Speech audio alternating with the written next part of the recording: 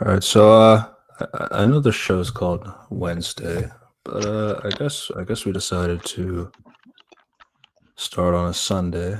Uh, with and the connection for that is that there is an actress who plays Bianca. Her name is Joy Sunday. There's our connection. I Yeah, couldn't that's think of any. I couldn't think of anything clever to lead into this episode. ninth September 9th. What the fuck am I supposed to do with this? Wednesday, everyone.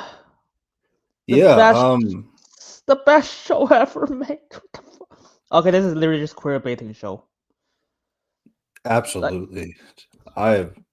This is like 1950s level queer baiting. It's kind of insane.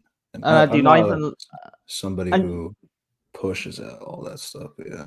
no, I don't even give a shit. But like, that's literally what everyone talks about. It's like Jesus Christ.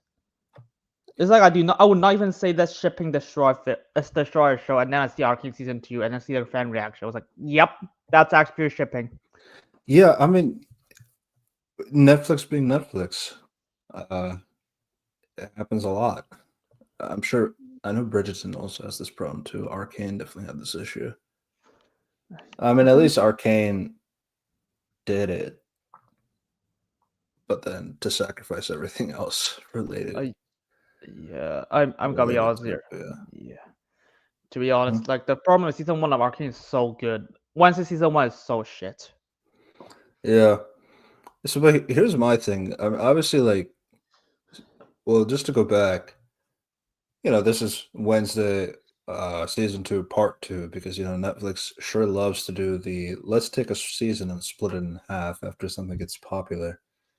Um, so you have that, which was a kind of a big talking point, especially back when part 1 ended in August, early August, and it didn't really feel like a satisfying way to cliffhanger into here, but at least it was a month later. That was when we did our last podcast, a month earlier.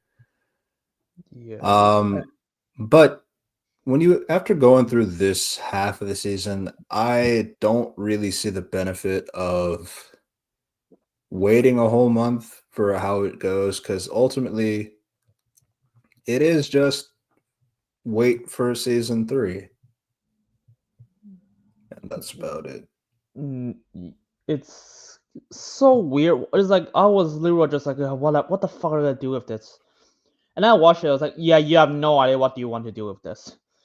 Uh, I mean, I called it out like just since season 2 starts. I mean, to be honest, after season 1, I literally have no faith you even understand what you're doing. And this Yeah, season I just mean, yeah. this is just like randomly like, oh, I want to explain like how some things are.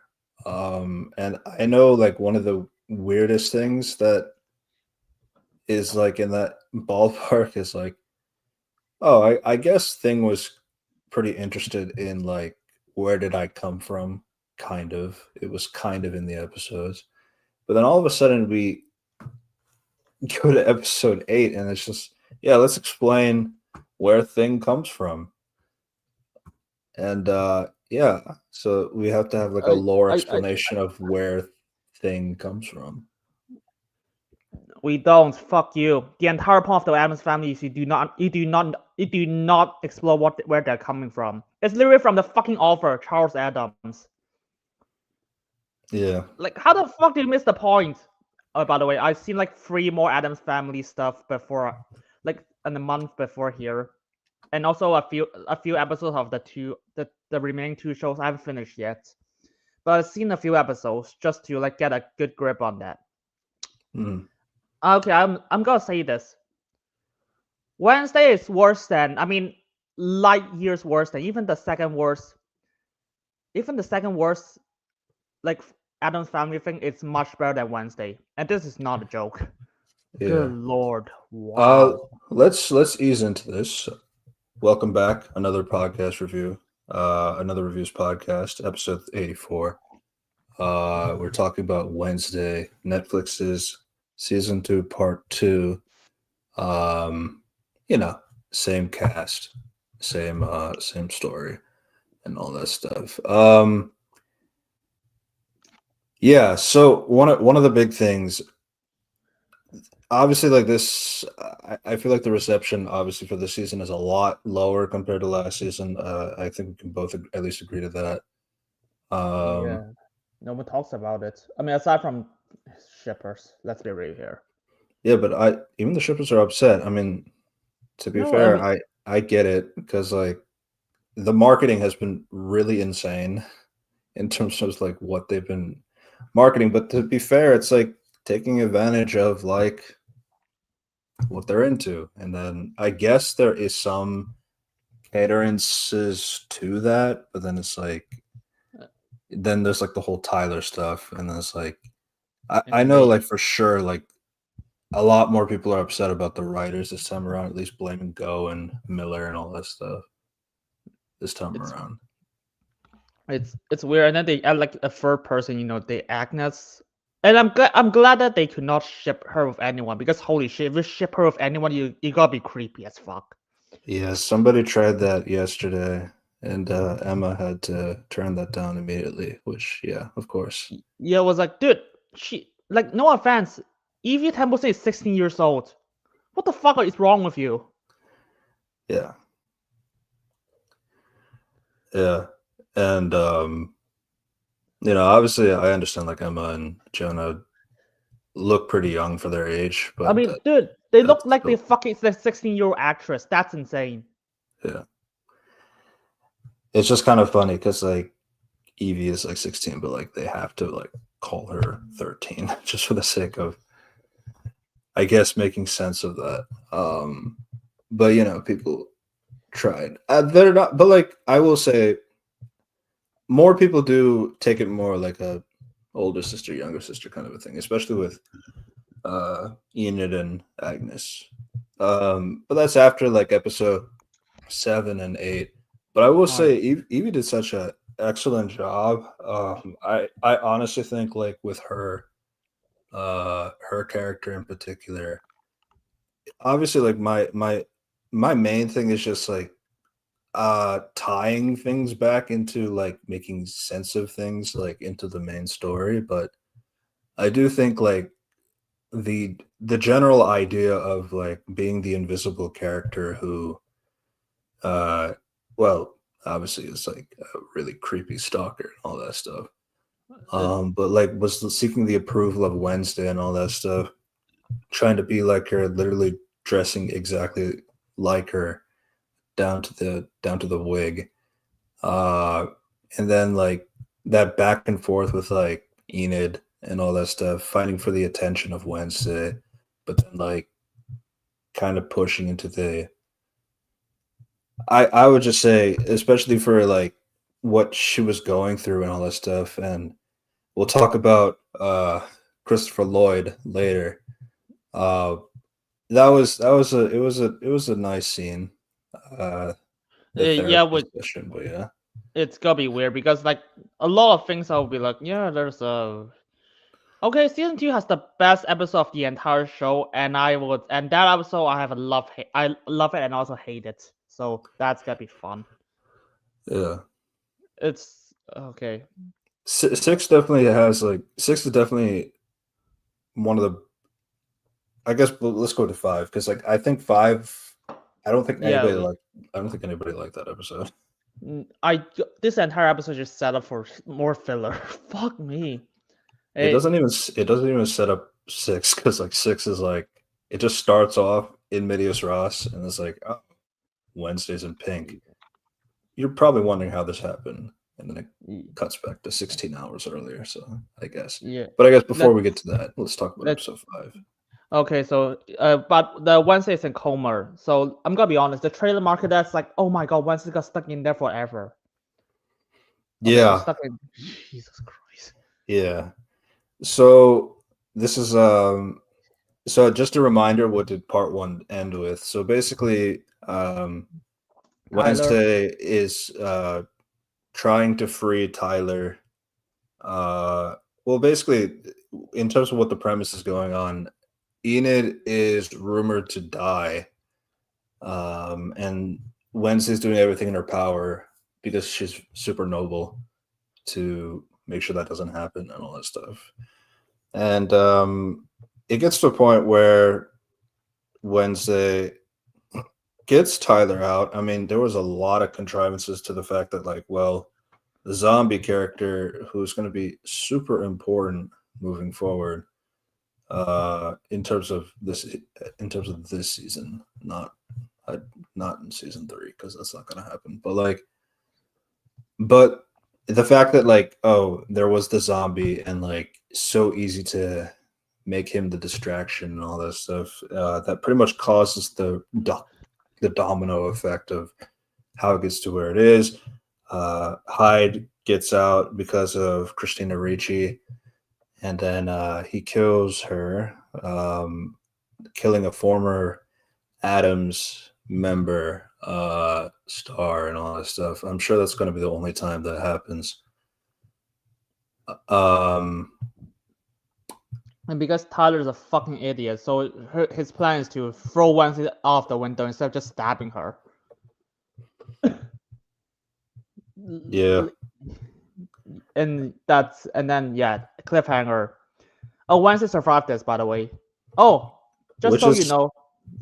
Which is what I said back before. It's like, it's not the worst thing because, like, it's either a coma or a actual death, if, like, depending on how they go about it. So it's not the worst thing. But it's just like she's been in a coma for a month, I guess.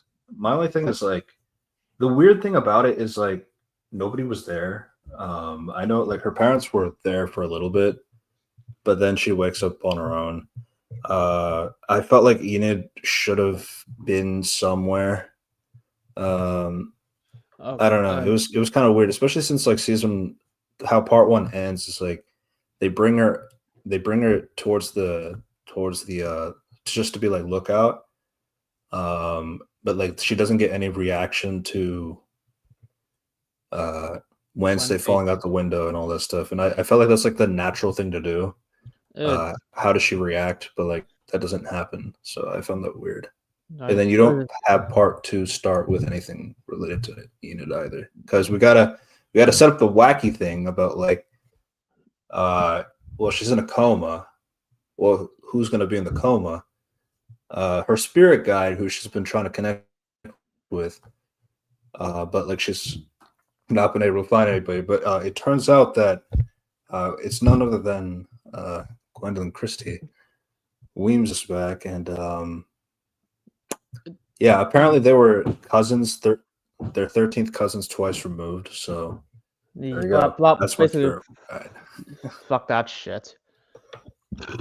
By the way, we need to talk about like how the actor start. Basically, Morticia read Wednesday a story, just like, oh, I'm reading, and so Gomez came in. I was like, what are you doing? The doctor suggests me to read a story, Macbeth, and I chose Macbeth because it's desperation, blah blah blah blah. And so my first reaction is total trouble, yeah, and then it's like stupid. Basically, it's unimportant. It's just describing her personality again without actually suggesting it. My first question is, what? Is this your first time you try this approach after many times she's in a coma? Because Gomez does not know this.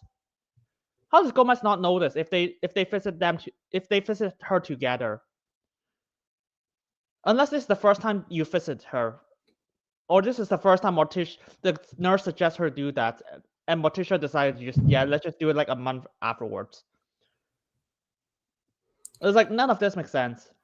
Yeah, it's the classic example of like explaining to the audience something that happened, but then, like, if you remember, this has been going on for a month, so it's like, unless if it was her first time doing it a month later, then it's like, oh, I guess this is the first time they've met Wednesday during her entire coma a month later, which would be silly. But then it's described through Morticia that that's not true. She's been here at least more than one time, but I guess Gomez has not. I don't know. which It's I so don't believe weird. that either. Oh, by the way, speaking of things that this season is going to explain, like why does Gomez seem to be the only one who has no powers? That's I gonna be don't care. Fuck that's you. gonna be explained too. So there No you go. one care. Oh my god. No one looks at Adam's family just like, what are the superpowers? Don't get me wrong. Wednesday have powers in other iteration. Like, okay, depending on which iteration you're watching. But like, those are never the focus, and those are just like one-off gags, or just like, oh, it's just that effect. It's just a thing. Okay, just deal with it. And even that, she never focused on like, I want my powers. I want my powers. Because Wednesday is so much more emotionally mature than whatever fuck the writers made her. And no, I'm gonna be honest here. I don't even understand what's like, oh, Gomez doesn't have powers. Like, fuck off. In every iteration, he's like the most physical. Okay, he's not the okay, depend on which iteration. But he's at the very least really skilled, and like he's really skilled, athletic, and agile. Yeah, he's just fat here. Yeah, it's like so. And I was like, oh, and then it's like, what the fuck does Wednesday do? I was like, oh, by the way, he's played by Louis Guzman, Yeah. who can't fight or be. Let's be real here.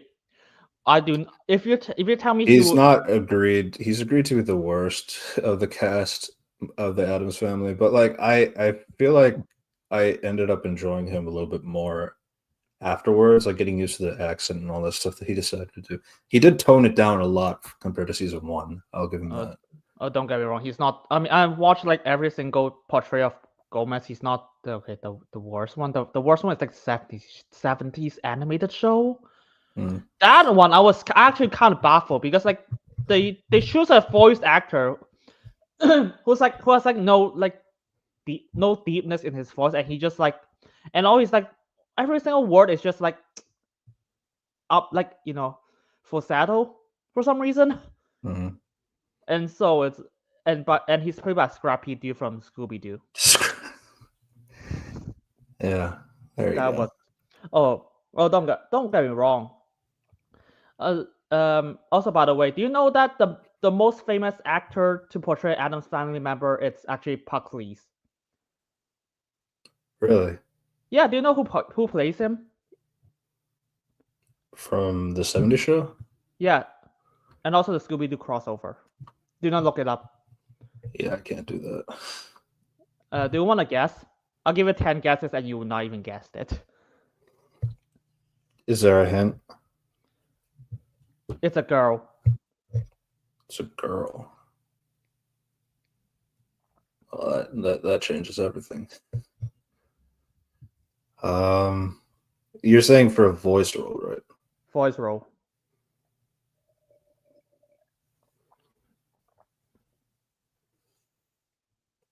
Would it be Bart Simpson's voice actress? Nope. No. Okay, I told you that. It's one of the most famous actors today, so it's absolutely not gonna be a voice actor. A girl who's still famous today in Really 2025. famous. Really famous.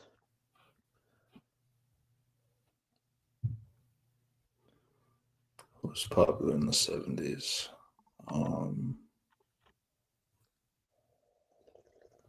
Dolly Parton. No. Random shout. I don't know. There's too many people in the 70s.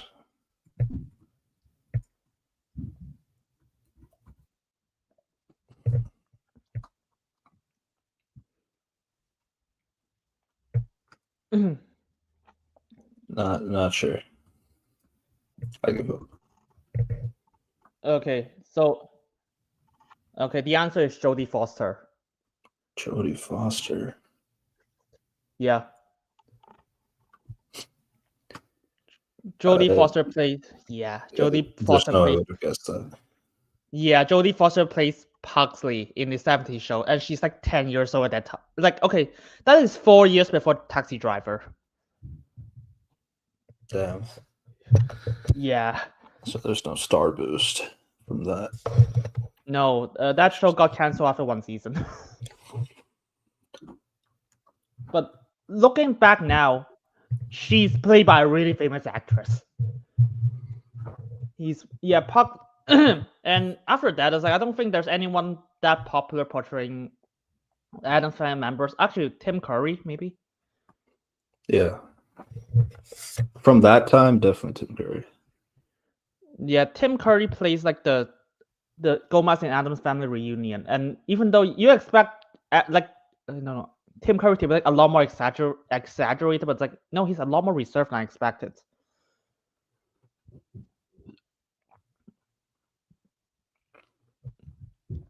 Yeah, I mean, obviously even like the Christina Ricci one, not for her specifically, but like, I mean, Christopher Lloyd did have Back to the Future already prior to that movie. Bison. Yeah, that's Bison. Oh no, to be fair, Bison is his last. Bison is his. Okay, Bison is after what Addams Family. Yeah. And what do we have? What famous actress? But here's the thing about Wednesday actors. It's a coin toss between either you become really successful or this is a career suicide. Mm. This is not a joke. Okay, I'm only I guess half joking. I guess that's something Wednesday would enjoy. Yeah, it's like because like Christina Ricci is extremely popular now. I mean, Jenna Ortega right now popular. I mean, the 90s animated show is played by Jimmy Neutron before she's Jimmy Neutron. Nice. Yeah, but on Got the a flip blast. side, yay. But on the flip side, Lisa Loring after Wednesday, she's barely have any roles. In the 90s show, 90s live action show, she's played like Nicole Fergerman or something. It's like Ferguson. I don't know how to name her. After Wednesday, she has no roles. Mm. And even I don't think even the Wednesday, the 70s show, she has anything. I need to go look it up because she doesn't have a Wikipedia page. That's what I realized. But do you think that was like deserved? I know Lisa Loring was definitely like, people thought she should have been more popular. Yeah, that's the thing. She's not popular after that. It's insane. And I don't think anyone deserves it because I don't think there's a bad actress who plays Wednesday, even as a kid. Yeah. What do we? Yeah. And trust me, Addams Family has a lot of returning actors.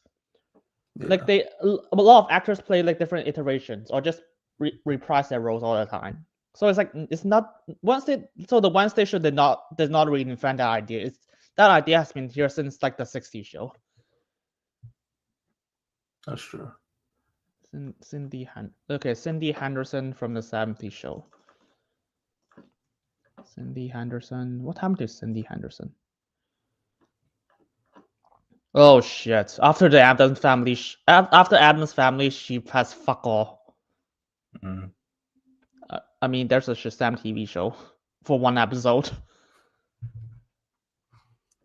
That's it. But yeah, case in point, if you portray Wednesday, you're either a coin toss between you got a major career boost or you're done. I do think like with 2025, I don't think that will be as common anymore, unless you're like a really bad actor. But I do think like with this day and age, with like our ability to have accessible material, you see these guys like everywhere through social media and all that stuff, that unless you're like a really bad actor, you're probably going to be fine in terms of the roles coming up. I would imagine it was definitely different from the 70s versus now. Though, to be fair, Jenna was good prior to Wednesday as well. Yeah, I mean, I don't think Ricey has anything beforehand. It's like Jimmy. I mean, the Jimmy Neutron voice actress. Okay, that's before Jimmy Neutron, so it's like she's not really that major of a voice actress yet. Yeah. And basically, yeah, I think that's all the iterations. I mean, the Broadway plays I do not count. It's Broadway. It's gonna be a lot more complicated than the film industry. Mm. But yeah, that's Wednesday. So say this Jenna Ortega is good in the role. That's all I that's all I have to say. Yeah, so we start off with like, well, we talked about where it actually starts, but then Wednesday wakes up, but she's waking up through her coma, I guess. So this is the first time during a month later, I guess, that this is happening, because when she wakes up, she's surprised that her nurse is Weems, played by Gwendolyn Christie. And obviously, one of the big things Jenna was talking about after season one is like, I do hope that there is a way to bring Gwendolyn Christie back, because she's great. I agree. I just found it kind of interesting that the route they went about it is like, oh, I guess Wednesday needs a spirit guide because Goody Adams is gone. And then I guess they said nobody in the Adams spirit guide history wants to be a guide for Wednesday, so fuck it. I guess Fuck you. we'll make up Weems's like cousins with Wednesday, I guess. I mean, as an adaptation perspective, that's insulting as fuck. Because holy shit, because a lot of iterations of Adam's family, they summon the spirit, they summon ancestors all the time. Even the play starts with them summoning the ancestors. I mean, the 90s live action show, the second episode literally have her summoning like her dead relative. And Yeah, it's like, it's a lot. Yeah, the iteration, there's, and even the 90s movie does that. But yeah, it's so weird. Just like, yeah, by the way, everyone hates you now, Wednesday. It's like, fuck you. honestly, like tonally with Weems's character, I mean, just to describe her, so episode 5 is the only episode where Weems is like this sort of kooky Joker style, like essentially being an antagonizing Wednesday for her actions, which fair enough. Wednesday is always going headstrong into what she thinks is right, no matter what it does to others. So like she was describing about like how Yeah, and you went to free Tyler, a homicidal maniac and all that stuff. He's important for the case. you lost You your lied son. to your only friend in Enid about her fate. I'm trying to protect her. And then you have not been able to reconnect with your mother, which she has nothing to say. What the Um, fuck? Yeah, literally just describing personality. I was like, hey, do you remember the yeah, last 4 episodes? I was like, no, I don't. I remember. Fuck you. yeah. The dialogue comes off, especially in this episode. The dialogue comes off as, I have to keep you up to speed of what's going on. I mean, she even Another said just bad. to recap. For fuck's sake. So let's recap. Great use of the. And then like I remember one of the worst ones was like Ajax just telling Bianca, "Wait, remember what Dort did to your mother?" It's like, yeah, I'm sure they know, but yeah, we have to describe what happened in Morningstar and all that stuff. I guess that's how you do exposition. That's great. And hey, there's a line that they added. Your last ancestor literally destroy her ghost just to save you. I don't. That's not what happened in the last season. She healed herself and she moved on. She did not kill herself to save you. I guess from a certain point of view, it is killing herself, but like my my thing about it is just kind of like, what does it really add to the conversation? Either the tone is It's like, oh, just by the way, it's just exposition. For the or sake Goody of is just, yeah. or Goody is a horrible person. Actually, it's like, what the fuck? Actually, did not. I don't even know how to describe the tone that she delivered. Yeah, but like, And what's weird also, is she like, has to say, uh, and she also there's a line, and so if you do not think about this line, it's gonna be fine. But if you think about it throughout context, it's gonna be so shit. So it's like Wim said, and your arrogance has only made you more insufferable. Let's see how arrogant. Okay, by the way, Wednesday throughout the entire season is completely right. The writer will never acknowledge that. like So I don't even. she's right about everything. I mean, in terms of plot, she's right about everything. Yeah. It's like it's not arrogance at this point. You literally wrote her that she's right about everything, but at the same time she's arrogant. So you can't play both ways. Yeah, it's more like it comes off. She definitely does come off as arrogant, but like at the same time, like she's proven right in everything that she does. Which I will say, like, if you compare that to season 1, because like again, there's a lot of like we were talking about this in part 1 in the last podcast, but like there are ways that this is like written and that like it feels very similar to what season 1 did. Obviously there's some new bells and whistles in this season compared to season 1, but a lot of the beats are similar. But I think like with season 1, I don't think like, I mean, she was arrogant, but there were times where she was wrong from time to time. So it's like at least you can feel that that she's not always right about everything. But like in this season, like I don't know, they're trying to do the same plot beat, but like they didn't bring over the plot beat that she had from part 1. So I guess it's, I don't know. I felt like there was a lot of repeats in other stuff too, but that was one example I thought was a little bit different from this part, which isn't super helpful. This season also had it really suffers from a big cast for the sake of having a big cast. That the focus is just kind of going all over the place in terms of what they want to say. Jesus, I mean, you can just not have a big cast. That's also a good idea. Yeah, that's the logic of season 2. I'm sure season 3 is going to introduce a lot more new characters too. I can't wait to see who's gonna play Ophelia. I'm gonna die just by thinking of who. I think my soul died just by seeing her last scene. The asylum. Jesus Christ. But yeah, that's And so Wednesday said, "Why don't you restore my ability so we can go our separate ways?" And Wim says your ability is is inextricably tied to who you are. You abused it. You sound like it's like, so why don't restore my ability? This is all Wednesday care about. Give me back my powers. Yeah. I would be like, hey person, can you help me save Enid? She's just obsessed with power. She's just obsessed with power for some reason now.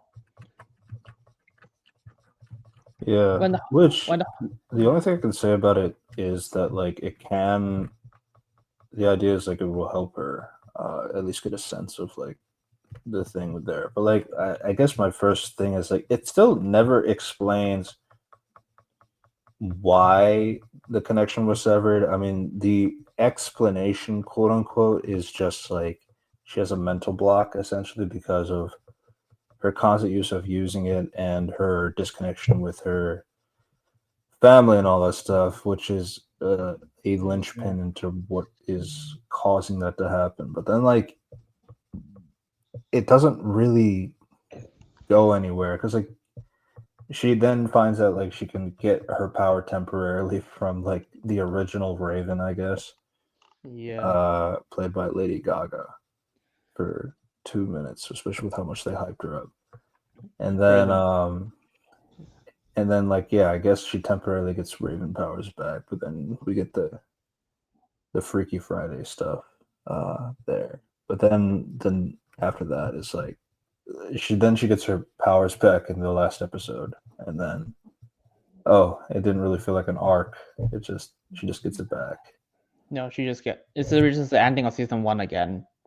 They reduced season 1 the entire time.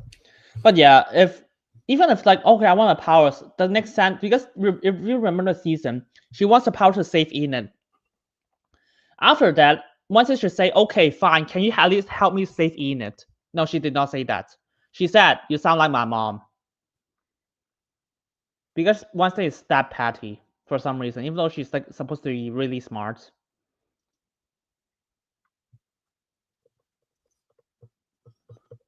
Yeah. Again, like when I look at episode 5 and then look at the 6, 7, and 8, like this this honestly does feel like a different kind of vibe in general. Because like one, like treating Weems like Joker is just kind of weird.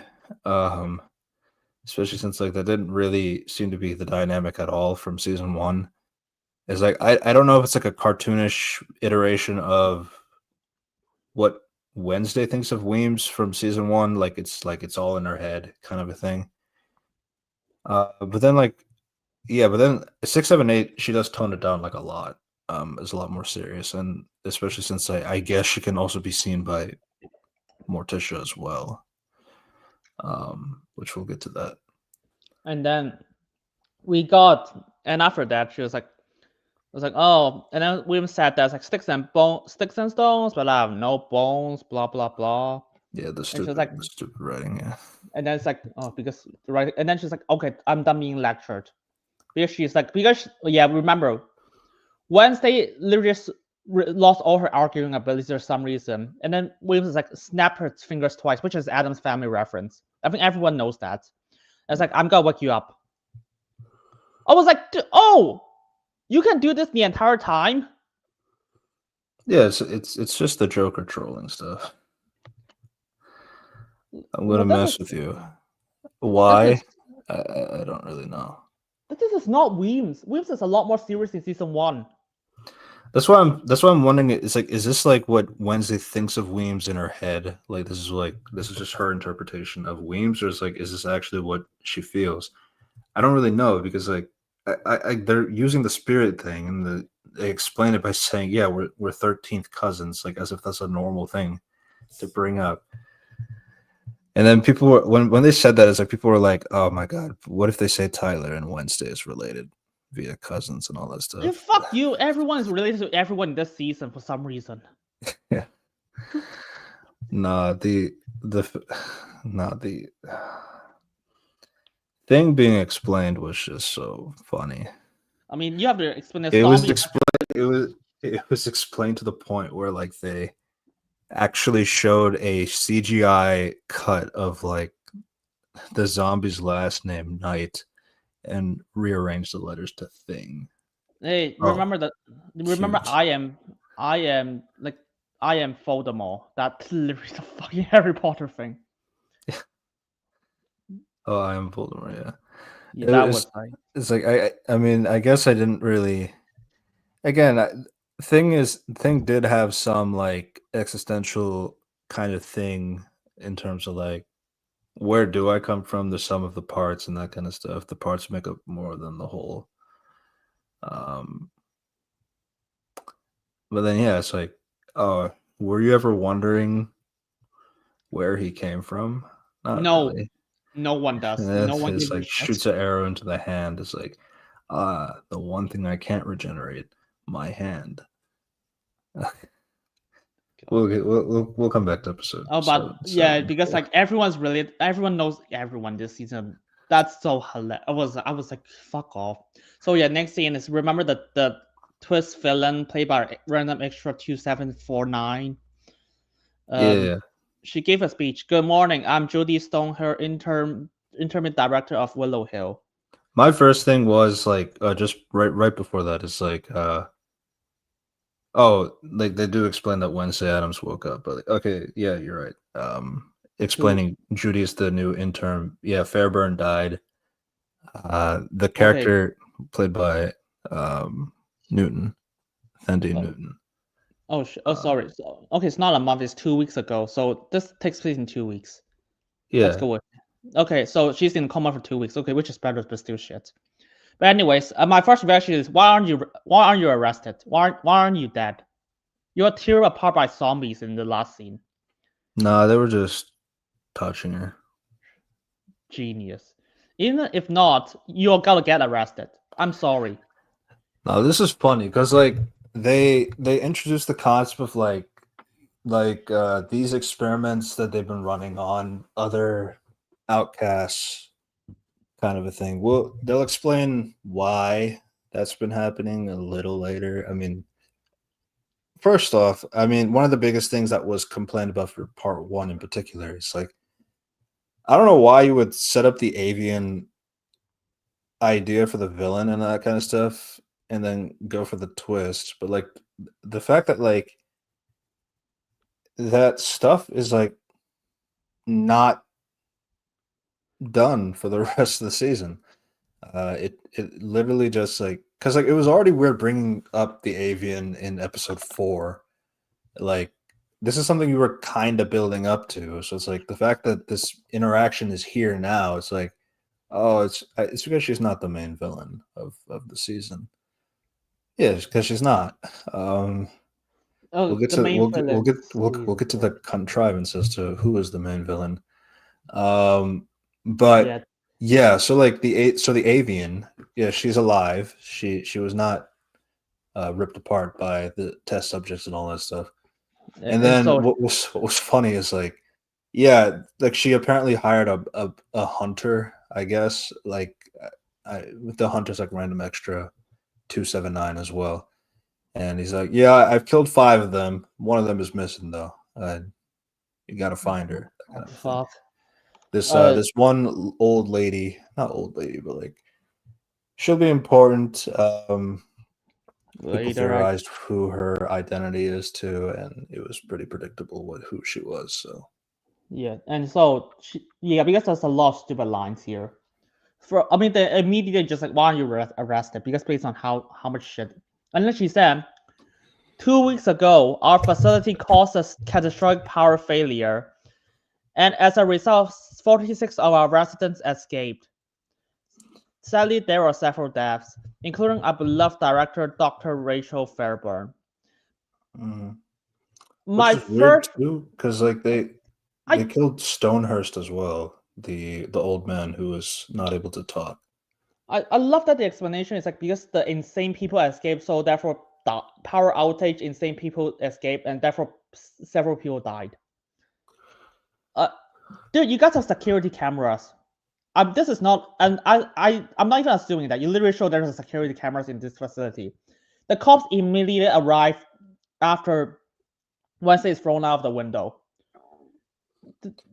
and They were escaping prior to that though, right? huh? Like they were still running away. The cops came in like when Wednesday got thrown out, but like the people were running away before that as well. Yeah, at the during same the time, chaos, but yeah. But they show that the security camera is literally in the front door.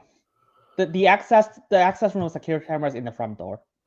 It was funny because like they said, yeah, we've captured 43 of the inmates successfully. It's just the 3 we haven't been able to catch. It's the big 3, the John Doe zombie, the Fester Adams, which they've already ruled out. There's no way they're gonna find Fester Adams. They don't try to look for him. Like, how the fuck do you and Tyler? So yeah. And the thing is like, no, because you're conducting illegal experiment. The sheriff will be just like, wait, I don't think any one of these are registered in your system. And if you look through a number, like there are several deaths, it was like, no, there's more than just several, you fuck. Yeah. And the other interesting thing is, why isn't Billie Piper got questioned? She's a mommy. Oh, fair. That's why. Oh god, because if they took a DNA test of her, the entire season is fucked. Oh yeah, because apparently she unknowingly assisted Wednesday and Agnes and Fester. I mean, she did not do intentionally, but like she should be the suspect. And if they fucking questioned her or just took a DNA test, the entire season died because of the review at the end. Or Billie Piper? Billie Piper. But she was just playing the piano though, right? Yeah, but here's the thing. Once they use her sneak into her in her car, and Agnes trigger a bomb right during at the moment. So I think the main thing that we're coming Well, obviously the severity of like we need to capture these three criminals ASAP because they are dangerous, like very dangerous individuals and that kind of a thing. So I understand that from a priority standpoint. Focusing on that, the weird thing was like when the sheriff is like, yeah, clearly Wednesday sabotaged something. It's like, and then the avian is trying to protect her for some reason. It's like, nah, that's not true. I mean, I guess it's like because like then she would have to admit that there were like illegal experiments going on in the facility and all that stuff, which I guess she doesn't want to reveal that.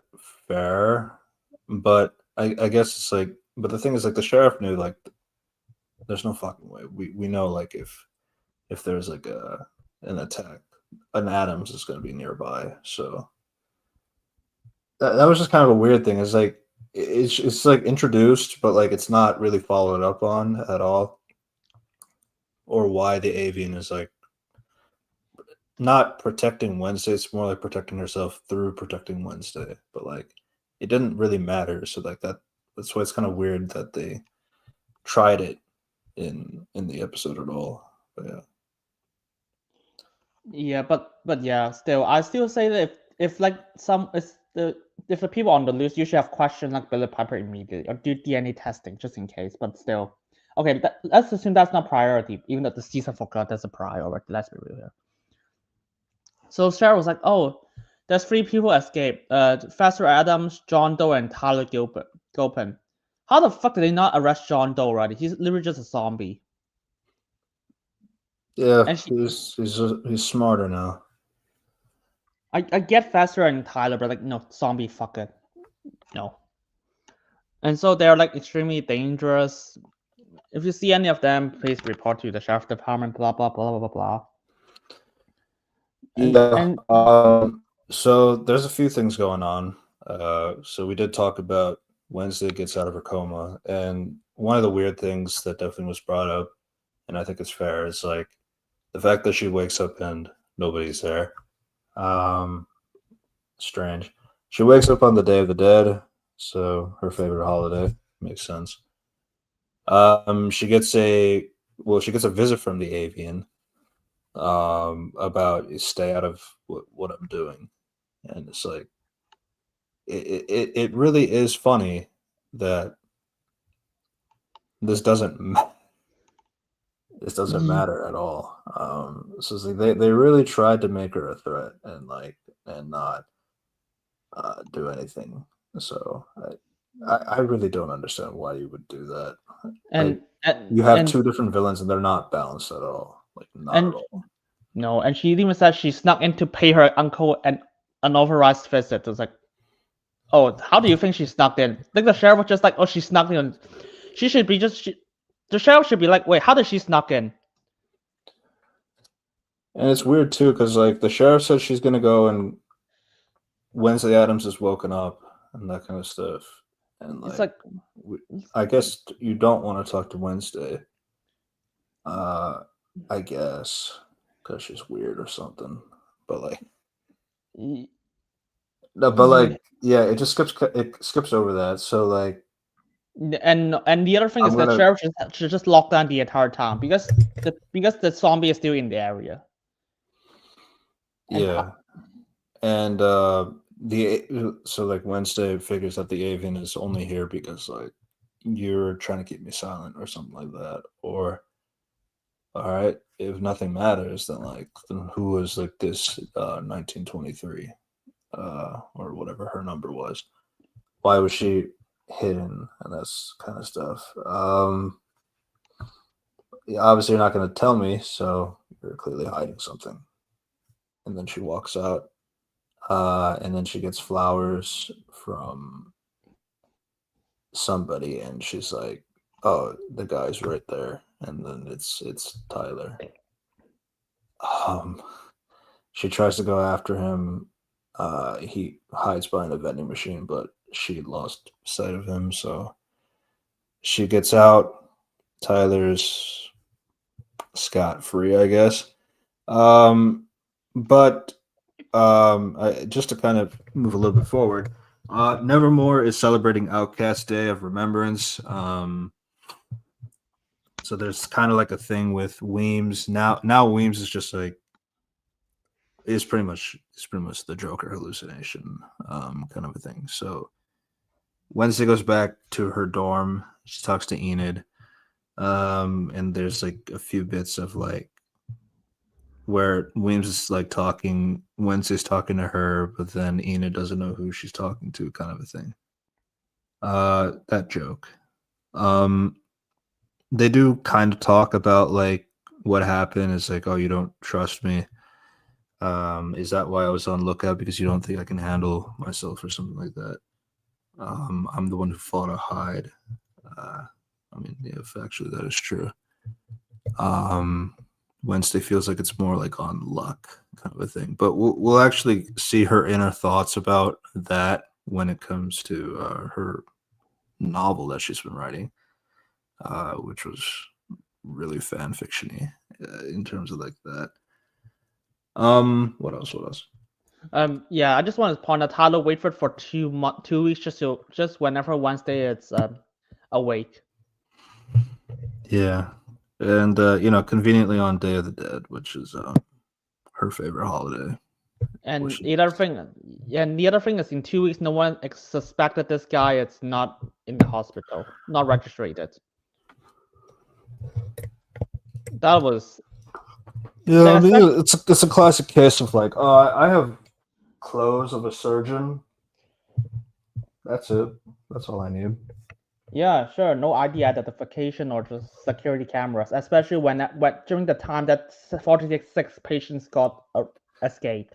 And it's so weird looking back at it now because like the way that episode 5 goes about it is like, oh, I guess Tyler's gonna be like a hidden thing, hidden quote unquote, because he's not hidden at all.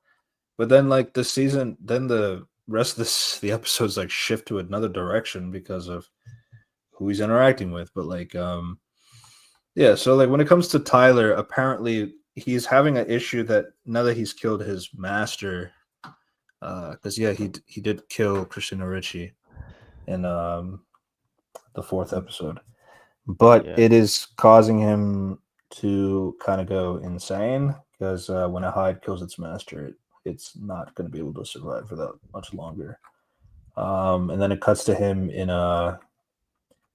a sewer where he gets a hallucination himself of his dad.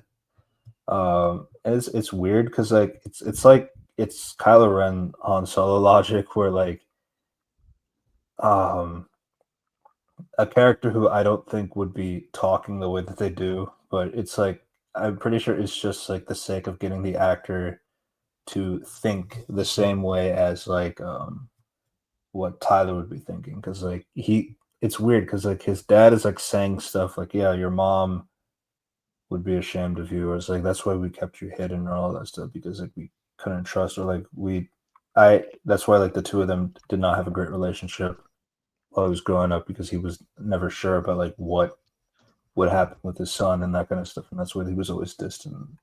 It's like weird because then the dad has to react to that information that's told to him, and that apparently dad does not know that his son is a what the fuck is it called again? Especially when he's a normie, he's not a spirit. Yeah, at least Weems is a spirit. So yeah. Yeah, so apparently the dad does not know that her son is a Hyde, even though he married a Hyde.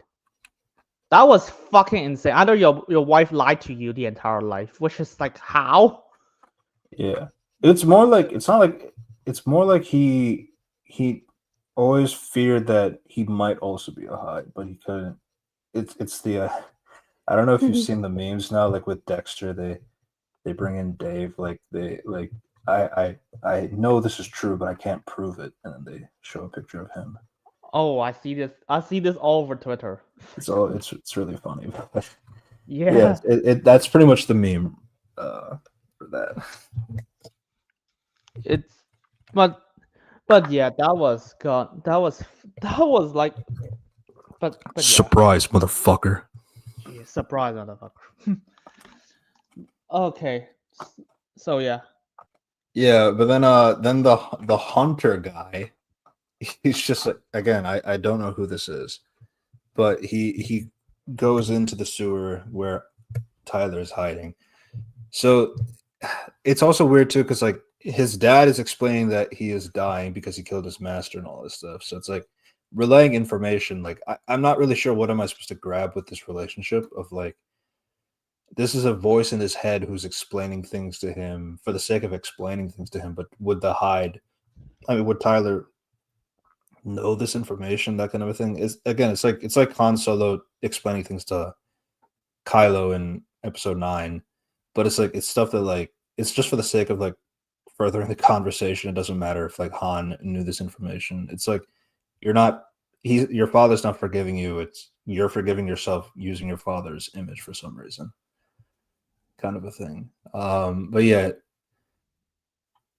yeah, he's explaining that the hide is dying and like he's not gonna last very long. And then the hunter comes in, and then Yeah, they just like. By the way, the hide is dying. I was like, that's a complete ass pull. They just throw it in this episode because apparently you killed your masters. Yeah. So then okay, let's talk because there's like Wednesday and Enid scene. It's like, oh, Wednesday just came back. Just the last thing, because like this is like there's not really much here.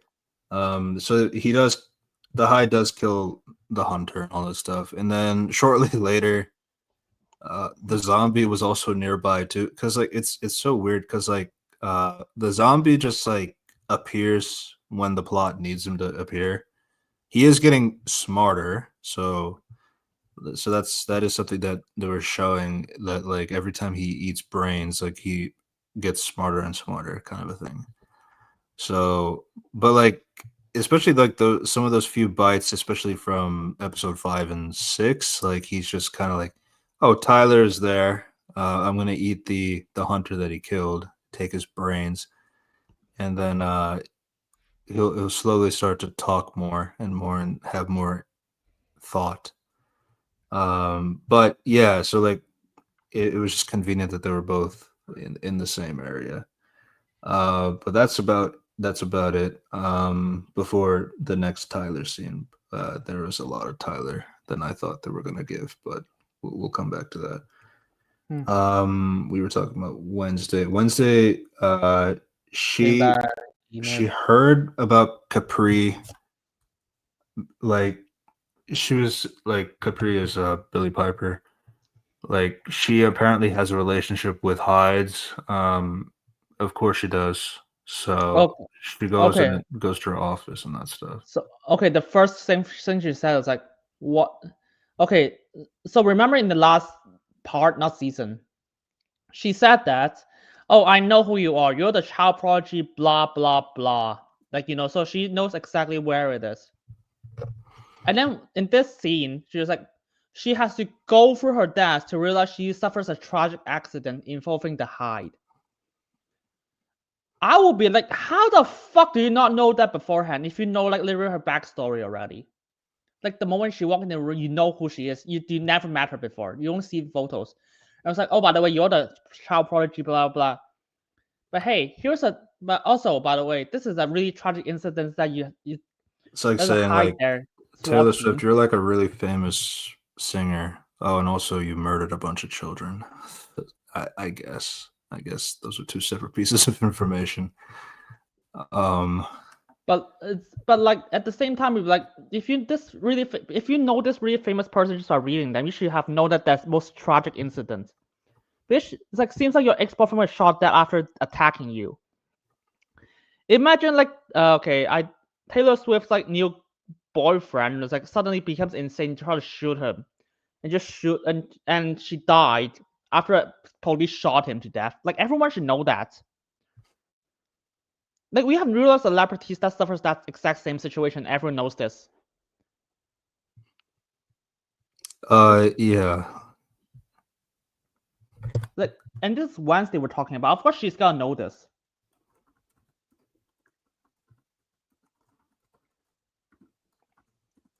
But oh well, this is gonna be interesting. Yeah, I was like, I mean, I guess Bill Cosby was a really famous actor. Is that all I know about him? Probably not. Give me a second. There you go. Sorry, give me a second. Sorry. Amber Alert. Yeah. Yeah, so in terms of this conversation, Wednesday and Capri, so it does like they're doing like that parallelism, if you even want to call it that, where she is talking about like how she used to have a boyfriend. Her boyfriend was like a Hyde, but she was also in love with the boyfriend as well. But the problem was like there was also like his master, who was like another woman, but he was like an unstable guy, and then he killed the master. But the thing is, like, he never lasted that long afterwards because a Hyde cannot live without a master, kind of a thing. So this would at least give some information that like the Hyde is dying, Tyler's dying. So then Wednesday brings up the question, well, what if the Hyde had a new master? I mean, I don't know. I don't know if that's possible, but like that would be a stupid thing to do. You shouldn't be doing that, right? Of course not. I mean, it's just a question. Yeah, that She the walks Hyde. off, and then Billy's not convinced that this is just an innocent question. And since Billy Piper is basically used this the entire season. No, she's set up for season 3. That's literally just her entire purpose. I have no idea why do you need this. Because at least like Christina Ricci does like at least like Christina Ricci in the last season had scenes before her twist villain, kind of a thing. So, but even when she was a twist villain, she still did things in the story. So it's kind of weird to have a reflection, making another blonde person a redhead. By the way, so I guess a lot of parallelisms. But yeah, that's life is fun, so that's gonna be. And yeah, once they argue with like Enid, she lost for some reason. You know, once she should be winning every single argument, but hey, let's go with that. And we also got like Marilyn, not Marilyn, it's like Wims, and with the new president, with the new principal. Yeah, so Weems reacts to Dort and like reacting. So Weems can like tangibly have feelings about like what is going on, and like, oh, like I'm sure the school remembers me and my heroic sacrifices and all that stuff. Dort is like trying to bury you under the ground. So it's like, well, then he's like, oh, if you're not gonna give me my powers back, then like go away. Which she says like that's not how it works. You have to be honest with yourself and all this. You have to show like some kind of level of honesty and that kind of thing. So the way that it tackles that is that she goes to Dort and like, oh, you need to cancel the party, otherwise like Tyler's gonna come and he's gonna threaten. What the fuck was this? Like this should be Tyler sends like a you and Enid are gonna die message to Wednesday earlier in a letter. Yeah, I'm gonna be honest yet. Why isn't the festival canceled already? Like, imagine if you're near a prison, and there's like. Well, to be fair, there's like 4 examples in this season alone where he's like, "Why didn't you just cancel the thing?" I'm like, "Well, we gotta make money, so." Money, even though it's like the sheriff absolutely just shut it down no matter what. Like, if there's like 50 insane people with like who can like not just 50 insane people who have superpowers running around the place, and they're like, but you see, they capture like 43 of this 46. Like, who cares? One of them can literally turn into Godzilla. Yeah, but you see, Steve Buscemi wants money. Oh yeah. Have you thought about that? Oh shit! Yeah, but if children die during that night, I'm gonna get sacked. Have you thought of that? Money. We've got to make money from Disney. Princess and the Frog. Yeah. There you Yeah. go. Yeah. So, and then like Wednesday's asking just as a general question, like, oh Oh, by well, the way, are you gonna remember Weems for what she did? It's like, why would we do that? I mean, she's a horrible person uh who tarnished the name of the school and all that stuff. So I'm trying to bury that alive and all that stuff. Obviously, not knowing that Weems is listening to the conversation, but like that was but like yeah. the way of showing honesty, kind of a thing that Wednesday was as a loophole. But and also, and the other thing is like the sheriff said, oh, I forgot there's one thing. I don't know why isn't this like put in the scene beforehand. We the new president, I don't remember his name, but like Steve was like, Dort.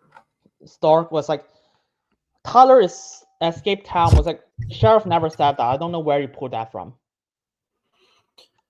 Um, Even that was like, why would you assume Tyler escaped town? If anything, Tyler should have all the reason I not to escape town. I don't know if like I think what Dort is like he's just dismissing anything that could be like a threat, quote unquote, because like he's not really caring about the threat at all. So I took it more as like him capping is like, no, he's still in town. It's like I guess it's like to show that Wednesday knows more than what people are letting on, but like it's kind of weird too to introduce it that way because like we did see the sheriff having a conversation and are pretty confident that the two are still at large in the city. I mean, the speculation that she had was that well he got shot a lot, um, so there's no way. So if he were to escape, he's gonna bleed out eventually. That never happened. Cool. But the thing is, you're fighting that guy can turn into a monster. Is it even gunshots gonna kill him? Yeah, that again, that's coming off of like false hope that like if we can't find him and we haven't found him in 2 weeks, maybe he died and we haven't found his body yet. But like obviously they haven't quit the search, so I'll give the sheriff that. But like I guess to be conclusive about it, from this kind of thing, especially when you're talking about the thing you shot was a mystical being, is it's not a lot of evidence. I know Dort will use that as a spin, like, yeah, see, it's like it's not that crazy. I mean, he's probably dead. He probably skipped town. Who cares? I'll do my party the way that I want to do it because I gotta make money. So Yeah. Yeah, God, this principal's identity is gonna be so stupid when we reveal this. yeah. So Wednesday is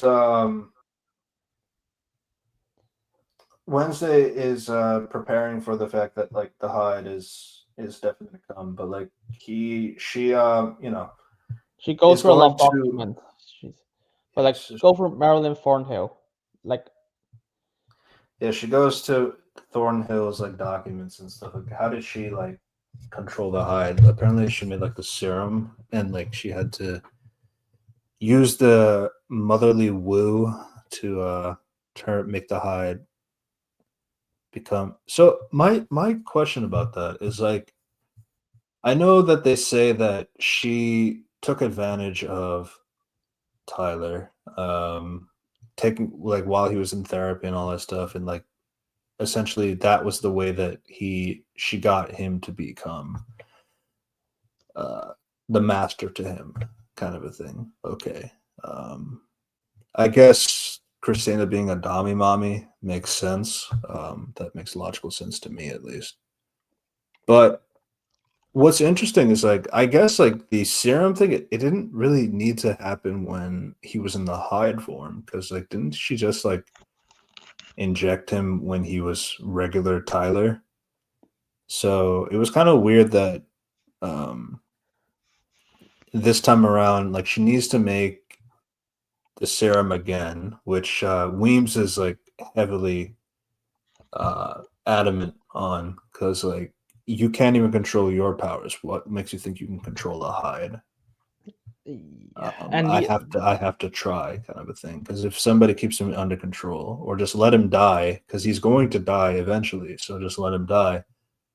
So this is another thing that like people are definitely, especially the shipping fandom, and I can definitely see that point of view. It's like there is a lot of Wednesday sure hates him, but like sure is like I want to save him too.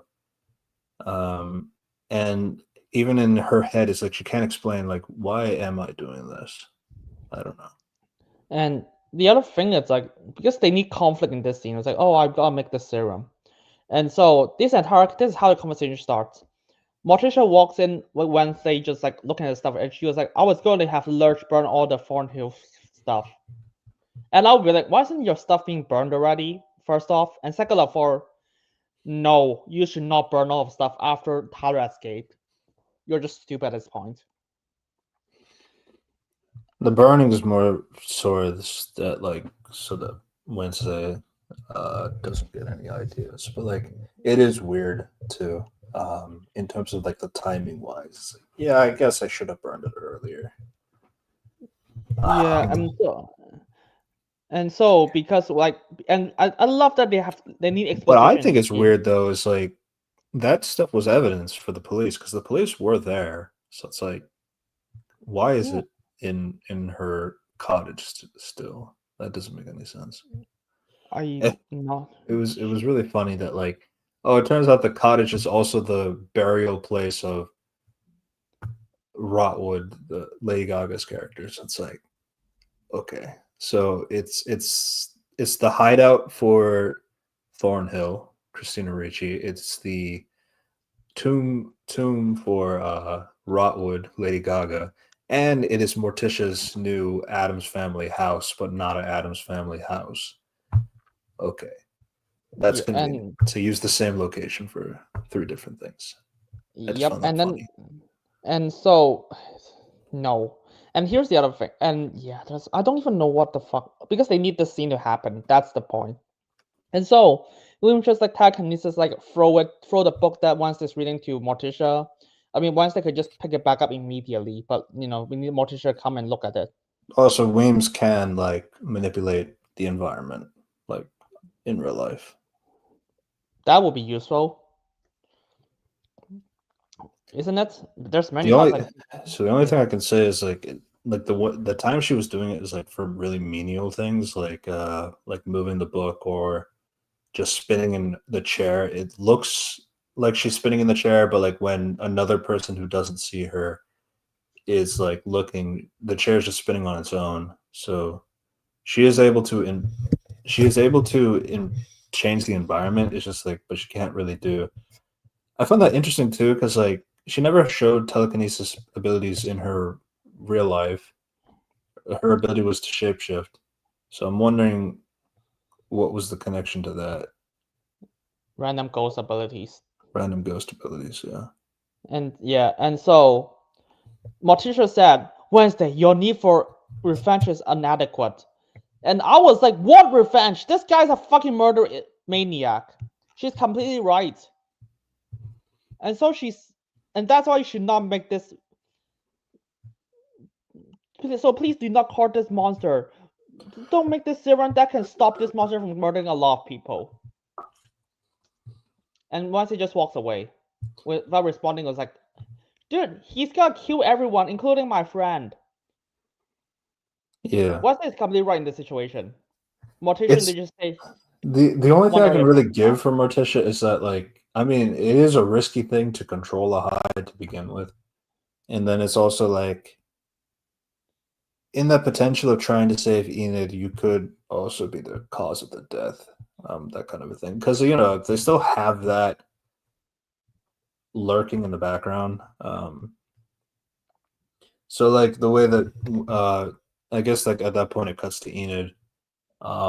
She's not really happy about like how her argument with Wednesday went, about feeling like she's useless or something like that. So she does tell Thing, why don't you start the nightshades again?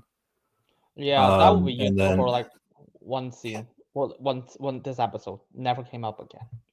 Yeah, so the nightshades come. There's a little bit of a. I mean, you know, they had to have Enid and Bruno have a picnic. Stupid, but yeah, that did happen. Ajax was like, "Oh, you're not a nightshade, though." It's like I was about to until Dort got rid of it. Don't you remember? It's like, yeah, I guess I remember part one too. Um, but yeah, Wednesday also learned through the thing and learned through Agnes because Agnes is like watching Enid at all times. Yeah, their nightshades restarted, so she goes over to the tower as well. And then Wednesday's like, I can take advantage of like multiple people here are trying to deal with the Tyler thing. So I want to make a distraction. You guys distract him while I inject him with the thing so that I can be his master. Which is kind of interesting that like nobody wonders like that sounds like a horrible thing to do. Um, I know it's Wednesday, but like nobody seems to have any pushback to that kind of idea. It sounds kind of crazy. Um, but But yeah, that's that kind of like that's what leads into their final act. What else? So the so the other thing too is like there is the Bianca stuff with her mother and Dort was like in charge of like every single thing that's happened in their lives kind of a thing. yeah, it's gonna be really interesting. Give me a But second. that's Give me a something that second. comes like yeah. That's something that comes later. In terms of like that is like that's kind of like all Ajax and Bianca gets to do is just talk about her mother and like Morning Star and like all the manipulations that happened over the years. But like I don't know, it's like it's an interesting idea of like a siren who is meant to like take control of like other people and their actions and stuff like that, force them to do stuff, scam them out of their money and all that. But like you see that they are being controlled by somebody who is not a siren, but like he is able to not be manipulated by their charms and all that stuff because he has like Okay, a where are you? magical watch that keeps them from not affecting his brain.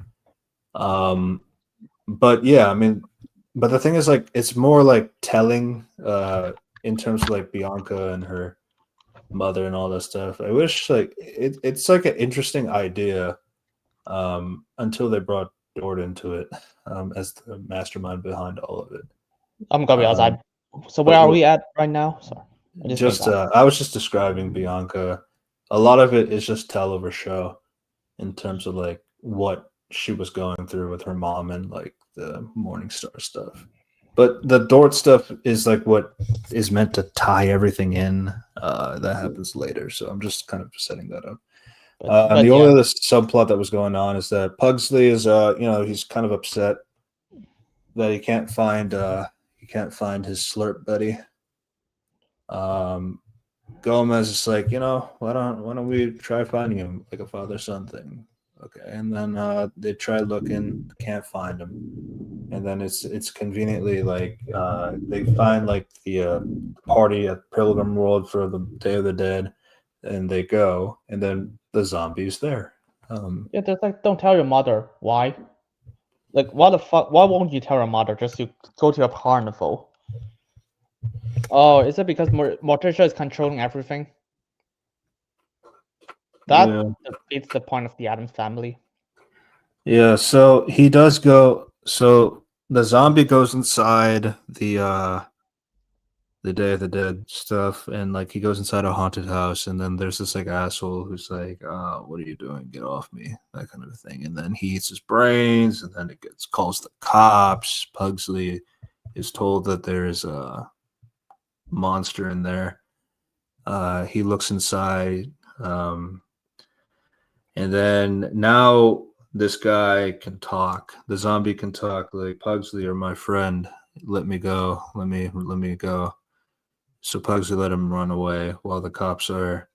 So there's like a Oh, back exit kind of a thing. So the zombie gets away, and oh, Pugsley acts like, yeah, there was nobody in there. But the zombie does take a look at Gomez. Gomez recognizes the zombie from something, but we won't know what is that until the next episode. That was wow. Um, What would Puxley? I guess Puxley was like, oh, by the way, they are friends. So it was like, yeah, the friend relationship is you lock him up constantly. yeah, to be fair, Jesus he's Christ. a brain eating zombie, so it's like I get why that happened, but like I mean, we're gonna get into like in terms of like what that relationship between the two becomes when it comes to that. It does And let become interesting of like how much the zombie ties to everything. Like it just fits in wow. like a puzzle piece. Like in terms Like of the relationship that the zombie has with every other character. I that found is that interesting. Yeah. that was like because and okay, I just gotta say this. If Puxley just let the zombie go, it's like he should have just known that the zombie's gonna kill everyone. It's a zombie. What do you expect? And he's literally eating people in front of you. Yeah. But And he like treats it more like I mean, he needs brains to survive, but like it is what it is. yeah, oh But he my was god. also surviving on meatless meat, so uh Yay. so there's that. But So Slurp, huh? so they find out that later that Slurp is Isaac Knight. Isaac Knight is that person that they described in that Tim Burton style animation thing from earlier, which will be important for later. We can yeah, let's just talk about that later on. Let's just go back focus on We'll this get to that. episode. So the last stuff that's in this episode is that Wednesday and Morticia gets interrupted by the lady that Wednesday saved, and then it's like God, like I had to pause the episode when there's like yeah, it's like I heard that this girl, she saved my life, she's like an angel. Showing a picture of Wednesday, it's like she also was being attacked by somebody who I come to know as another Hyde. Is like, how do you know it's a Hyde? Well, I'm his mother. So what the fuck? Okay, here's okay. I'm gonna be honest. Since you guys know each other in like at the end of the episode, this does not make any sense. It's gonna be so stupid. Francois, yeah, Okay, first thing first. First thing first. There's a scene beforehand. There's like Williams is like, you have to control everything, Wednesday. How dare you make this thing that's gonna save everyone? That's gonna save everyone. Save this person from killing the entire carnival, which he's actually got planned to do that. Fuck's sake. Like, what's your plan? Oh, this is my plan. Morticia's plan was like, oh, leave it alone. there's a random girl that walked in, which I know that she's a fucking psychopath, and she says it's like, oh, your daughter saved me, so I want to save her. I'm gonna trust this girl to take my son away to do more crazy shit. Yeah, so it's more like yeah, so before we get to that, so the Tyler does go back to the school. They have cops trying to like keep in mind, like trying to keep protection around the school because they feel like Tyler was going to attack on the Day of the Dead. But conveniently, Slurp is causing mayhem in Pilgrim World, so the cops have to leave behind so that Tyler can go into the school without being caught. That's great. Having the two threats so close to each other and helping each other unknowingly. I guess that's how it works. And the Yeah, so he goes back to the school and then like so Enid is like the distraction and like so he runs after Enid and then Enid has the sword. They're in the middle of a house. She has the sword, then all the other nightshades have swords around him. It's funny you think that these swords would do anything, and then he turns into the Hyde and then okay, starts the actual yapping and yeah. the Mhm. entire solution is just like, hey, Wednesday, you have a friend that can literally turn invisible. Just tell her to walk into Tyler and just stab him. That's literally all you need to do. So here's the problem with that. I think the establishment is that the person who stabs the injection into him, that is the person who becomes the master. So I don't know if that makes Agnes the master if she was the one to do that. Her invisibility powers is like kind of OD in terms of But like how much Yeah, she gets out of information. Then there's like other times it's like she has to not hide because we need to remember the actress is in the room.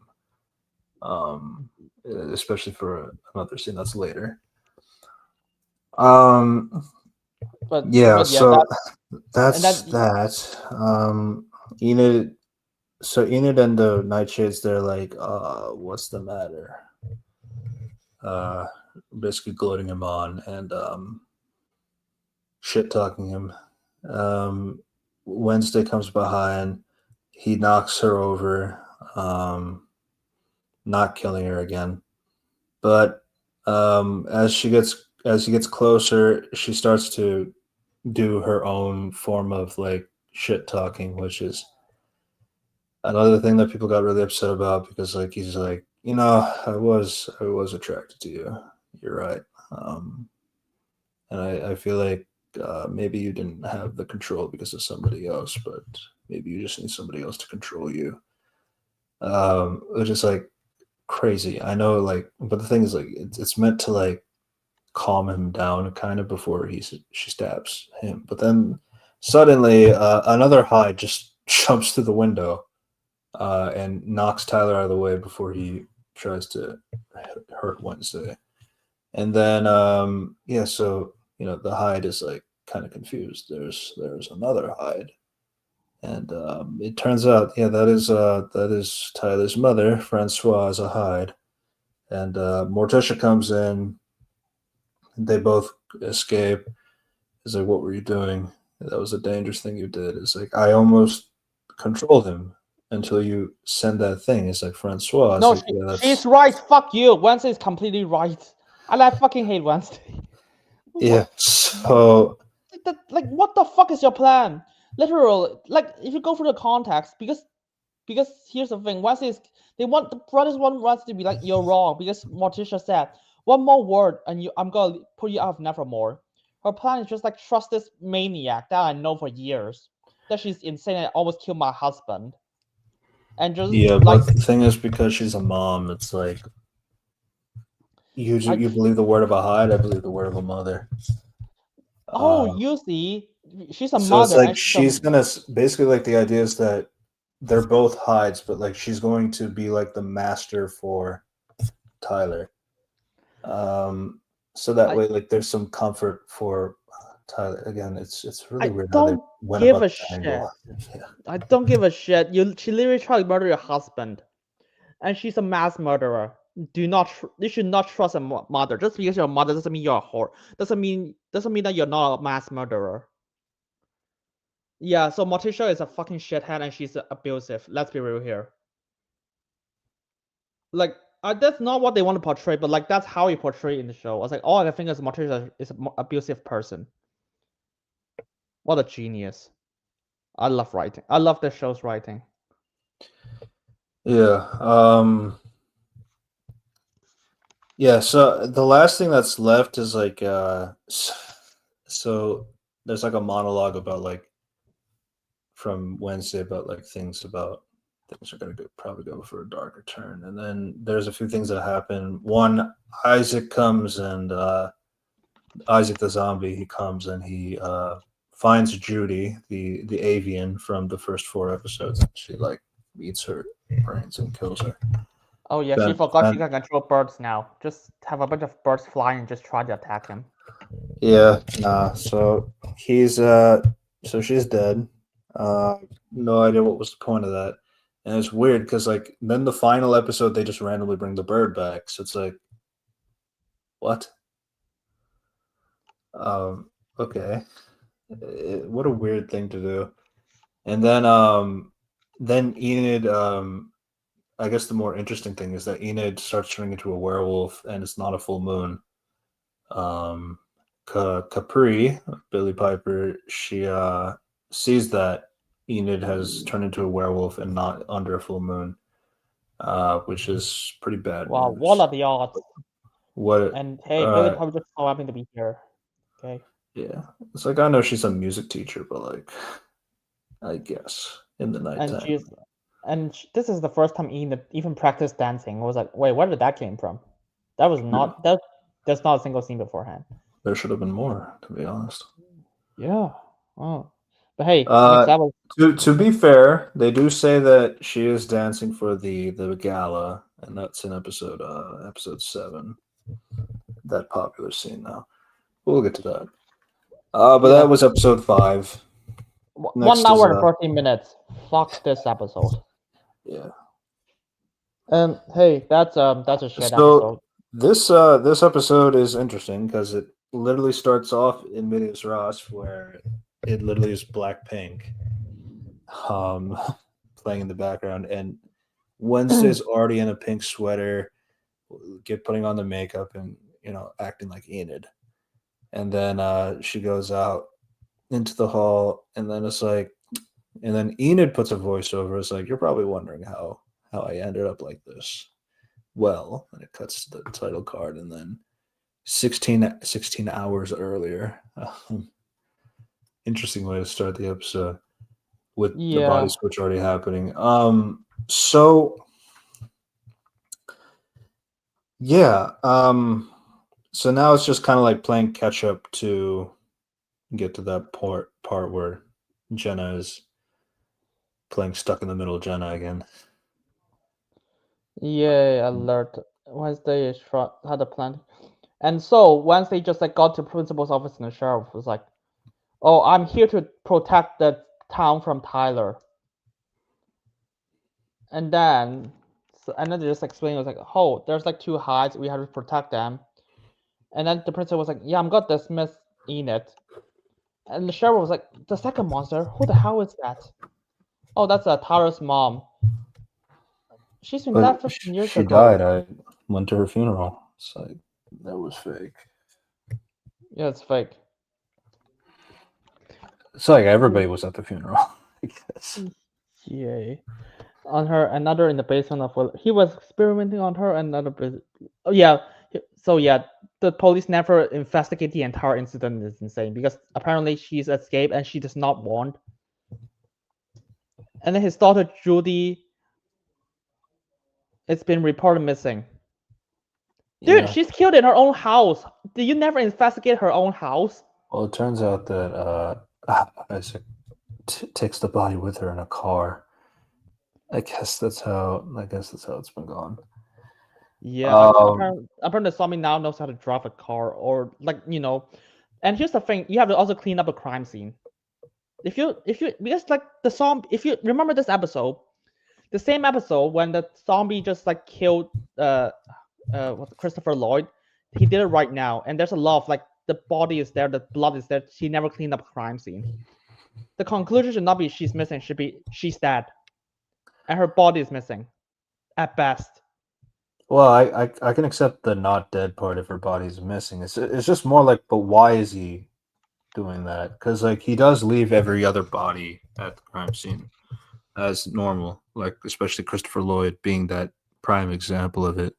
So it's kind of weird to do that, and then but like also have like, yeah, he takes the Avian's body around with her. It's like, maybe if like her body had like significance to like a magical power that he needs the body for, then like I guess that could make sense somehow. But like with this, it's like, no, he just takes her body around in a car. It's like, why? Like it doesn't really serve any purpose. So it's like, because I feel like, one, it would be easier to carry around Christopher Lloyd's head compared to the body of a dead woman. So I don't understand it from that point of view.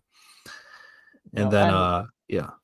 And by the way, Morticia said, "Oh, by the way, my plan is I tell friends to watch you just take Tyler away from you and tell her to escape town." And then the sheriff just laughs. Sheriff and the principal laughs, and I was like, "I should have arrested you for aiding a murderer."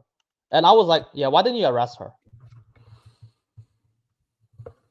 I was on the sheriff's side in this line because you should be arrested for thinking this is a good idea. And she was like, "I make no apologies for my action." And then was like, that was not an explanation. And then Wednesday said, "You order your deputies to abandon the school so they could save normies at Pilgrim World, leaving outcasts to fend for themselves. How do you think the press will take?" The last line was from Gomez. So basically, Wednesday and Gomez are fucking shitheads. Yes, but I mean, it's using the All logic of three of like if you all if you three snitch, of I them can are shitheads. snitch too. If you snitch, I can snitch too. So it's That's like, that's yeah. the logic. But the thing is, they hold no weight because there's the actual murder happening in the normie world, and people actually died. And so the sheriff could just said that, and Tyler hasn't done anything yet, at the very least. And that also means that Wednesday supported her mom's side for some reason, even though she hated her mom for doing that. I think that's a bad idea. And Gomez literally sees that Isaac is there, and his son put himself in danger just to get to the zombie. If anything, they should not be on Morticia's side. The problem though is like with that in particular is like, well, one they don't know that Isaac. Well, it turns out later that they should know that Isaac and Francois are brothers and sisters, so they should already know that information. Wednesday's the only one who would not know that information at this point in time. So it is kind of weird to like, okay, so now you identify like you know the zombie's identity and who he is. Now you have that, and now you just talked about how conveniently Tyler's mother is free from the world, who they thought was dead for a long time. So it's like that's kind of like I feel like at that point you should have some connective tissues as to like, oh, maybe I don't want these two characters to interact again because they tried to kill Gomez last time, and then Morticia as well. So it's like they might have a vendetta against our family and that kind of stuff. So it's like it's kind of weird how nonchalant they are at this point about these two identities. I know Gomez is hiding that Isaac is alive, or the zombie is Isaac for right now, for the sake of like we learn this information later in this episode. But from the context of the sheriff scene, it's like they are being threatened. Their lives are being threatened by these two existence, and I don't know. There's no priority there. And okay, to be honest, this read for me. It's like, oh, the writers have no idea what the fuck is.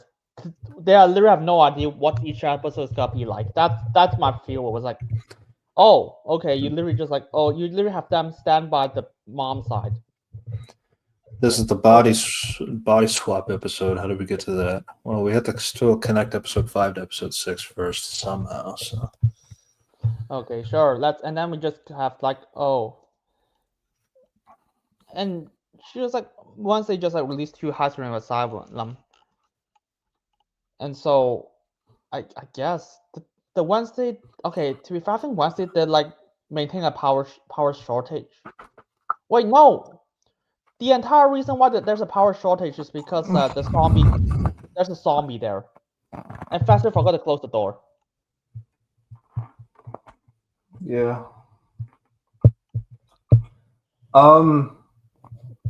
Yeah, so I mean, so there's like there's some other stuff too. Like Tyler and Francois have a conversation. Yeah, I am your mother.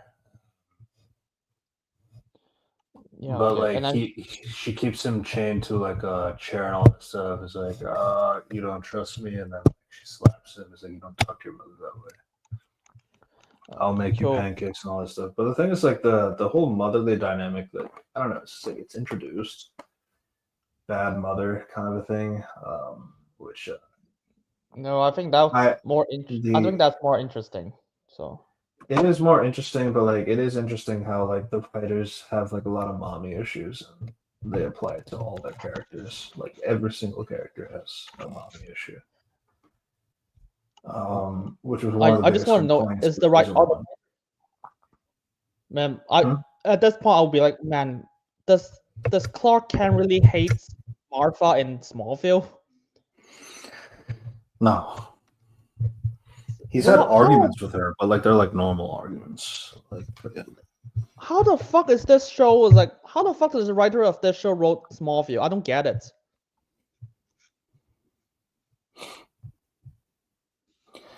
It's like and yeah, and so but yeah, I mean there's a line that Wednesday it's like Wednesday you lack empathy, which is a massive spit to the franchise and the season as a whole, and also her character in the show. Because the entire point of season one and the entire point of this season is to save Enid. That is empathy, you fuck.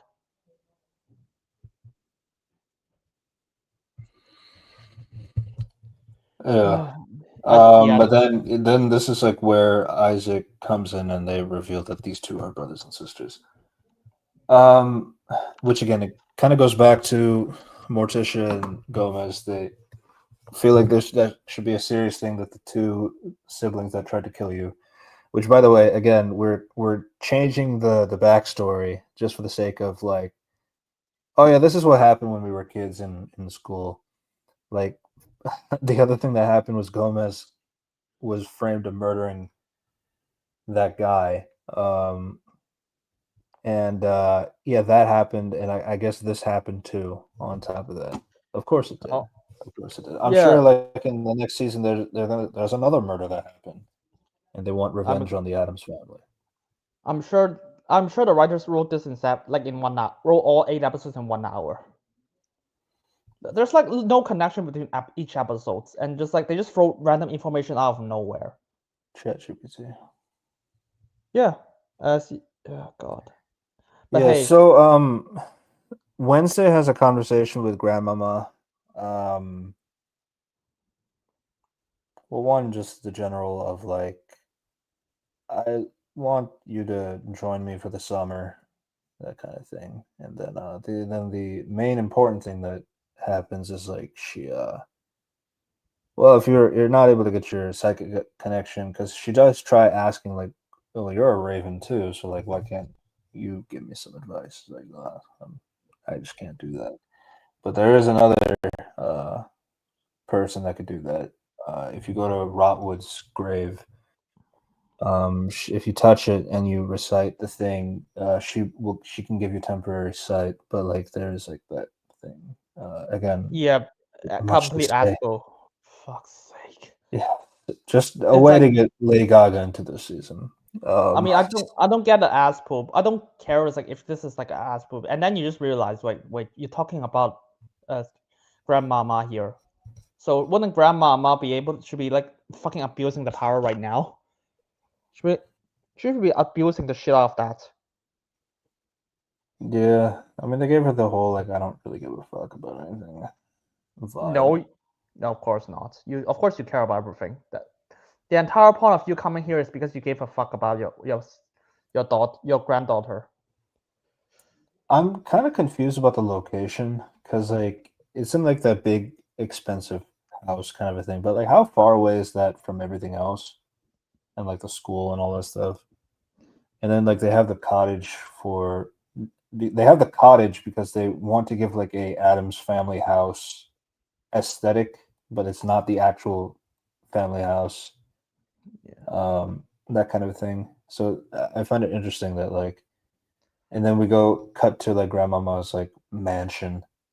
I don't know. It's also very clean and like pristine and all that stuff. So I found that interesting from and then Why does so she much have is attraction? that Lurch as well with her or Like Lurch should be with her. That's not Lurch. That's not Lurch. I just some random zombie.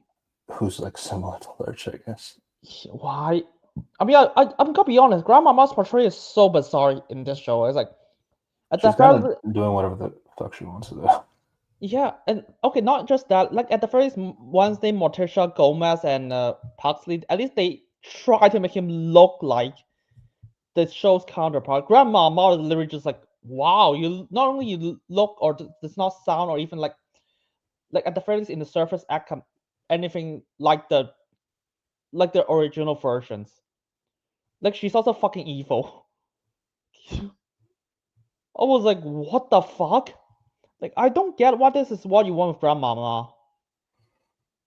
She's just evil. But hey, oh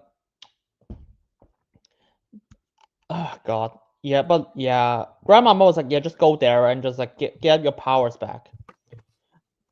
And so she goes there, but we have to explain there's a scene beforehand for Billy Piper in it, which is also a complete ass pull. Oh, by the way, that's a funny lore to that. So she says that like so basically like Wednesday, not Wednesday, Enid turning into a werewolf outside of a full moon. Well, you did become a late bloomer kind of a thing, and you only became a werewolf at the blood moon kind of a thing. So you probably are what is considered to be an alpha. And why that's funny in particular is because there is a very particular fan fiction of Claire where it's like Wednesday in love with the werewolf version of Enid. So it's kind of funny that, and the way they call it is like Wednesday and her alpha. So I'm curious. They definitely took a look at some of the Claire art over the years. And So I found that interesting that like that specific word being used is interesting. And then you actually I get a shot of like Wednesday and Enid werewolf like in the last episode. That's very similar to the artwork that was there. So I found that interesting. Go ahead. and I just gotta say this. Why the fuck does Ethan not know this? Like you have to remember, even though I was like, oh, you see, alphas are so really rare. I was like, yeah, family knows this. You live with Wolfpack, you have to know this at some point. So the thing is, like, she knows what an alpha is, and that's why she was like showing a lot of fear. Because like the rumor is like if you are an alpha, that you become a lone wolf kind of a thing, and that was the thing that, in terms of season one, like the thing that she was afraid of is being alone. Um, No, because which like she was like, I understand that part. I mean, then they also said that if you're an alpha, other werewolves will come and hunt you down, kind of a thing. the thing is like she does not say that. Like, actually does not know that because like when Billy Piper said that you're an alpha, if she knows that, I was like, okay, that can be true. It's like what, like that can be if someone does not know this, she will be like, oh, that can be true. I don't want it to be true or something like this. In the set, wait, no. No, I mean, like, I mean, her face was definitely scared because I guess it's just like, I mean, like that's why like she says like Wait, there's nothing to worry me? about. And then, because like in the set, wait, me? It's like she's confused. No, That's I a mean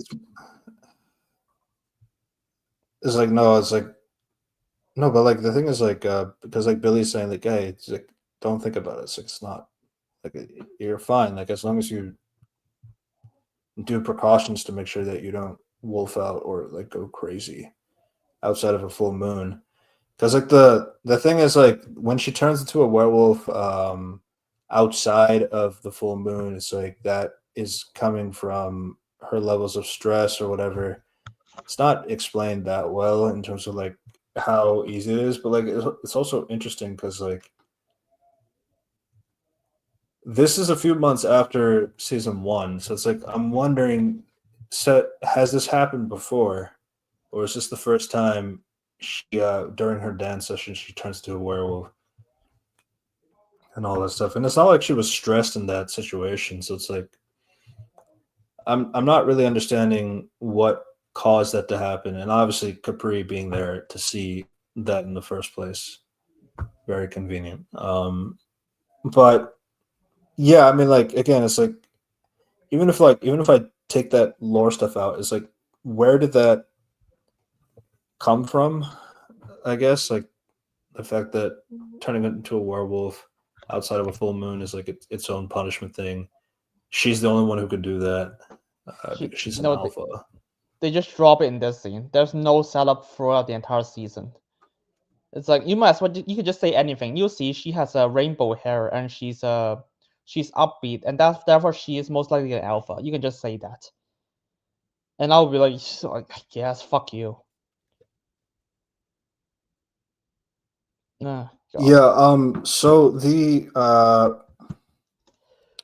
So a few things happen because of the multiple deaths that's been going on.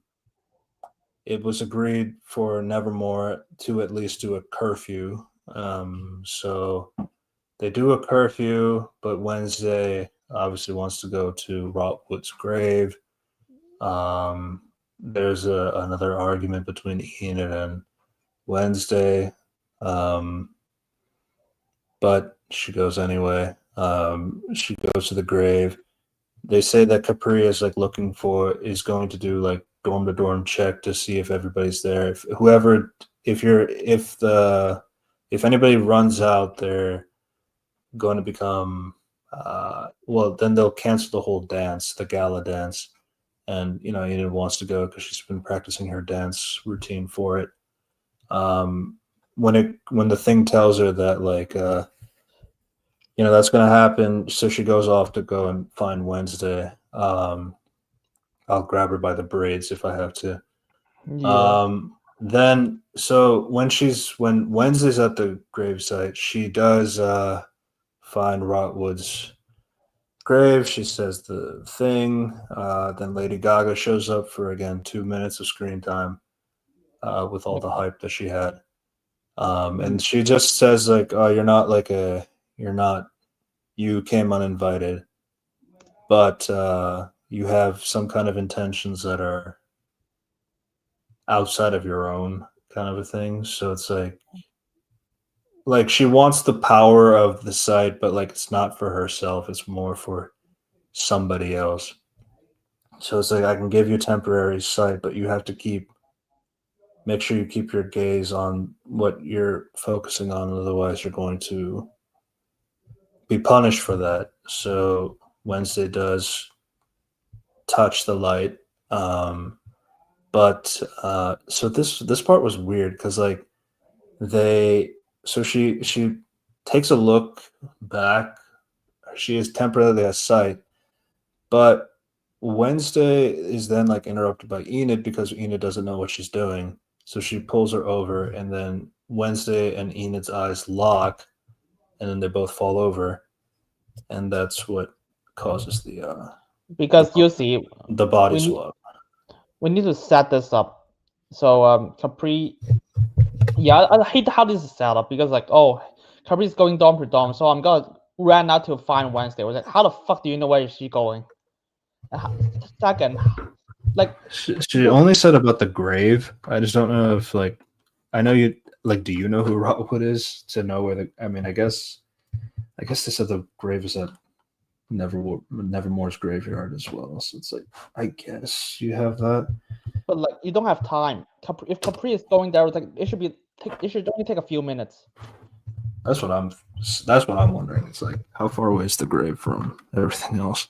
It's like, what? Why is that your plan? And then we got. And then they end up back in the dorms anyway. So who brought them back? No idea. And also we have this stupid argument like, because we need to ham-fist that Wednesday's arrogance. Like, Enid said that you are arrogant. You have it's like an arsonist / firefighter complex. And okay, which is a fucking gaslighting, because that is a self-admission that the writers do not know this is Wednesday a person who will save people or an evil person. I have no idea what that means. And so she was like, "Oh, you see, you made so much bad decision because Tara's mom is alive." I was like, "Yeah, that's not her fault," and Ina just blames her for it. They contrive this random argument just so that Ina can, just so the arc of this entire episode can happen. It's in season 1. Yeah, it's also in season 1, which they resolved this already.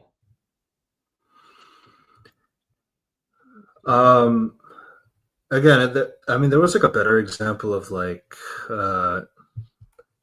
using. I mean, like the thing is like, what's it called?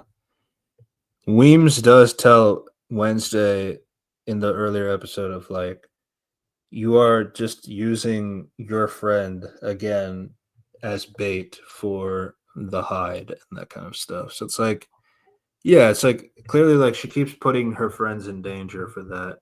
the that the problem to is get like what she wants, but like, the problem is like okay, that's what they say, but like every single because here's the thing: once you start the conversation with, "I want you to get out of here," so the high would not kill you, and even though and once he actually keeps telling her not to, until Enid insists to stay. So basically, it's not Wednesday's fault. They just but the show insists it's Wednesday's fault, even though Enid is the one who insisted to stay. And Wednesday had made it so many times that she doesn't want you to stay. She wants you to leave. That's the show's gaslighting you. So oh, and we also have to have that stupid, unnecessary bullshit of Enid kissing Bruno again. Boo, tomato, tomato. But luckily Billy Piper stops that from happening, so it's good. Let's see. Yeah, so the body switch happens.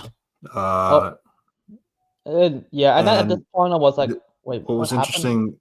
interesting about this is like Emma Meyer said that like they didn't tell them anything about that this was going to happen, or like this was like something that they had to do. They had to like kind of figure it out on the spot in like a week.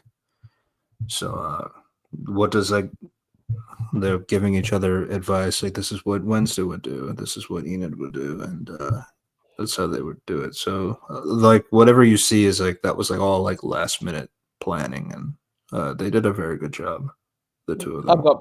I mean, if this is a 1 week ago, this plan is like the most last minute thing. I'll be like, oh my god, the idea you came up last minute is better than the idea you can think of for 2 seasons. Yeah, and Emma also said that like the finale, for example, like she had no idea that the finale was gonna have her turn into a werewolf forever, until like the day before shooting it. That's also crazy. It's crazy. From Emma's perspective, you definitely hear that like there was a lot of like, I don't know what the writers want me to do. They keep putting me in the dark, kind of a thing. I know she's not going to fully say that, but like you can definitely tell by what she's saying that like there was quite a lot of miscommunication. Not miscommunication. It's like miscommunication. I'll say the writer literally just writing it as the show is going along. That's the feeling. And so yeah, this body swapping episode was like, no, oh my god, that's actually a good idea. That's along with the Adams family. And You know, yeah, it was like they're probably putting in some wacky situations, and they have to like, and they have to deal with it in the Adams way. Just like they have to solve it by themselves when they're put in like wacky situations instead of like those serious bullshit. And those I will situations say have like because values. of how serious the show was taking itself from prior, so it did come off as kind of wacky, especially. But like obviously, like the main highlight is like, wow, Wednesday gets to have a different personality, and Enid has a different personality too. No, So it's no, like, no, I mean, that's it makes sense from that perspective. No, wait, I'm gonna be honest. If I was the How writer, we I'll be get it like, to happen, it was weird, but no, oh, absolutely. The first 15 minutes the first 20 minutes beforehand is so bullshit. I literally have to be like, oh my god. And then when this happened, I was like, oh my god, that's a good idea. That's actually from Adam's family. That's an idea that could have came out in the Adams family, and I would believe it. The Adams family beforehand is not like serious comedy. Like, no, it's not serious. It's just comedy, dark comedy. yeah, It's all in sitcom style. it's funny because like it's described as a comedy series on Netflix's like official like heading, so it's like it's not that funny. No, it's like everything is just dark serious. It's like it's so lame. It's like misunderstood. It's like the Adams family is never meant to be taken as serious franchise. Right. There's always a formula of like someone taking advantage of them, and they try to like whack their way out. Yeah. So one of the main things, obviously, the biggest appeal is like the two of them acting differently from each other. You got Jenna acting back as her stuck in the middle days. So Yeah. it's been so long since she's been like a Disney girl that like people don't remember that anymore because of Scream and Beetlejuice and Hurry Up Tomorrow and this and you know all these like more serious roles that she's been having. And hey, I I, mean, there's a good idea. Like the other good yeah. idea is like they can just switch bodies, and they're like, and is an idea just like, oh, so they are put into each other's shoes, literally this time, So to like this, understand so, each other's so, perspectives. yeah. The only It thing makes that was complete kind sense. of dumb is it's not their fault. It's just kind of the sake of like, well, the characters don't know who they're talking to, so it's like now it's like you have like Enid is being revealed information that Wednesday's learning that like only Agnes would know or like something like that, and then like with the Wednesday through Enid's body is like learning stuff that like what is going on with Enid, like how she's going to turn into an alpha if she doesn't stop wolfing out I'm gonna be honest. on That is non-full moons. But like, no, that's a good idea. I it's it's like a I fine want. idea. It's just it's more like in the convenient sense of like, oh, like they're both keeping secrets from each other, and this was the only way to learn these secrets is by switching their bodies. No, I mean the thing is like it does not. This episode does not matter. That's the problem. So it's like That too. it's the thing is like if you ask me, it was like, oh, what if we have Enid knows like secret from that is supposed to be from Wednesday, and they got this perspective that what Wednesday thinks about her, what everyone thinks about Enid through Wednesday. I'll be like, that's fantastic. Do it. It was like, and then you just have the immediate reaction of either of them. They're like, because for both Agnes and Marcus, I think that's Marcus. I don't remember the guy, the cheating guy. Oh, Bruno. Bruno. It's like oh my god, that's fantastic. You just because like for in that perspective, you understand like what they would do for their friends. Yeah, that's like, oh my god, Bruno's one of the most worthless characters ever. It's like, but he's literally me though. Who cares? But it's like, oh, what a, because like we talked about in part one about like how Enid did cheat on Ajax, but it's like I guess through the logics that well, technically they weren't boyfriend and girlfriend, so that's why it was not like they were actually in a relationship. They did kiss a lot, which was annoying, but like yeah, but like they weren't actually boyfriend and girlfriend, so it's not really cheating. Okay, but then Bruno, he actually has a girlfriend in the Philippines, and like but like he moves to Nevermore, and it's like I kind of like I didn't break it off. I just kind of like kept it at a stalemate because like I wanted to make a new life and make a new friend, and like then I found Enid, and she's like the perfect girl for me, and all this stuff. She's literally me, kind of a thing. But it's like that's still cheating. So yeah, Yeah, so Wednesday through Enid's body flips him over, translates because she understands the language that he was speaking in, so she was able to like break it off with him and all that stuff. So you have that, and then Enid through Wednesday's body. One, she was like learning about the secret of like how well Morticia like explains to okay. Actually, it's more like Wednesday. Agnes stuff. It's It like was the the Agnes stuff. So there's a few things like there's Wednesday has been trying to like go through like this kind of like quest in terms of like finding information about Tyler and all that stuff. And the mom, she also learns about like how Isaac the zombie is also the sibling. You also have like the classic the roadkill dinner yeah. stuff. And then we also talked about the main thing she got is that from Agnes saying like, don't you remember you're kind of worried about like how Enid might die and all that stuff. It's like yeah. Um Yeah, and she got like revealed information. It's like, oh yeah, Ina still died, and that's why she got protect you. And then she immediately snapped at Agnes like, "You're pathetic, blah blah blah. We're not friends. I don't even like you." that was a tough scene because Yeah, I know and like it was tough in the sense of like I really felt bad for Evie. it was like, Um, no, she did such a good job, man. no, she's a good job. It's like this is the two good scenes she has, Yeah, and all of them are in this episode. Fuck. yeah. I think And I say this. there was uh, one more with the dance episode too. I'll give it that.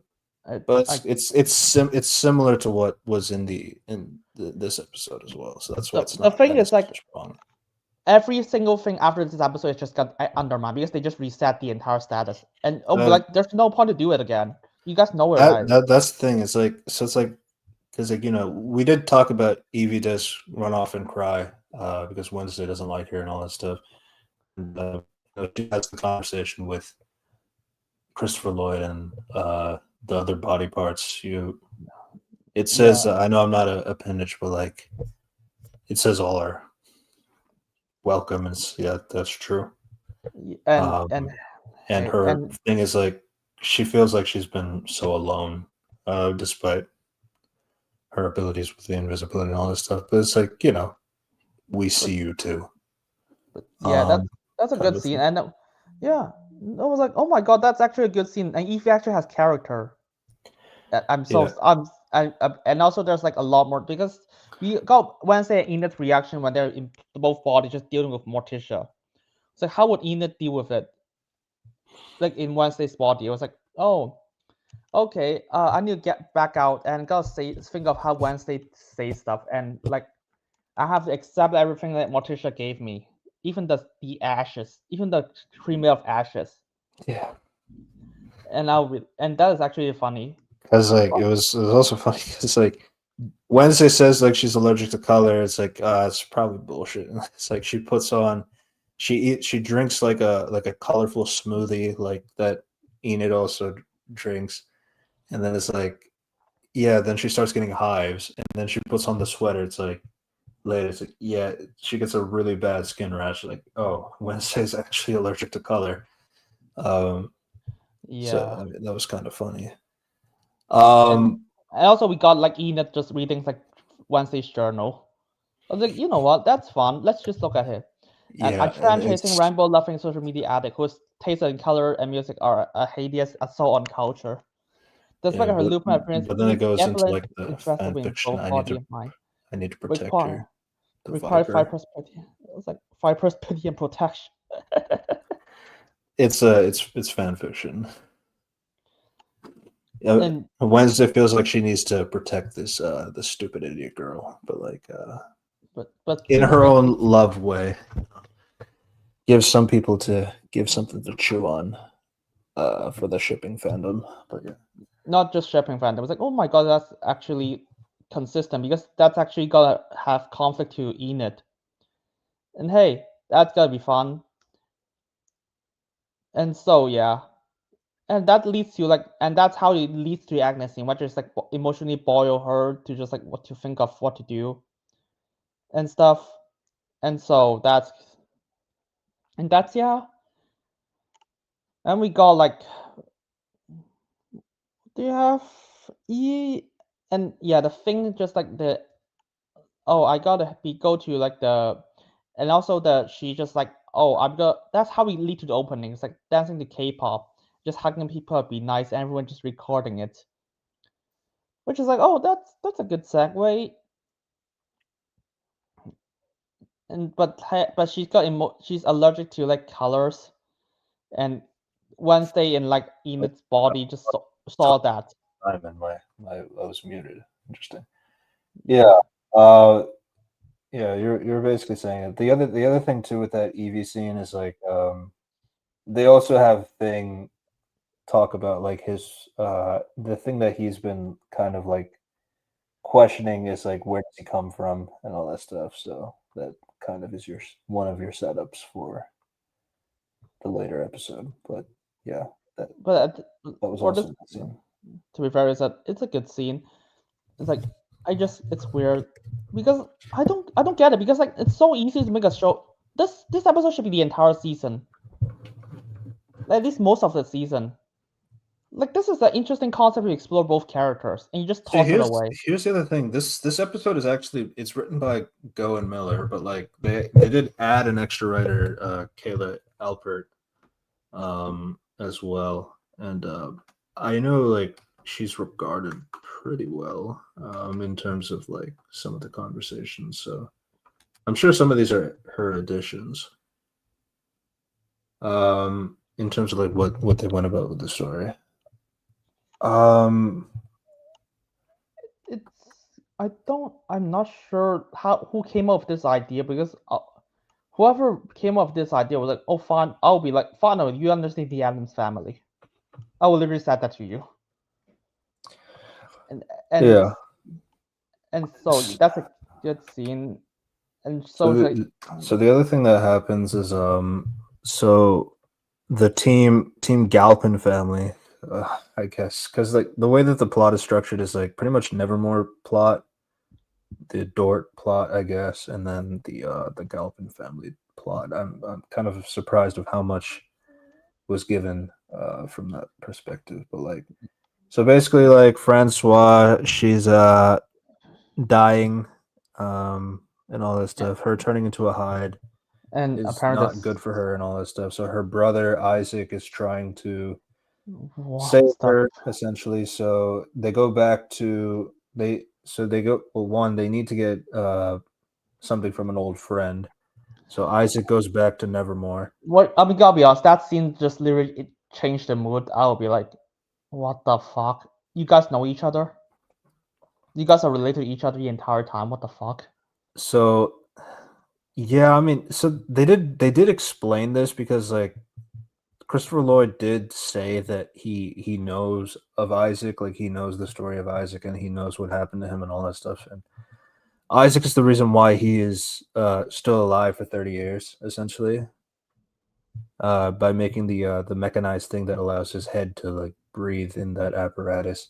And then you just have So to remember that hospital is run by Francoise's father. So her so, father trapped her the entire hospital for years. so that's the interesting thing though. So it's like you have Stonehurst, the old man in the wheelchair from the first part. And you had Isaac when he was still more zombie-ish and not as much human as he is at this point of the story. Is like, "Hello, old friend," being his first line that he said, but then he eats Stonehurst's brain. Um, and Stonehurst couldn't really talk because of like his condition or whatever. But now you have a conversation with him, and honestly, he was giving me discount Matt Smith for some reason, so which is kind of funny. But yeah, he was talking to Christopher Lloyd, and Christopher Lloyd, he's just a pesky guy who took advantage of his I inventions and stuff don't. like that. So, but we can't waste that brilliant mind of yours. So he pulls out the power supply because that power supply is strong enough to recharge the machine that's at the Willow Hill asylum that was there. Wow, that And then he also eats the brains of a Christopher Lloyd. machine that is made for life support requires the power to restart an entire machine to charge up a building. That makes sense to me. So here's the thing: is like they're the way that they go about it is like they have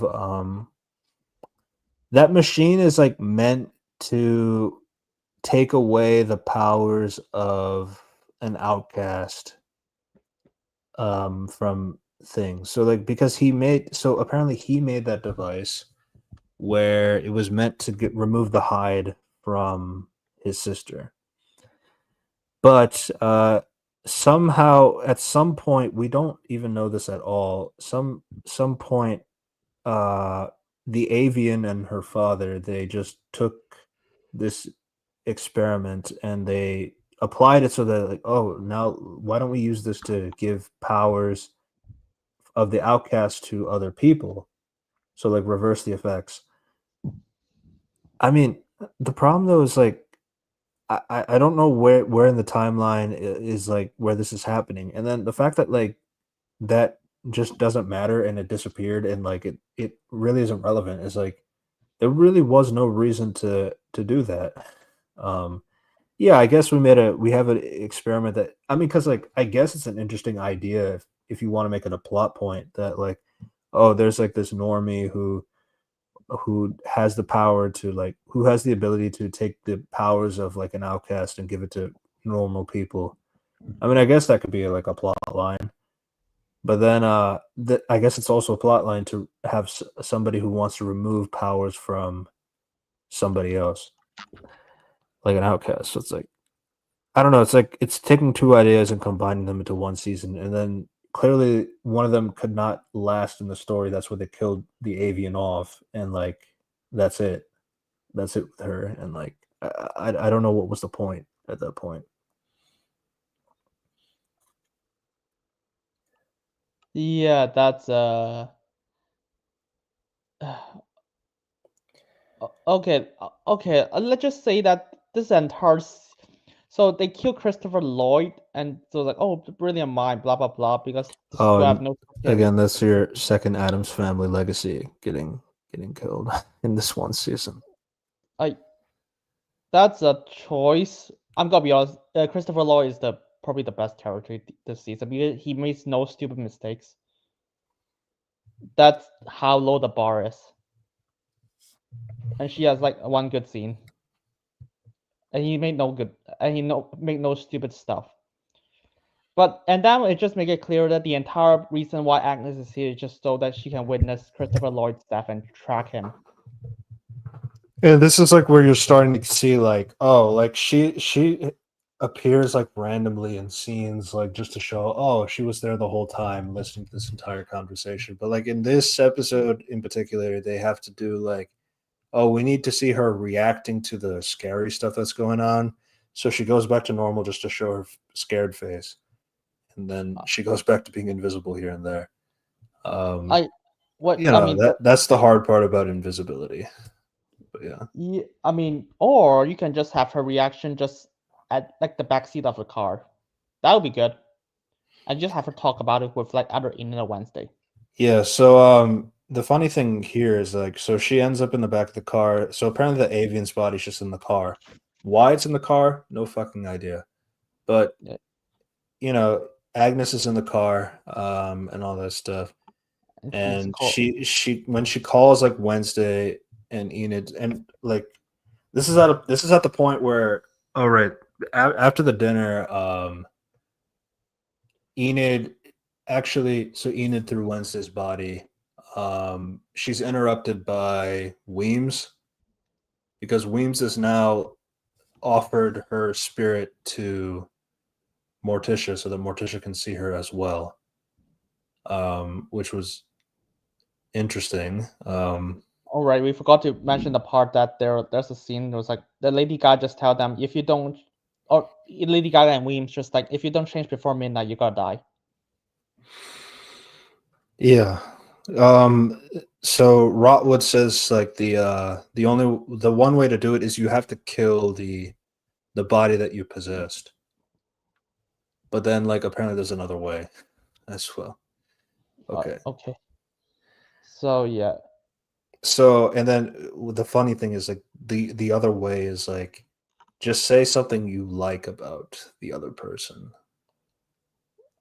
Wednesday, I like your ability of like keeping strong despite your small body and all that stuff, and like how you stand up for yourself and how you're able to do things like that. And then Enid, I like how you're able to have such a immense power in such a small frame and that kind of stuff. And like it's interesting how you are able to keep control of that. Because the thing that happens is so Agnes does call Enid and Wednesday. They both have that conversation about like how, oh, we need to go back to the gravesite and reverse this, otherwise we'll both die, kind of a thing. Oh, by the way, I just want to mention Emma Myers playing the cello. I appreciate that a lot. I'm glad that they did that, as a violinist myself. What else? Tyler Gilpin, I said, I took the leaf out of your detective playbook. Currently hiding in the truck along with a very dead body, which is fine for Ina because that's still a choice for her character. Like, oh, Christopher Lloyd actually helped her, so she's got to try to help her, but like she's out of her mind. So like Wednesday, okay, and then she's just gonna break into this asylum that is shut down. My question is, Why the fuck is not everything like evidence? It's Police- abandoned now. Yeah, sure. This machine that can revolutionize like humanity is got abandoned in the basement. Police never raided this place, I guess, even though the doors are all Well, open. it's like the power source is gone, so like there's no way to power it anymore. Oh, No. you know, luckily there's another power source that existed through Christopher Lloyd that is like what allows him to have the power source. So there you go. Genius. Why don't? Yeah. Why can't Christopher Lloyd just play like Grandpa Adams? Like because that's what John Aston did in the '90s live action show. Yeah, but yeah. So they're there. They're going back to Willow Hill. And yeah. So Tyler does get a hold of Agnes because again she just decides not to be invisible at that 1 second. Yeah, and So they can find her. And then he puts her in a cell. Emma and Jenna are there. They try to free her. Jenna through Wednesday through Enid's body or something like that. I think she jumps onto Tyler's back. Hey, you forgot about me, and but she throws her on the ground, and then Emma through Wednesday's body. Okay, Wednesday. she knocks him over with like strength, and then it's like, fuck, no, you have to calm down, otherwise I'll wolf out, or like the alpha thing, the bad thing is too late. Wednesday's already too mad, essentially, so she turns into a werewolf.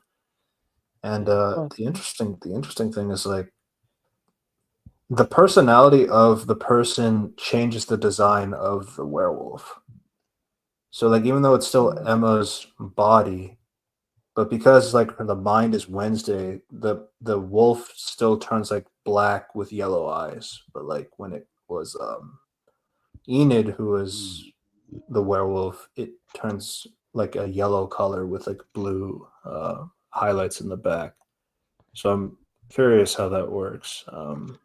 I'm not. They would never explain this. Just like here's a solution. I mean, there's already been fan art of the two wolves together, so there you go. They do it. They do it to themselves, so it's like it's kind of funny.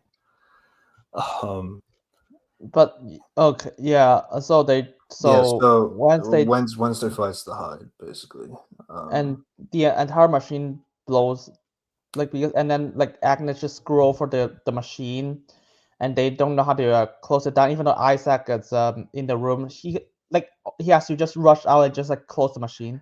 See, here's the thing. Like so they do it twice, basically. Like you could just over circuit the thing, and then Isaac can't fix it. Yeah. It's interesting that it happened twice in the season. It's so weird because like you expect that this kind of thing is like all you have to do is just plug the power out, or just like this kind of machine should have like a switch, just like close the machine in case of emergency. And hey, the machine exploded, and I guess all of them just like, and then there's like, and Agnes was like, "Oh, you guys are switching bodies the entire time. So basically everything I did, everything I reflected the entire episode, it's for nothing. Oh, I can become not a character. I can become just a Swiss Army plop that fights again for Wednesday." I was so pissed off when I saw this. At that moment, I was like, "Oh, this episode is not gonna last this episode is just filler, and it's not gonna matter in the long run." So here's the thing about Agnes in particular. I mean, we're almost done with this episode, so I guess just to finish it, they do go back to the cemetery, and they talk about their feelings for each other in the very straight way, and then they're back to normal. But Weems is still there, so you may have saved Enid, but you didn't fix the rest of your problem. There's still a headstone of Adams there we don't know which one is going to die, and that's the cliffhanger for this episode. Yeah, and Now this is the funny part about the next episode. It's like this is a flashback to, but it's like the flashback is like 2008, and it's like, oh man, we're getting to a day and age where like if I want to go back like nearly 20 years ago, I just need to go back to 2005. Oh, that's crazy. it is.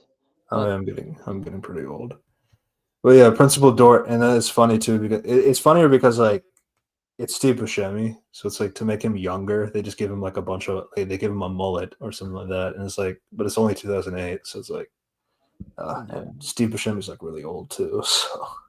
Yeah. By the way, we just gotta conclude this in episode 6. It's like, well, basically, Wednesday and Enid complete her character arc in this episode.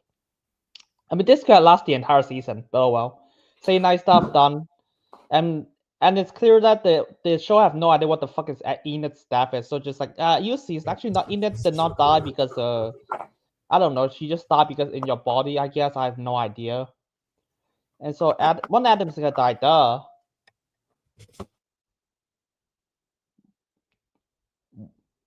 This is how you remove one of the best ideas of the entire show.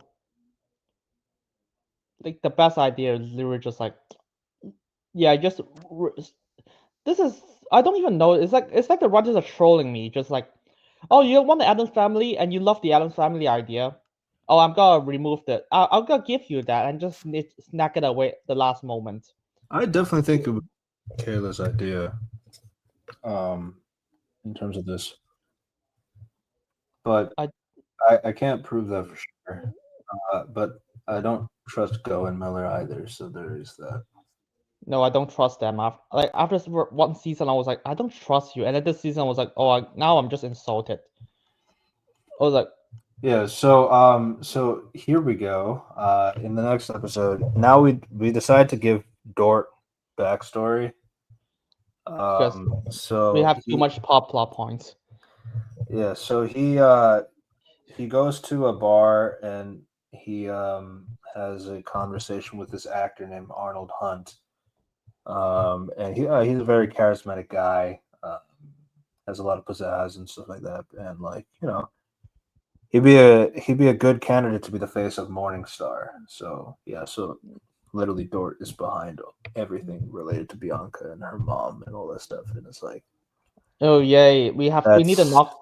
Yeah, we needed to have Gideon, who Arnold is posing as, to be the face and the charming face of Morningstar to scam people out of their money and all that stuff. And yeah, that's totally why you should be a principal. Makes sense. Okay. It's like you cannot convince me that this is not just a Noxium idea.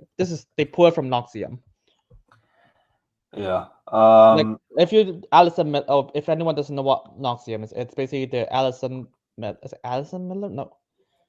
The girl from Smallville got into a cult. Yeah, we talked about it in the last episode. Yeah, because this episode just solidifies that. It was like, oh, this person who is in charge actually calls an actor to do that, to just sway people into the cult. That was insane. But hey, that's the idea. That's the idea you just came up with because you could not plan it out. I just have to throw this random backstory in this episode. And so backstory, they know each other. Yeah. So Bianca is found out that like, so another thing, because again, these plot points are just like being pushed for a television show, and it's an interesting idea. It's just that I don't know, they just don't seem to care about really developing it, and it's kind of annoying. But like the mom is like put in the it's weird too, because like in season 1, like the mom is like really bitchy, but like so the part is the to be fair part is like, well, she married Gideon, and then like he was then getting to a point where, well, he got caught being a criminal and all that stuff. So we need to get rid of the sirens so that they don't get caught back by the FBI and all that stuff. So I guess there's that. I just wish there was like more of a story to tell there. So Dort, he finds out that Bianca's been hiding her in the school, like in the like it was supposed to be like a secluded area basically. But so he takes hostage of the mom in his apartment, and then he forces Bianca to use that siren on, since that didn't work on Morticia, so we need to do it to Grandmama, to donate all of her money to Nevermore, all of her money, not even like any suspicious amount or anything like that. So Yeah, that's we're making Frump Tower. You know what they were doing there. yeah. I have no words for how this character is developed. Yeah, so it's like, so basically it's like you're gonna donate all of your money, you're gonna do all this and that, and then you're not gonna remember anything, you're not gonna tell the family. So it's like the problem is like Grandmama has a very distinct personality. It's like there's no fucking way you can like get away with like, yeah, I'm gonna give all of my money, and it's like, yeah, I mean, I don't like my grandkids, so I'm not gonna give them any of my inheritance or anything like that.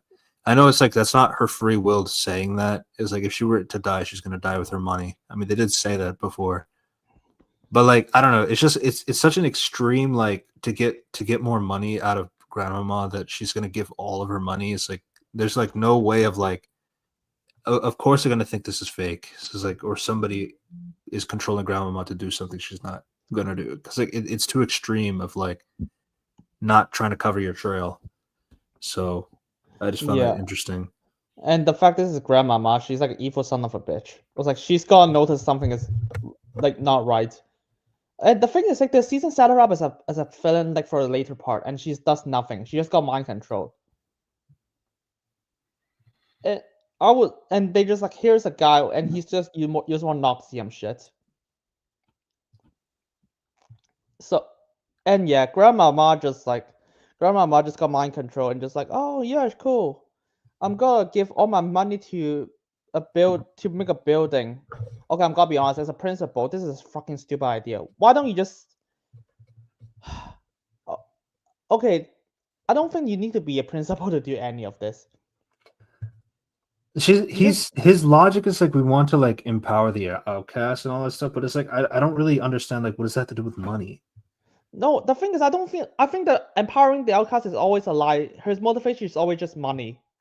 I want money. Is like, but here's the other thing too: is like Morningstar was honestly made more sense because like in Morningstar, it's like you can take control of the humans and like make them donate their money to talk about their problems and like scam them out of their money and that kind of stuff. It's like that honestly made more sense. Like it's a season 1 plot point, but like the Morningstar at least like had like some kind of like justification as to like using the superpower of the siren to take money from the poor unsuspecting people and all that stuff for like whatever he wants.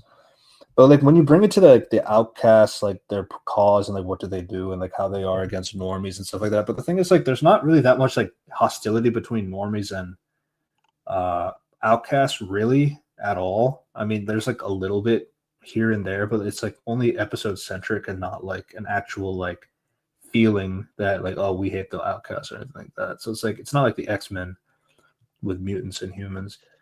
But yeah. So that's why it doesn't really make any sense. So that's like Morningstar felt like a more tangible thing of like, oh, this is how you can get more money. If again, it's super shallow motivation, but like if that's like all you want to do, I feel like Morningstar was already that thing. So I don't really understand like, oh, let me scam Grandmama out of her stuff, controlling an outcast, Raven, and like expect nobody will figure that out. So that's why it's kind of a stupid plan, but yeah. Let's make Frump Tower. Why?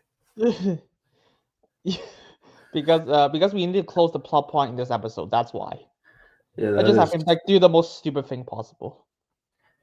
Because he's been doing this for 30 years, so it's like. But yeah, you see, this tower needs like $1 billion to make.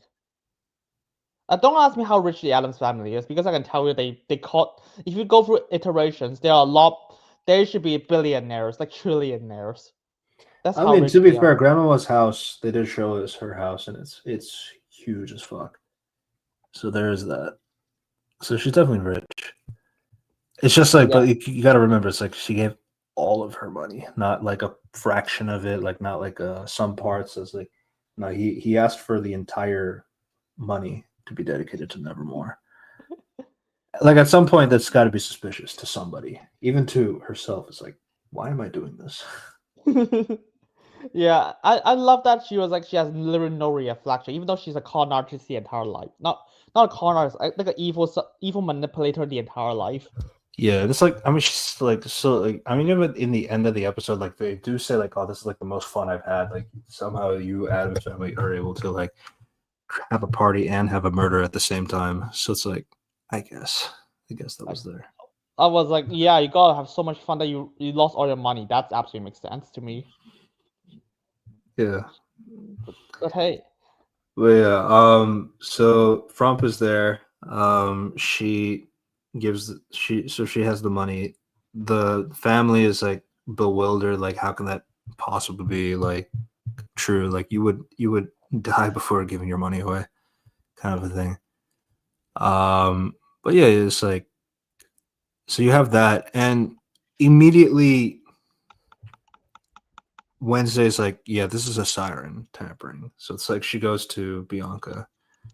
and my Well, immediate, yeah. and they Well, it's Bianca about, and Ajax do talk a little bit about the oh, like what happened to your mom? Like she just disappeared. It's like, I mean, you know, she's just it was like caught. You got grandmama here. You got like the cops coming around, and like eventually she got caught, and there's nothing I can do. It's like, well, why aren't you going to go and try and save her? And then but Dort is like listening to the conversation, and like he takes her out of there. So then Ajax tells Wednesday what happened, and then yeah, they have a whole like sword. They have their fencing thing again. because you remember season 1, and now Wednesday beats her, and she needs powers. Yeah, so she does do the siren to like Wednesday forget everything that I said and all that stuff. That was so bullshit. I would be like, why would Bianca do this? What if Wednesday confronted her and she has no witness? Bianca should be like, Wednesday, we are part of the Nightshades. Basically what happened is I'm being used by the principal to siren everyone to have your grandmama donate all the money to school. So the one problem with that is that like I know she was fearful of like her life and all that stuff. So it's like it's weird because like so she does it out of protection for her mom. Okay, I guess. But then it's like Agnes was in the room the entire time, so she was invisible and heard everything. So it's like it's exactly what you thought. Dort was behind everything. He used Frump to Because grandma to that's take the her money and all plan. this stuff, and it's like, and then she sirened you so that you can forget everything. So it's like Because she knew that was going to happen. Yeah, they want to show that Wednesday is smart again. So this is the plan. I would be like, no, by her law, because Bianca she would never do this. Because okay, even this episode proves that she would not do this. Because later on when Wednesday's like, okay, I know you thought have your mother kidnapped, and she was like, yeah, okay, can you help save my mom? That happens later. that does happen. Like, that's why it's like from this scene, it's like I get it, but then it's like when you see how easy it was the next time, like yeah, I'm gonna do it again. I already know what you did, and it's like basically like so somehow Wednesday remembers like yeah, you siren me to forget what you did, but like I'm trying to help you, that kind of a thing. It's like somebody clearly knows the information and is going to tell Wednesday again and again, no matter how many times. I mean, I don't know if I don't think Bianca knows Agnes because they never shared a screen together. But yeah, that's just like that's just kind of the thing that didn't really make too much sense. I would be like, I don't. It's like at this point, because I would be like, oh, so I don't understand because your friend knows this. Because your friend, like, I don't remember his name, the snake hair, that like the Medusa hair person. Ajax knows this, and you're fine with him knowing that. I guess Wednesday was like, I'm gonna be honest, if you just tell her right now, it's like, here's the thing. She can't siren. I can't siren him because he has this thing in his back pocket. You have to steal it first. And this would be a much better idea. I would be like, oh, that should be easy for Wednesday to do it because she literally just stopped at Crackstone last season. She knows, and you're part of like the secret Nightshade organization that's gonna protect the school from evil people. You guys literally re-established the Nightshades. Yeah, they have Nightshades back in episode 5 and they do nothing with it. Because Dort got rid of it. And then episode 5, Enid Then restores. episode 5 brings it back, yeah. Yeah. Oh, we're like, But oh, like, just I mean, the thing is, like, it still operates kind of the same thing. So here are some other things that happen. Bruno's trying to get back into Enid's pants. Doesn't work. no, Enid was like, can we be friends? I was like, oh shit. It's like, fuck, don't do it. Don't do it. And then she does it. I was She like, oh, does. that She does do it, but when she goes to the dance and all this stuff, and Bruno's there, suddenly, out of pure coincidence, his girlfriend Sophia is also there. So I was like, Why- "Damn, I thought you what? weren't going to be here." It's like, what? What? Yeah, and I'm not gonna be I'm not trying to be a argument. Like, I'm not trying to be like a fire starter or anything like that. So Enid leaves him. Good. Fantastic. I appreciate that. I was like, what took you so long? Once I already told you she's cheating. Yes. That was wild. And why is your friend from Philippines in this school party?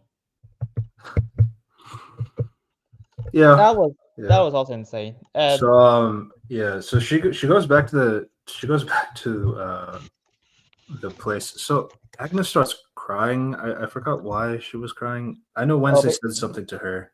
basically yeah. basically she's like, oh, You failed. I'm gonna go to that scene. Luckily I have Netflix.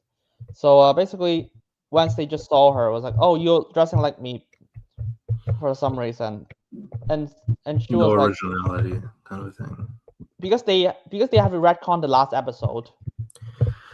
But that's so what I wanted to get. That's what I wanted to get at. Because like with this episode, it's like the thing is like she does like the crying thing again. This time with Enid talking, and now like Enid can actually like talk to her physically as Enid. It's like, so she starts crying. And it's like talking about this issue about like not being able to make friends and all that stuff. Or it's like, if you want to be a stalker friend, just be yourself, that kind of a thing. And that's kind of how that resolves. And it's like, it's fine. It's nice because I think the two of them are good together. It's just like, it's more like, this is not as strong as like what you did in the last episode. And it was like literally the last episode. It's like not like anything, not like a distance away or anything like that. So. And the funny thing is, once it's like, oh, the reason why you hated me because you raided my closet. I would be like, dude, she literally told you that in episode 5. She puts on your clothes in episode 5. She literally raided your closet. She literally admitted that in your face, and you have no reaction. Casual weirdo stuff. It's more like, it's like I said I did that, and like this time I see you doing that. It's like, I guess you'd be angry because like I can say like, I mean I strangled a puppy. God, that's gonna be clipped out of context. Maybe I shouldn't have said that. So, but it's like, yeah, I said it, but that doesn't mean I did it, kind of a thing. I guess it's kind of the logic, or at least like that's what's making Wednesday angry in the moment, because she can actually see the problem happening. It's Wednesday. She will not give a shit about it. That's I literally just like, it's Wednesday Addams. She will never give a shit. Even this show, she will never give a shit if someone raided her closet. My only thing is like, I think it's very evident that they wanted to do like both Enid and Wednesday making Agnes upset. I think that's what they wanted to do.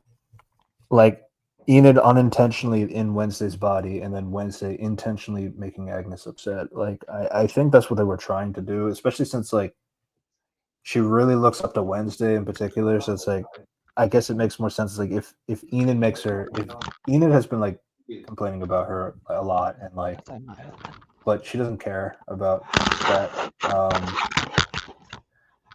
But yeah, I mean, this is where like the relationship completely changes for the better. Agnes, through stalking Enid and her dancing routine and all that stuff, so she knows the dance routine too. And then you get their version of the dance, which is the dead dance, sung by Lady Lady Gaga. Gaga. And It's weird because this year Lady Gaga got popular. Like Yeah. last year, Lady Gaga got popular from a bunch of like new songs she made. Like since like basically A Star Is Born. yeah, What that's too. Like, how the fuck does she got popular again? I have no idea. no, Because it's kind of funny because like Emma and Evie, they both did like the dance 100% on their own, and like there's a lot of shots where like Evie's like carrying Emma like carrying her physically, and like it's easy to move her around and all that stuff. So definitely strong. And yeah, obviously and this is more of a classic dance using the style of like zombies in it, but like it is more like a traditional dance thing that compared to Wednesday's like weirdness dance of last season, I don't think it'll be as iconic because no, of that. they just want to make the dance again. That's the point.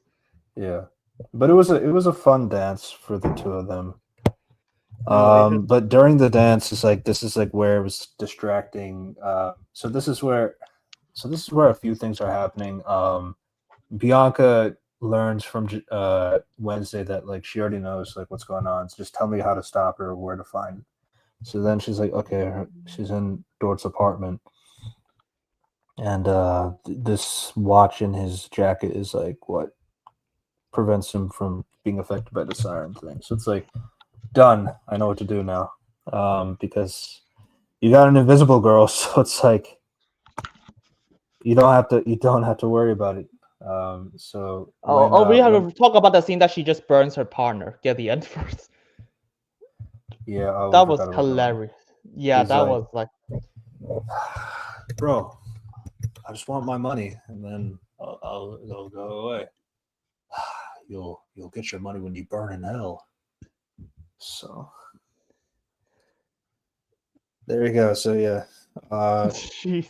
this door just burns him alive and throws him into the fireplace and all that stuff. And well, that's business.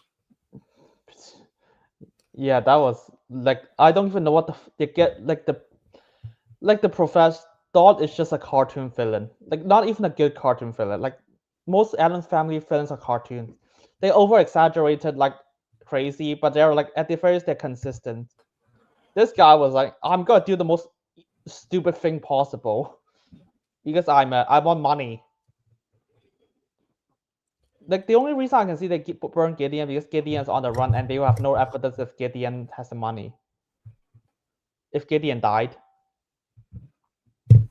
The thing is like you should have you have to get like Bianca out of the room first. And second, like okay, I guess I think the only problem is you should have just get like okay, the actual plot problem is you should have just get Bianca out of the room just in case. And the other thing is like, oh, you're just a cartoon villain who just want money. That's it. That's the death of your entire character. I mean, the other thing too is like I know like he's taking control of Bianca's mother to make sure that Bianca's in control of that. The problem is just like there's nobody keeping an eye on Bianca because like because Wednesday and Bianca do talk, and like Dort doesn't really have anything because I guess he's distracted by the party and all that stuff. But like, I mean, you also don't want Bianca to be speaking to anybody either. So, but yeah, that the undoing of Dort's thing just because Bianca can talk to Wednesday this time, and like everything is fine. Ajax goes and rescues the mom. Agnes, during the dance sequence, they incorporate the invisibility and the her being physical. So it's like when you obviously it's fun to see a normal person being spun around and it's being held by somebody who's invisible. So it's like that's fun, I guess. But then Agnes is gone for a while because she's walking over the door to pull out his watch. He's distracted by all the fun. is going on. But like, yeah, so he has access to the watch. Then continues back in the dance as if nothing happened, and that's the end of the dance. Then Bianca goes on stage. She talks about giving the speech about everything that happened, and then now this time she removes her. Now that she knows that her mom is fine, then she pulls out her siren songs to now tell Dort, why don't you tell everybody what happened, how this came to be? And so now Dort, since he has no watch on him, he says everything. He says everything that happened, which fair, I guess. But then, he's been caught, so now he has the finger on Bianca. It's like, nobody move, or I'll fry her alive, and that kind of stuff. So yeah, then Ajax does like the one thing, and he opens his Gorgon hair to Because freeze Dort into place. And then Dort also fired a light on the chandelier. So that yeah, chandelier was starting to break, and then when he turned to stone, then the chandelier falls on him, so that kills Dort. I love that the fucking like Ajax was like, oh, Dort, and then Dort fucking lets Bianca go. She lets the only horse stagecoach that is literally just like that is the only way that he's gonna get out of this situation. Yeah, and it's like I could have been fine with it if it's like Dort, he turns around, Bianca closes her eyes because she knows that's what's gonna happen, but like he just lets go of her. Like that's the weird part. And then like he lets go of her, he looks into the Gorgon's eyes and then turns to stone, and then there you go. I don't know if he was still holding on to Bianca, but then he turns into stone, then it's like you have to get Bianca out of the grasp of the stone before the thing falls on her, that kind of thing.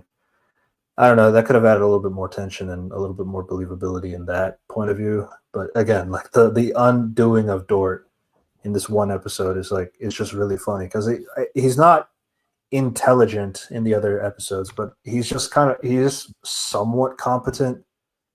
But that's mainly because well, I mean, I control the sirens, so it's like if I can do that, I can do whatever I want, and have the sirens do what I want them to do, and that kind of stuff, and all for the money in the front tower. Look at how evil this guy. He's just so one-note evil that he'll kill his own friend that he knows for 15 years. Yeah, because money. Yeah, Weems definitely had a lot more going on for her. And she didn't have that much in season 1, but like she definitely had a lot more going on. I mean, to be honest, this character can be an entire film for a season of the Addams Family, because like most of the movie just have this kind of characters like I want money, that's why I try to scam the Addams Family. Like this is actually a really traditional Addams Family formula. Yeah, but it's not like I don't understand it. It's more like they just decided to make 3 villains for some reason. You got Dort, you got the Avian, and the Avian was gone a while ago, and then you got Isaac, which we're almost there. But yeah, Dort dies. And then and then possibly got kidnapped. That's it. Oh, the other thing that happens is Wednesday. Well, Grandmama talks about like how exciting it was to lose all her money and have somebody die for that. But then Wednesday she was upset about. Oh, fuck! I should mention this. Morticia is not pissed that her mom who literally kidnapped her sister, and make her insane and go to the asylum. See, they forgot about that because they need to do the family thing. Yeah. Yeah. So speaking of which, so like Wednesday was not happy about Grandmama talking shit about Gomez. So she's like, all right, I'm not gonna follow your thing that you asked me to do because You talk shit about my dad. What? It's like, oh, it's like, are you trying to do emotional blackmail? There's nothing emotional about my blackmail. It's like that's I don't So it's- that is only set up for one scene. And the thing is, like, going back to like, there's kind of homages here and there. It's like kind of homages back to the season 1 episode of like when the dad was like accused of a crime from 30 years ago, and like, there you go. And then Wednesday goes and defend him, that kind of a thing. So it's like, I mean, at least in that episode, there was like kind of a bit of like where the feelings of her dad could come from being falsely accused of all that stuff, which is again interesting because I'm sure Wednesday would be kind of amazed that her dad killed somebody and got away with it. So there was that. But yeah, in this episode, like there was just not. I know like she had like an offhand comment about Gomez like not having power. He's like a weak bastard kind of a thing. Well, it makes him so special, and like yeah, that doesn't matter. That's my dad. You can't talk shit about him like that. So, but appreciating the blackmail that she did is like okay, I will give some donation to Nevermore for that, and there you go. And then Isaac goes and steals Pugsley. Because Pugsley is like so stupid. She just ran. Why does he run out? I don't remember. I don't have friends. That's why. Because when Slurp goes away, it's like because Wednesday. So we have not talked about Pugsley and Wednesday in the season because like again, what Pugsley's an idiot. But like from time to time, it's like, why did you make friends with a zombie? You couldn't make friends with a real person. It's like I tried, but nobody would say anything. And then Eugene you did not try shit. Eugene was in the room, so he felt bad about like about that. Again, it's like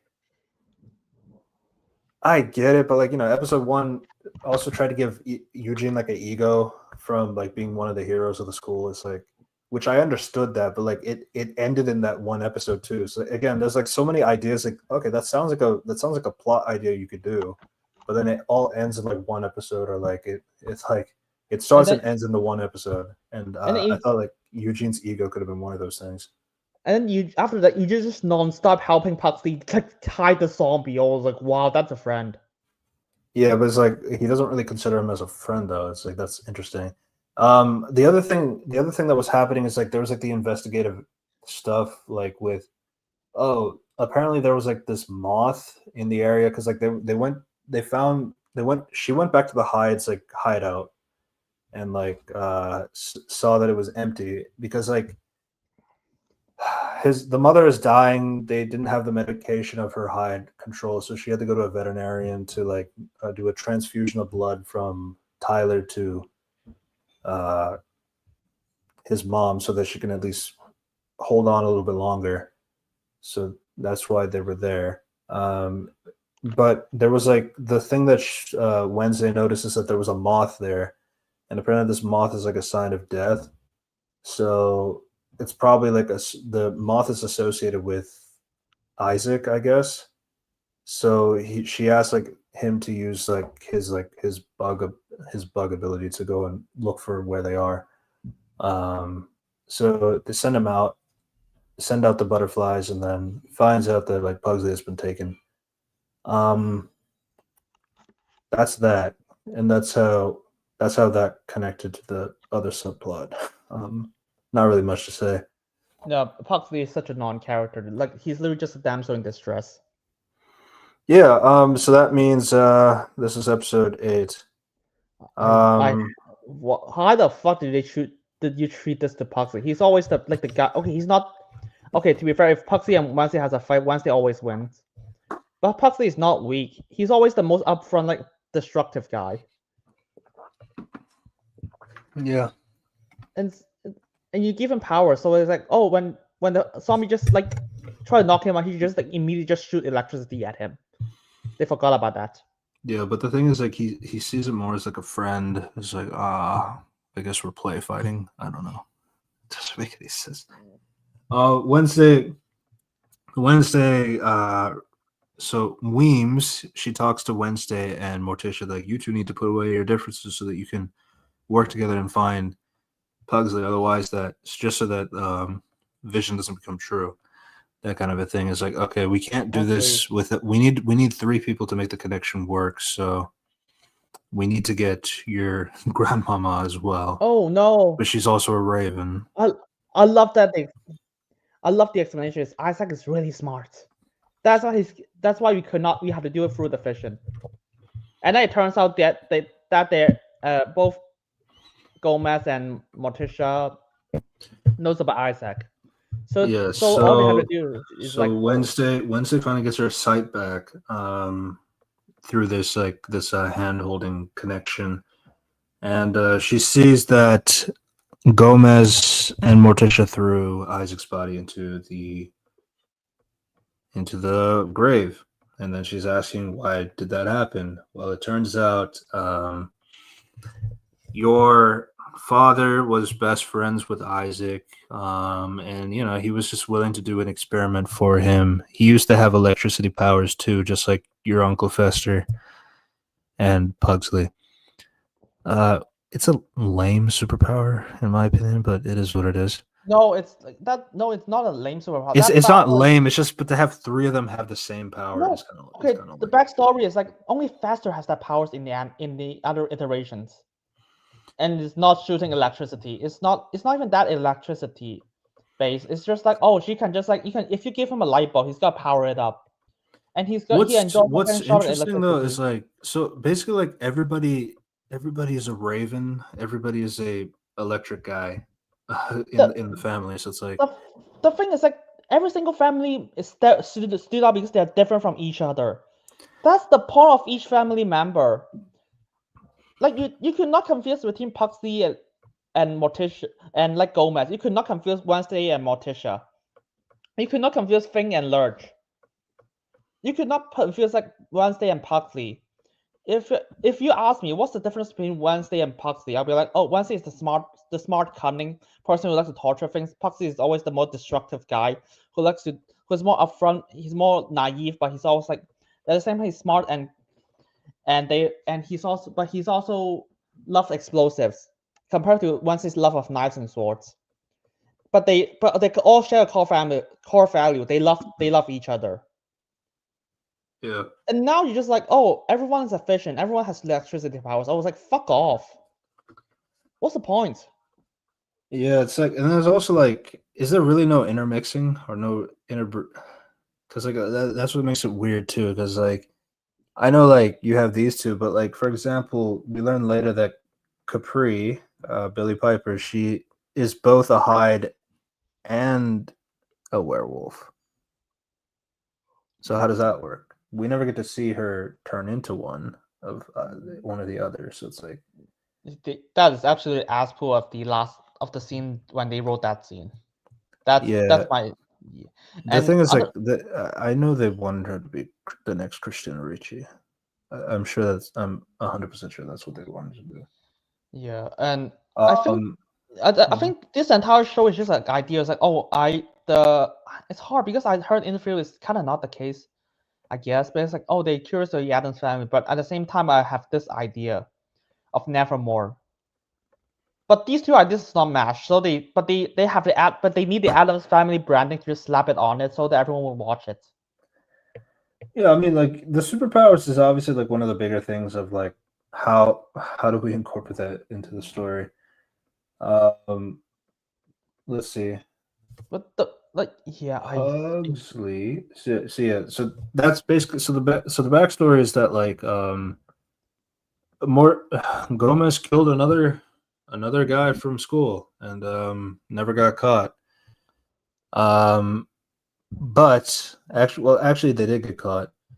So basically what happened is that Isaac wanted to save his sister, but the thing is, like, he had to remove the hide out of her, so he made this like remove the outcastinator, Dr. Doofenshmirtz style.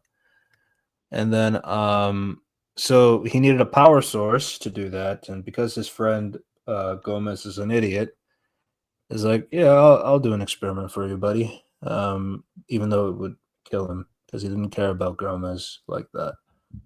Okay, I guess that's fine for now. So Gomez is getting drained of his power. Morticia comes in and saves him by cutting off the right hand of Isaac. Isaac. So Isaac Knight. Fuck. and then so it turns out that well first And then, so the explosion happens. It incinerated the place. The thing is, like, it killed that accident killed Isaac, but it did not kill Gomez and Morticia and Morticia and Francois. Francois dies later, but dies quote unquote because, like, that twist, I guess. But Gomez did And lose his at this powers point- forever, though. So Okay, there's so much problems with that. First off, we covered this. So basically, Morticia knows how evil Francois is, and you trust her. That's like we go over the that. angle that it was going for more is like, well, Francois was like kind of like a victim and all this, like, but like the thing is, like, yeah, but like that is her brother too, so it's like I don't know about like how much to rely on. Like, well, yeah, she was having a problem, but that doesn't mean that she's any better just because he was doing the experiments and she was just being the guinea pig kind of a thing. The guinea pig could still be just as bad, but The thing is, like, she will have to agree with this. She will have to agree with this. Like, she will Yeah. have to know. Yes, and the second thing is, how is this not noticed? The entire building got exploded. So here's the thing. So they said that Morticia said that Stonehurst did see everything that happened. But Stonehurst, so Stonehurst is the old guy that doesn't talk, that died. Again, like it's weird to introduce this concept about like this other teacher, and it's like at that point, just why don't you just make Christopher Lloyd that character? Or like why did it have to be two separate characters of Christopher Lloyd and that Stonehurst guy? I understand Stonehurst is meant to be a normie and like he had the avian daughter that went nowhere. But then at that point, just put Christopher Lloyd that guy, and then at least that would get him to do something, or at least have some relevant to a decision of something that happened in the past for the Addams family, kind of a thing. I don't know, that just logically that didn't make any sense to make two separate characters like that. But going back to that, yeah. So he sees them, but it's like, okay, get rid of the body. Get rid of the body. Or I'm going to frame you for murder, kind of a thing. So it's like the second time Gomez could get framed for murder, but It's so weird. The thing is, like, the first time she got captured, it was like, oh, he killed a guy, and now it's like the entire building exploded. I was like, sorry, everyone should notice this. It should not just be Stonehurst. Like, imagine if your house blow up, it's like, and your neighbors did not came out to look at you for some reason. And then here's the main thing overall. It's like the fact that like this moment with Isaac, all of this happens because Pugsley needed a friend, and he heard about this rumor about like, oh, if you go to this grave, you'll hear the ticking clock, and then he trips over, and then he shoots lightning into the ground, and that's where it gets to the guy who now apparently was an enemy of the Addams family. That's the person he brought back to life by an accident. That's fantastic. And apparently, this explosion does not destroy any of his body part. Does not destroy the clock in his heart, I guess. You just need to restart the energy. It just restarts his heart, but like, I guess. That's wow. Yeah, so that's how Isaac is that. But then we also learned that it's not just the body that died. The only thing that survived was Thing. Thing was the right hand that Morticia cuts off. Which they said is the only good all the good parts that's left in Isaac. Wow, thank you. I love that Isaac is just another one-dimensional bad guy who just wants to do evil stuff. Also, thing just being all good is the other thing, but it is what it is. Even with that, it's like, and there's like the explanation of like why Thing is animated is because, well, after cutting off the hand, like there was a lot of electricity there, so the hand must have just been reanimated from that. So I don't know if you need to What? explain all this.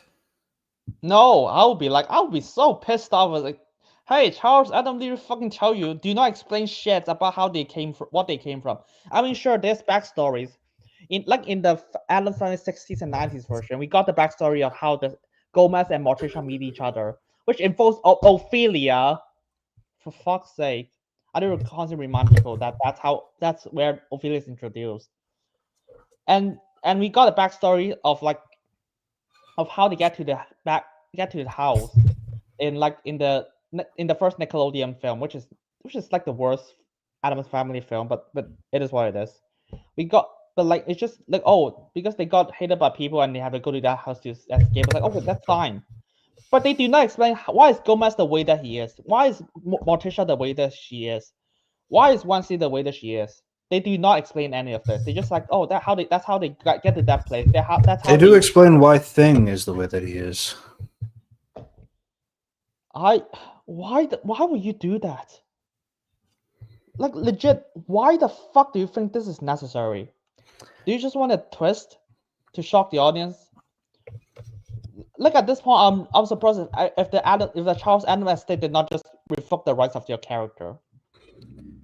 So one thing I'm getting is like the Thing and Gomez's lack of power was something they felt like they needed to explain for this season, because that is like the one arc, I guess, so to speak, is like that is like it's technically an arc for the season. But like I didn't feel like the thing is like both of these plot points being revealed here in this one episode is like, and you don't really feel that like, oh, like maybe Gomez has problems of being the one family member who doesn't have superpowers like everybody else.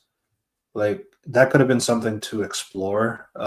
Even if he doesn't share the secret until the last episode, but at least showing some aspects of like him not being able to connect with his son, because like that's the problem with that's the problem with Pugsley, because like Pugsley's too detached with everybody else from the cast because of the whole like, oh, I want a friend, when Eugene was there, and like I guess they just never actually said that we're friends yet, so until the last episode, which is dumb.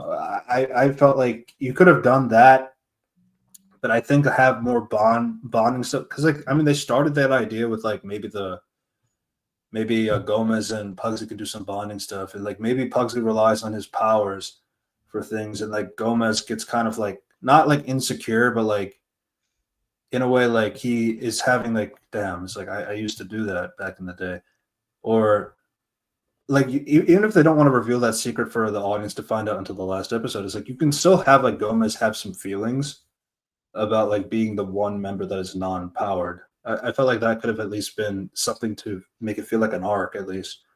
Because here it's just like introduced out of nowhere. It's like, oh, have you ever wondered why he doesn't have powers? It's like, I guess people have, but like I don't know if I ever expected them to actually make it a plot point in the episode. For me, I was like, I don't. It's like for me, I was like, as a person who would understand like every single Addams Family member, was like, no, that's because you strip away his actual abilities.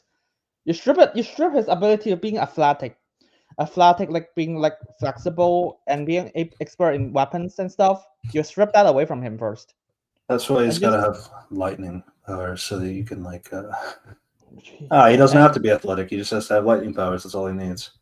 Yeah, lovely. And by the way, I heard that behind the scenes, the only reason why they cast Louis Gassman is because he's ugly. Yeah. Fuck yeah. If only you just cast a person who can act. Okay, act as Adams. Act as Gomez Adams. Louis Gassman can act, but he. I think it was better this season than season one. I think it's more because he had more to do this time, but not like a lot, but like he did do more. So it's like I think that benefited him. Yeah, but I mean, yeah, it's so weird. And then the other thing is like Pugsley and Wesley are really close to each other in every single iteration beforehand. And now they just strip. They're like Wednesday actually hates Buckley in this show. I was like, wow, that's a choice. Because even Wednesday said one of the Adams is gonna die, and she was like, I vote Pugsley. Oh, even Grandma was like, why the fuck do they kidnap Pugsley? He's so useless. And Wednesday has no defense. And I was okay. First off, narrative reason wise, he has lightning powers, and you should have if Morticia and Gomez, neither knows that how Gomez lost his powers because of Isaac. They should have make that connection immediately. That's why kind of like. So that's kind of like the issue when it comes to like.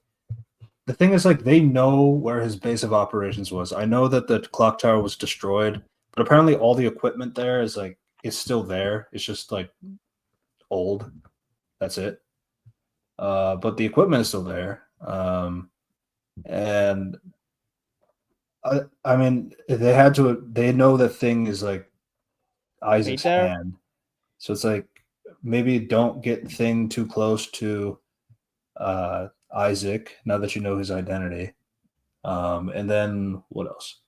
Gomez saw Isaac in episode 5. Gomez saw Isaac, and Pugsley has lightning powers. So like, why would he capture Pugsley? Well, he has lightning powers. So like, they know clearly, like he's repeating stuff, same actions from the past, and you're not taking advantage of that knowledge.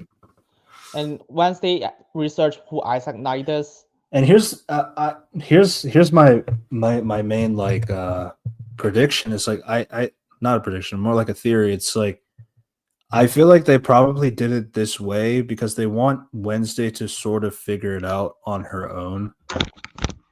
So like that's why like Morticia and Gomez are not acting in like out of their own accord, because they narratively want Wednesday to kind of learn the stuff with the audience.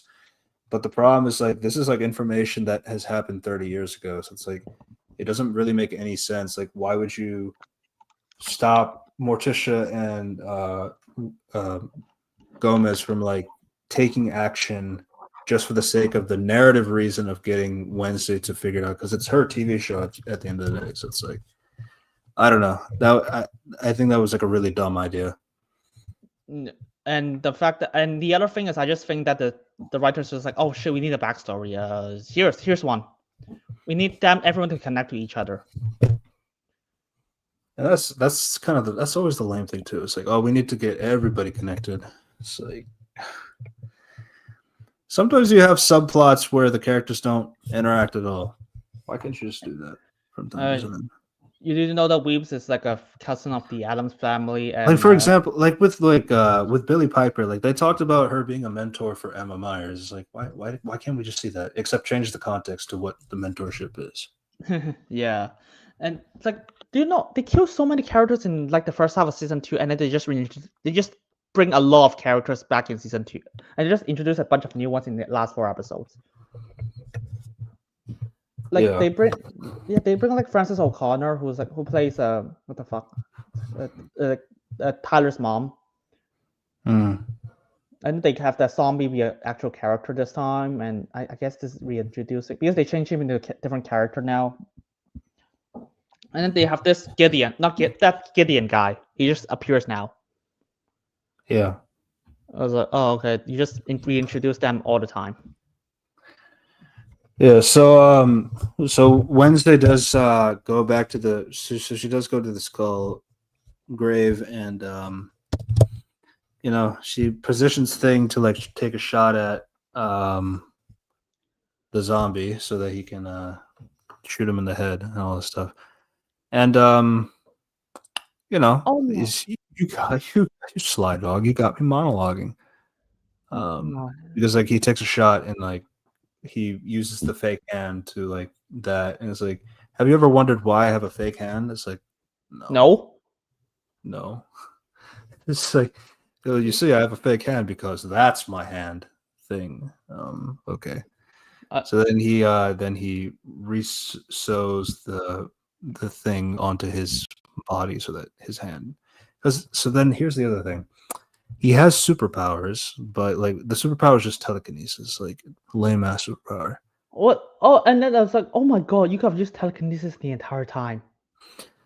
Like, So episode 6. here was my only thing. It's like, okay, it's like maybe the thing is like his right hand, and only his right hand has telekinesis, which is really stupid, by the way. Why would you do it that way? But okay, maybe that's what they did. But no, they showed like there's like something sewing the hand onto his wrist. So it's like clearly there has to be telekinesis coming from something else if Thing is not doing it willingly. So I don't know. It's like you clearly have telekinesis, and but like for some reason when Thing is on his hand, that's what makes the telekinesis more powerful. So I guess maybe it's like a weak connection versus a strong connection. I don't know, but it's connected to his right hand basically, and that's really stupid.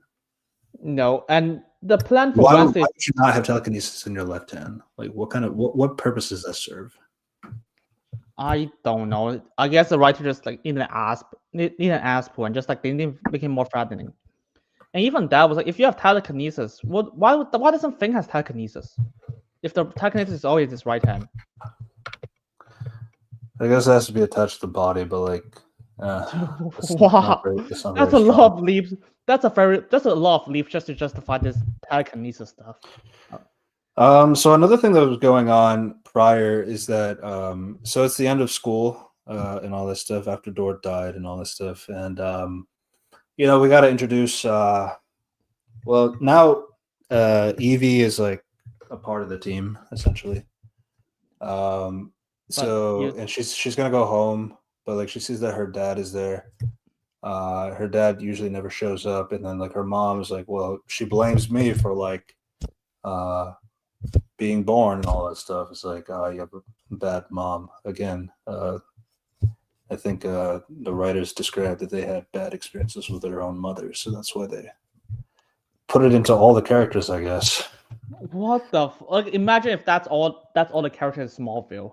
Oh, like I swear, like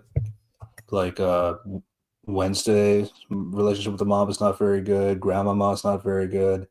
Enid's mom is not very good. Tyler's mom is not very good. And now apparently Agnes's mom is not very good. Bianca's mom was not very good in season 1. It's like it's such a common thing. The only good mom was like Eugene's mom's, but that's about it. Why would you write like this? I mean, I'm gonna be honest, this scene's purpose is just to get rid of Agnes for a bit. Because if Agnes is here, he's got kill Isaac much sooner. Because she can turn invisible, just need to grab a rock and just smash it in his head. Yeah, but then the problem is like so she said like she left her dad behind when he was getting gas. I don't know how far away that was from the school for her to run back to the school to look for Wednesday. But like she goes back and like she sees that Wednesday got buried alive. How do you know that he's gonna be in this forest? Legit question. She's got Wednesday sense, spider sense. There you go. Genius. Yeah. So, but like in this time, the other thing that they had in the conversation after talking about, I guess Agnes having a bad mom too. Enid has a conversation with. So another thing that was like kind of interesting with Enid and Wednesday's relationship after the body swap episode is that like, you know, Enid is starting to be a little bit more cynical as well. As like, good, your cynicism is more refreshing. And then you also have like, you know, I don't want to be in a relationship. Bruno, I'm done with Bruno. And I'm also, and then like that one happens at this one also happens as well, like where Agnes writes a whole list of good boyfriend candidates and is like, yeah, I don't really want a boyfriend. And good. Jesus. I appreciate it. I appreciate it. Yeah, I can't believe that she has to be a different person means that she's got to be Enid's butler. I was like, Jesus Christ, what the? I literally don't think you have any idea what you want to do with Agnes at this point. Yeah. Like, But I do think like from a standpoint, like you're saying like I feel like this was written while this was being filmed. Um, I can take some of my credence to it because like if you look at like Agnes and Enid's relationship from the beginning to the end, it's like you definitely can see that there was a lot more of a bond between these two actresses, and then you see like the behind the scenes stuff too. It's like maybe we should take advantage of that before the end of the season. So there you go. They kind of justify it. That's absolutely how writing works. You just put behind the scenes shit. Maybe that's why Principal Dot and Morticia should be close friends because they have a good relationship behind the scenes. Genius.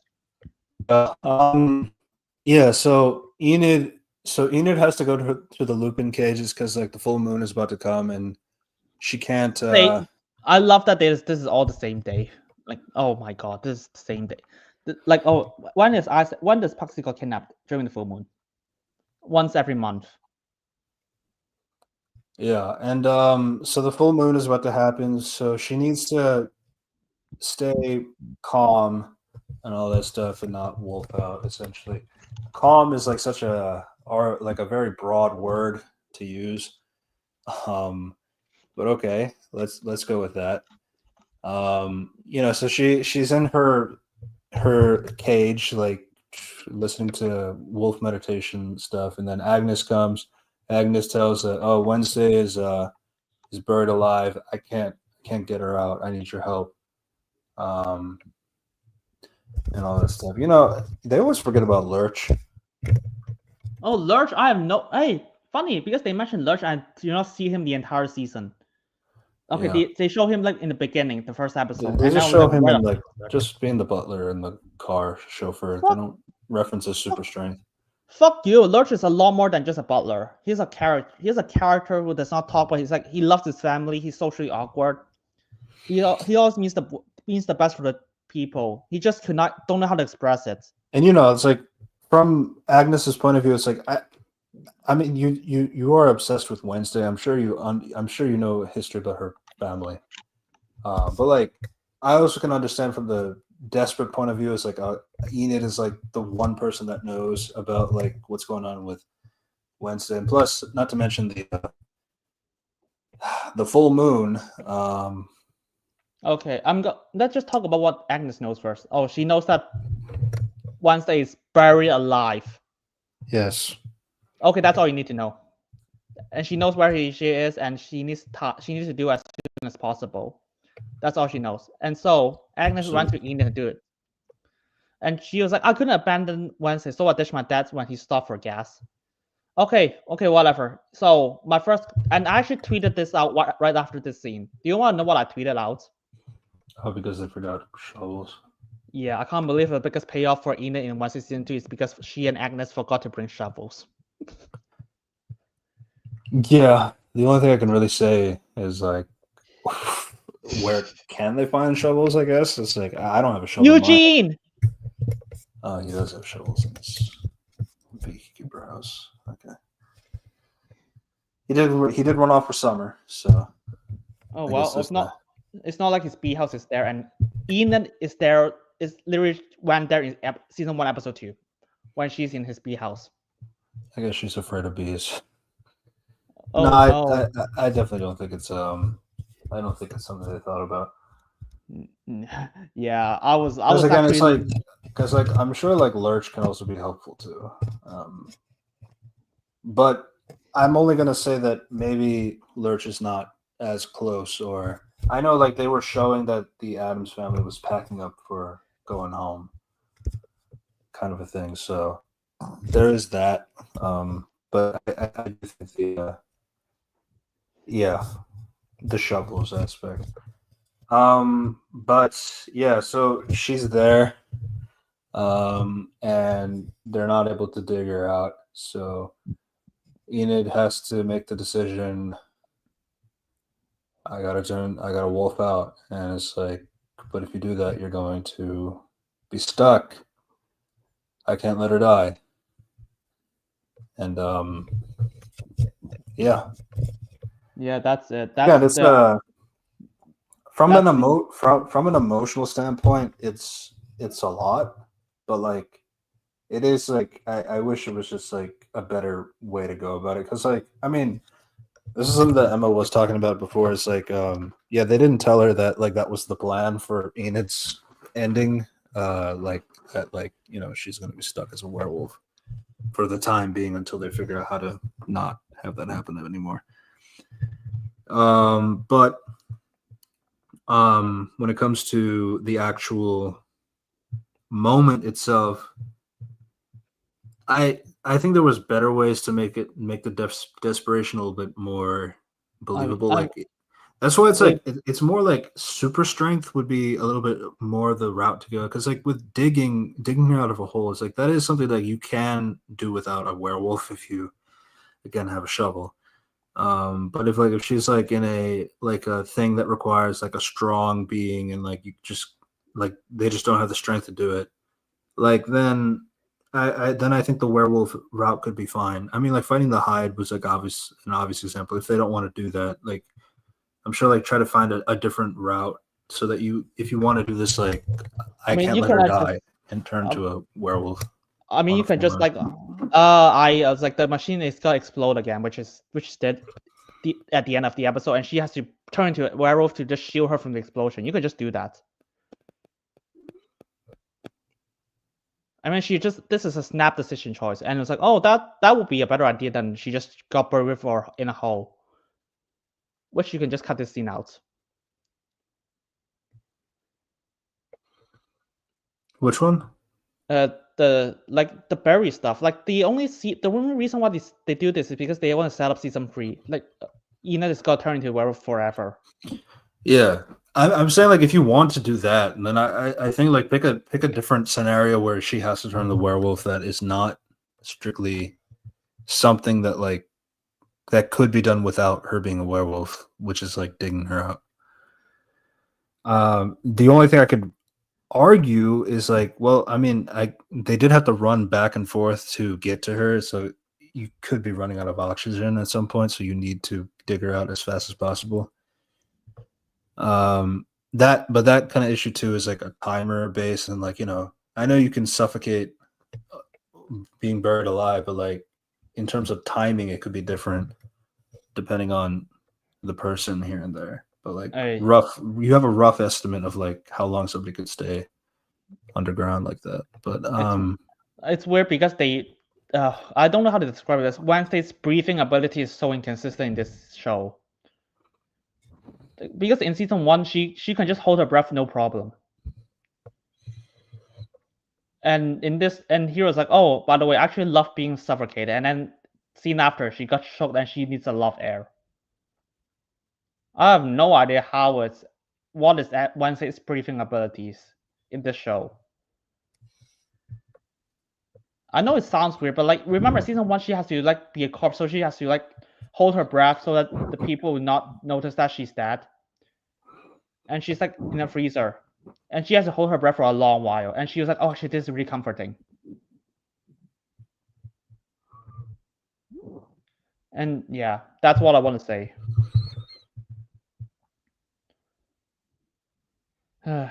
What a show, man.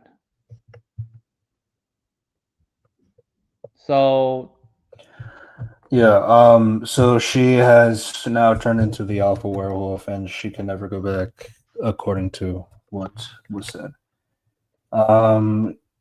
They do take a look at each other before Enid runs off, and then she tells Agnes, go track her. Because they need to get rid of Agnes again. Agnes is way too OP. Yeah.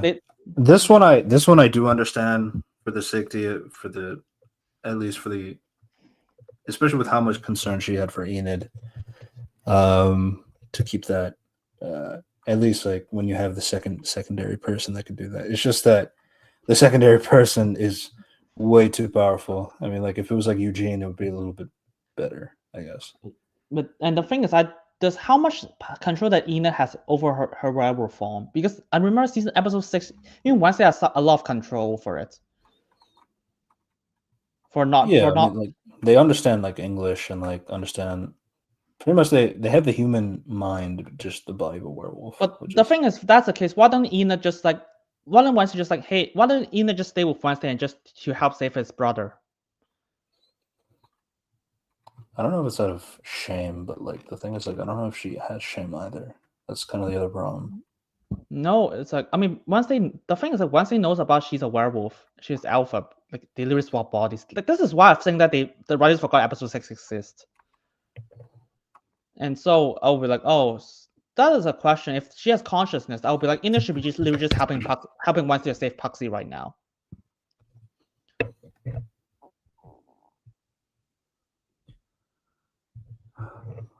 We're almost there.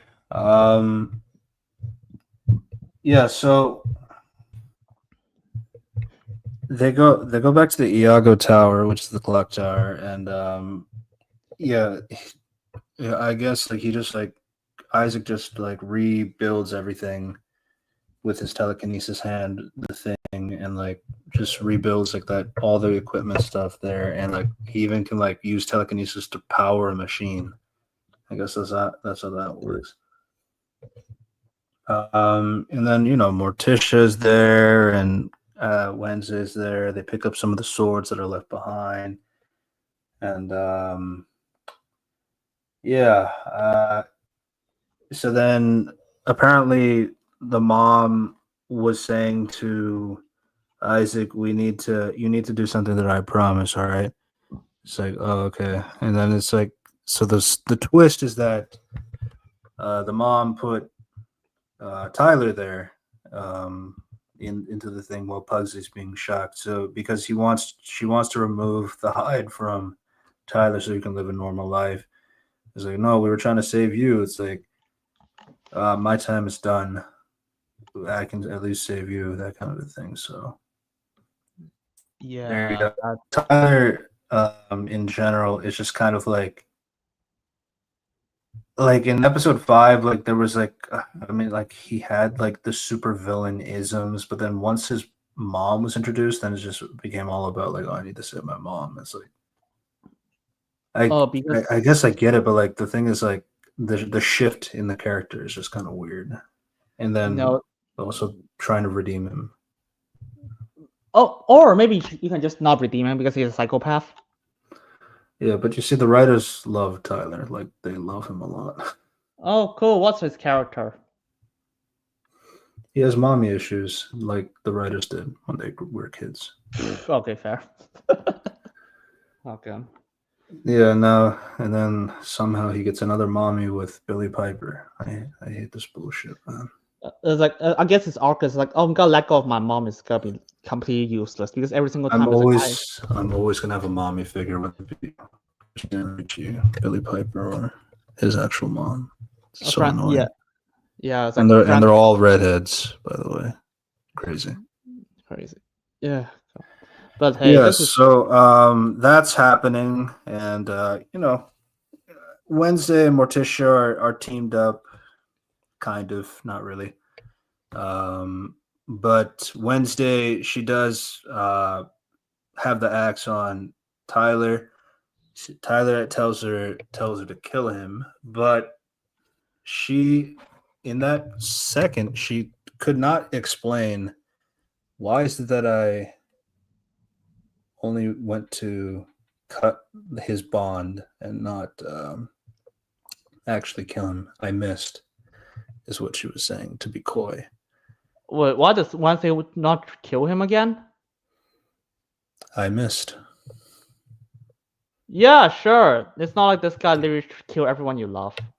Okay, he did not kill anyone you love. Just he's a mass murderer. Yeah, that's the part that I'm not really understanding. The hide is like having his issues for sure. But like the thing is like, and then this is like the cliffhanger for season 3 is like, why did I save him? Would this act of kindness be my own downfall or something like that? Tune in to find out next time on Dragon Ball Z, that kind of thing. So,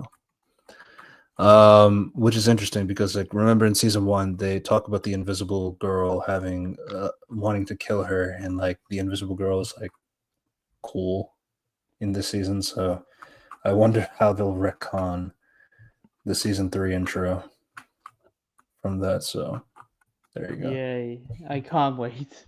Oh, God. Yeah, I mean, it's not really much to say. It's a lot more action kind of stuff. It's like punch, punch, punch, and then everyone just like do whatever. And Isaac forgets he has telekinesis. That's a funny thing. So Tyler fights his mom. They both turn into Hyde forms. They're both ugly looking. We all know this. They fight outside. There's a point where like the mom is like holding onto a ledge, and Tyler tries to reach out, but like the mom decides to let go and kills herself.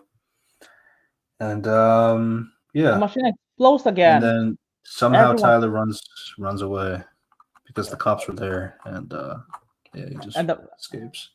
and the other thing is like the building explodes again Yeah, out of nowhere. in the same way. Okay, I'm gonna be honest. They do more electricity mumbo jumbo overloading the circuits thing. So Everyone survives explosions. I'm gonna be honest. That's actually a gag in Addams Family. Everyone survives explosions is a really common thing.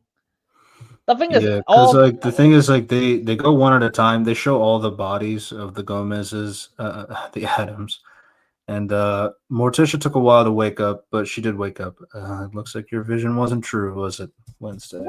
well, okay. What the fuck is the point of like the vision? Like most writers should be Now like, oh, my this is how it happened.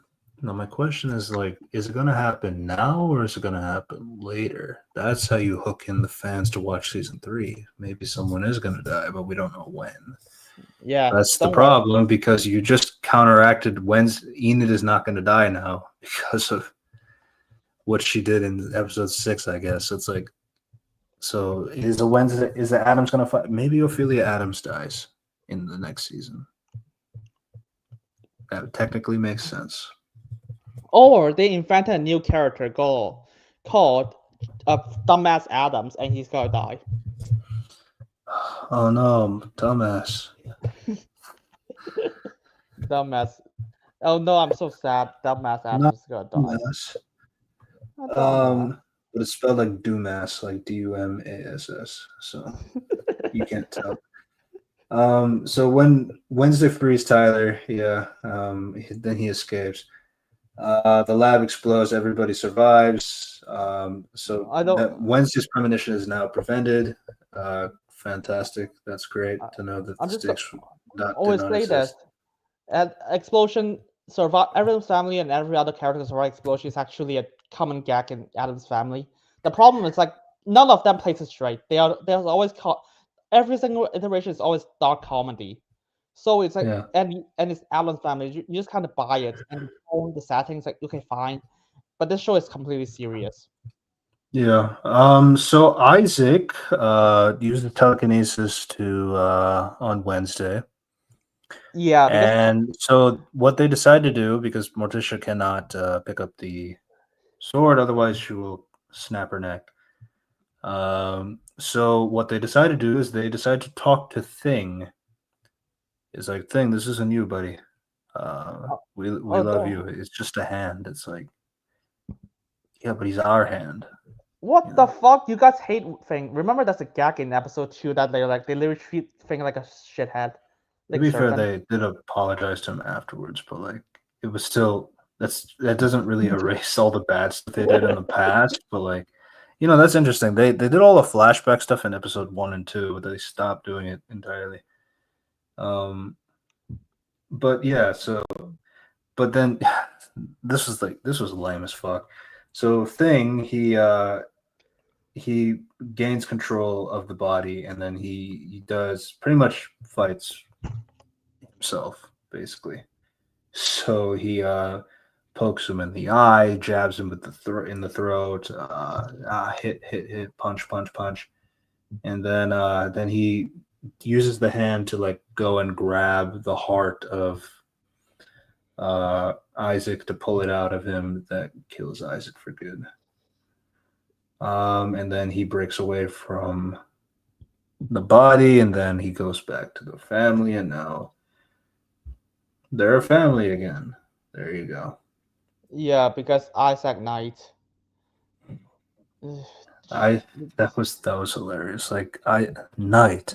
Wait, rearrange the letters. What does that spell? Thing. Cute. Wow.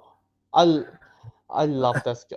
The I fact that they had to make a CGI like insert of like, wait a second, have you ever thought of like what night could spell?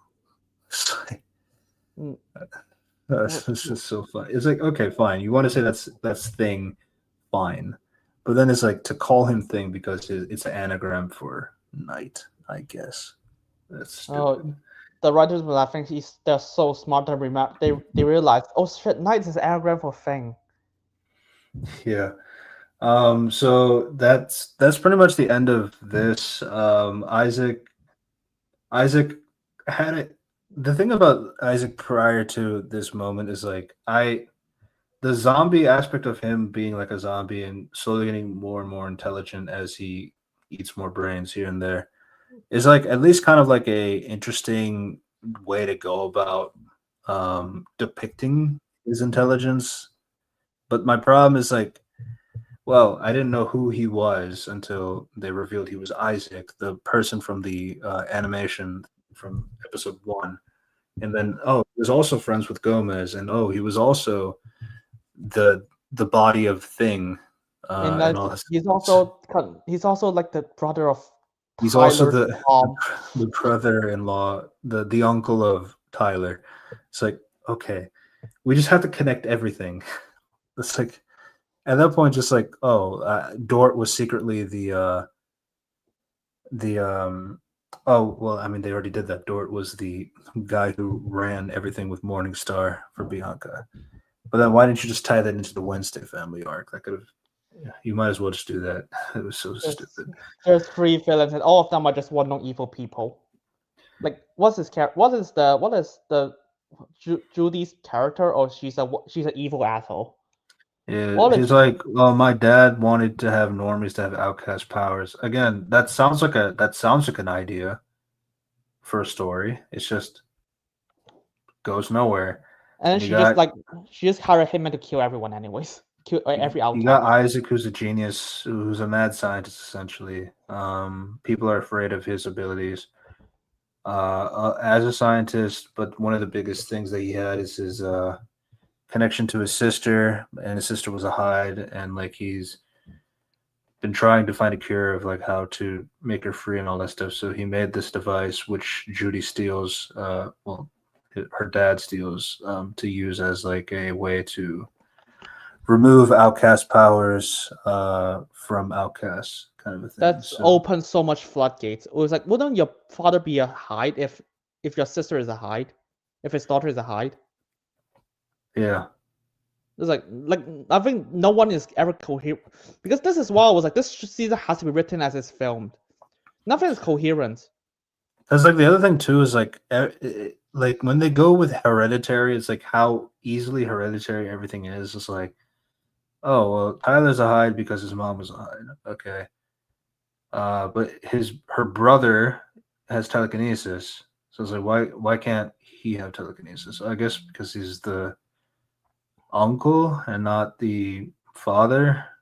But then it's like Pugsley, Uncle Fester, and Gomez all have electricity powers. So it's like, okay, then why couldn't Uncle Fester have a different superpower then? But it's like you can't really do that either. So I don't know. It's just like the hereditary power stuff doesn't make any sense. Lastly, like we're at the end. We've been going on for quite a while. Yeah, Isaac, like every single good thing is just in Thing, and he's just evil. Fucking genius. And Principal thought, oh, he just want money. He's evil. He's evil and stupid. He wants money. Fucking genius. Yeah. So Nevermore is shut down, and then so apparently Capri went out into hiding. Why? Because well, she went to the graveyard and she saw Tyler who's grieving, and I want you to join a secret pack of Hydes. I want to be your next mommy. So, But you see Tyler just like, But usually she said that I'm not gonna be a master. But you have to listen to me for every command or else you're gonna die. Yeah, again, Genius. Tyler is such a I know what you're doing with Billy Piper. Like, I'm seeing through the bullshit. I'm just gonna say that. Yeah. Oh, so Uh, yeah, so Yeah. but basically, she wants to join him to a secret pack of hides. He agrees to it because, well, yeah, and essentially, I'm not your master, but do what I say, otherwise you're gonna die. So there you go. yeah, and also In just want to say Tyler's so incoherent. He but just it's like, but you're a werewolf. I can smell it off of you. It's like I'm also a hide. It's like, oh, okay, so you can be both. yeah. They need a new monster like Hide Werewolf. I don't know how does that work. The hide wolf. Yeah, Tyler went from a nothing character to an evil bad guy out of nowhere to a person who doesn't need a master, but at the same time she actually needs his master, and then he doesn't need his master, and now he's actually to the writer's self-insert for mommy issues. Yeah, this is such an incoherent character. It's insane. Yeah, and he absolutely needs redemption for some reason. Tyler accepts. Wednesday, she rejects Grandmama's offer for the summer because of what happened with Enid.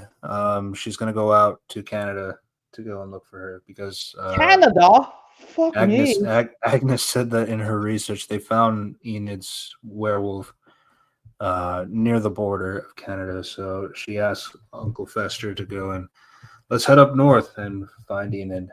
Yeah, so What there you go. fuck? But while on the car ride, it also Morticia does give Wednesday the book of Ophelia's and book. Ophelia. Good lord, what have you done to Ophelia? Yeah, so here's the thing. So she has a vision, and Aunt Ophelia is deranged, and she's being held captive by Grandmama. And Ophelia is just writing blood on the cell. Wednesday must die. And hey, Ophelia has a journal that's evil. I want to be honest here. They set out Ophelia in episode 1 of season 2 and they do nothing to it with her. It's just like, oh, by the way, this is just a set of season 3 lol. Don't you love Ophelia? I was like, yeah, I do. But do you want to wait for season 3 for that? I was like, okay, then why do you tease it to season 2? And why is she so evil? Like Ophelia has always been portrayed as like the dumb ditzy girl. Like the blonde who's like upbeat of everything, and never she's evil. Apparently she's also insane because she has raven powers or some shit. Yeah. Wednesday must die, and who locked her in? Grandmama. Maybe can we just have the Addams family be the family? Yeah, I mean, Jenna has said that as well. I'm hoping we stop arguing because I'm kind of getting tired of that. Hey, I'm gonna be serious. I'm gonna be honest here. I think Janet does not know the last scene of the entire show. Wednesday must die. Yeah. Yeah. Unless the writers was like, oh, actually, those two, that scene, I'm gonna retcon that scene in season 3.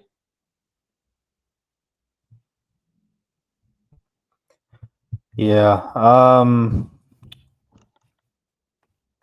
Yeah, I mean, in terms of new characters, I mean, Agnes has reached iconic status, but no, not. The only reason is because Evie Templeton is such a good actress. Yeah. Bruno is like one of the worst characters. I find him so stupid. And it's like he's literally me. Like he has the exact same backstory, the exact same problems as Enid, except I guess he had to be a cheater too, just to make him single, just so that we can stop the relationship. Which, I mean, good, stopping the relationship was a good thing, but like, what a lame way to do it. Yeah. I like the Ajax talking to Enid, like, let's just be friends, and like that was nice. It's weird. And then what do we also have? We also have like 3 scenes of three shitty villains. All one note as fuck. All one note. In terms of the characters themselves that are coming back, again, Bianca suffers a lot from off-screenism. And they need to just say a lot of shit. Yeah. And And then you also have like I mean Enid and Wednesday's body swap episode was at least like fun. No, that's something. fun. It's Yeah. fun for like half of it. Because like the beginning and ending is so bad. What do Yeah. we have? I am surprised like how much focus the family of Tyler got in this Adams Family sort of show. I don't know how that happened. Well, I know how that happened, but you know, it is what it is. Yeah, we got the Adams Family. I'm gonna be honest. Everyone is completely character assassinated. The Morticia is asshole for some. Morticia is an abusive person. From this, did not know that, of course. Wednesday, idiot, forgot that she cares about people in season 1.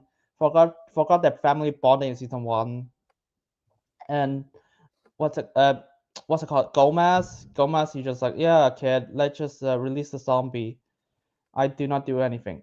Actually, Gomez is not a character, so I guess you can't say anything aside from the fact that she's like, oh, I did not visit my daughter in the hospital until 2 weeks later. What's it called? Genius. And Puxley, oh, I don't have friends, even though Eugene literally just helped me bury the zombie for several episodes. Yeah. You know, he's just an idiot. Oh, yeah, of course. Forgot Morticia and Gomez was like, I forgot. There's an Isaac guy that is connected to everything, but I somehow could not make that connection. Complete genius. Grandmama? Oh, forgot about this. Morticia forgives about Grandmama, even though she's the reason Ophelia is insane. Oh, and Ophelia's a redhead too. So a lot of bad people that are redheads. Interesting connection. It's like Jesus. Yeah, that is. Oh, of course, Grandmama. What is her connection? Oh, you see, Grandmama, it's a evil person, but the show suddenly just make her good again, out of nowhere. I guess good, and then just make her bad again. You see, she's not evil. She's just she also does not mind her daughter now. Thing, Thing has one good scene.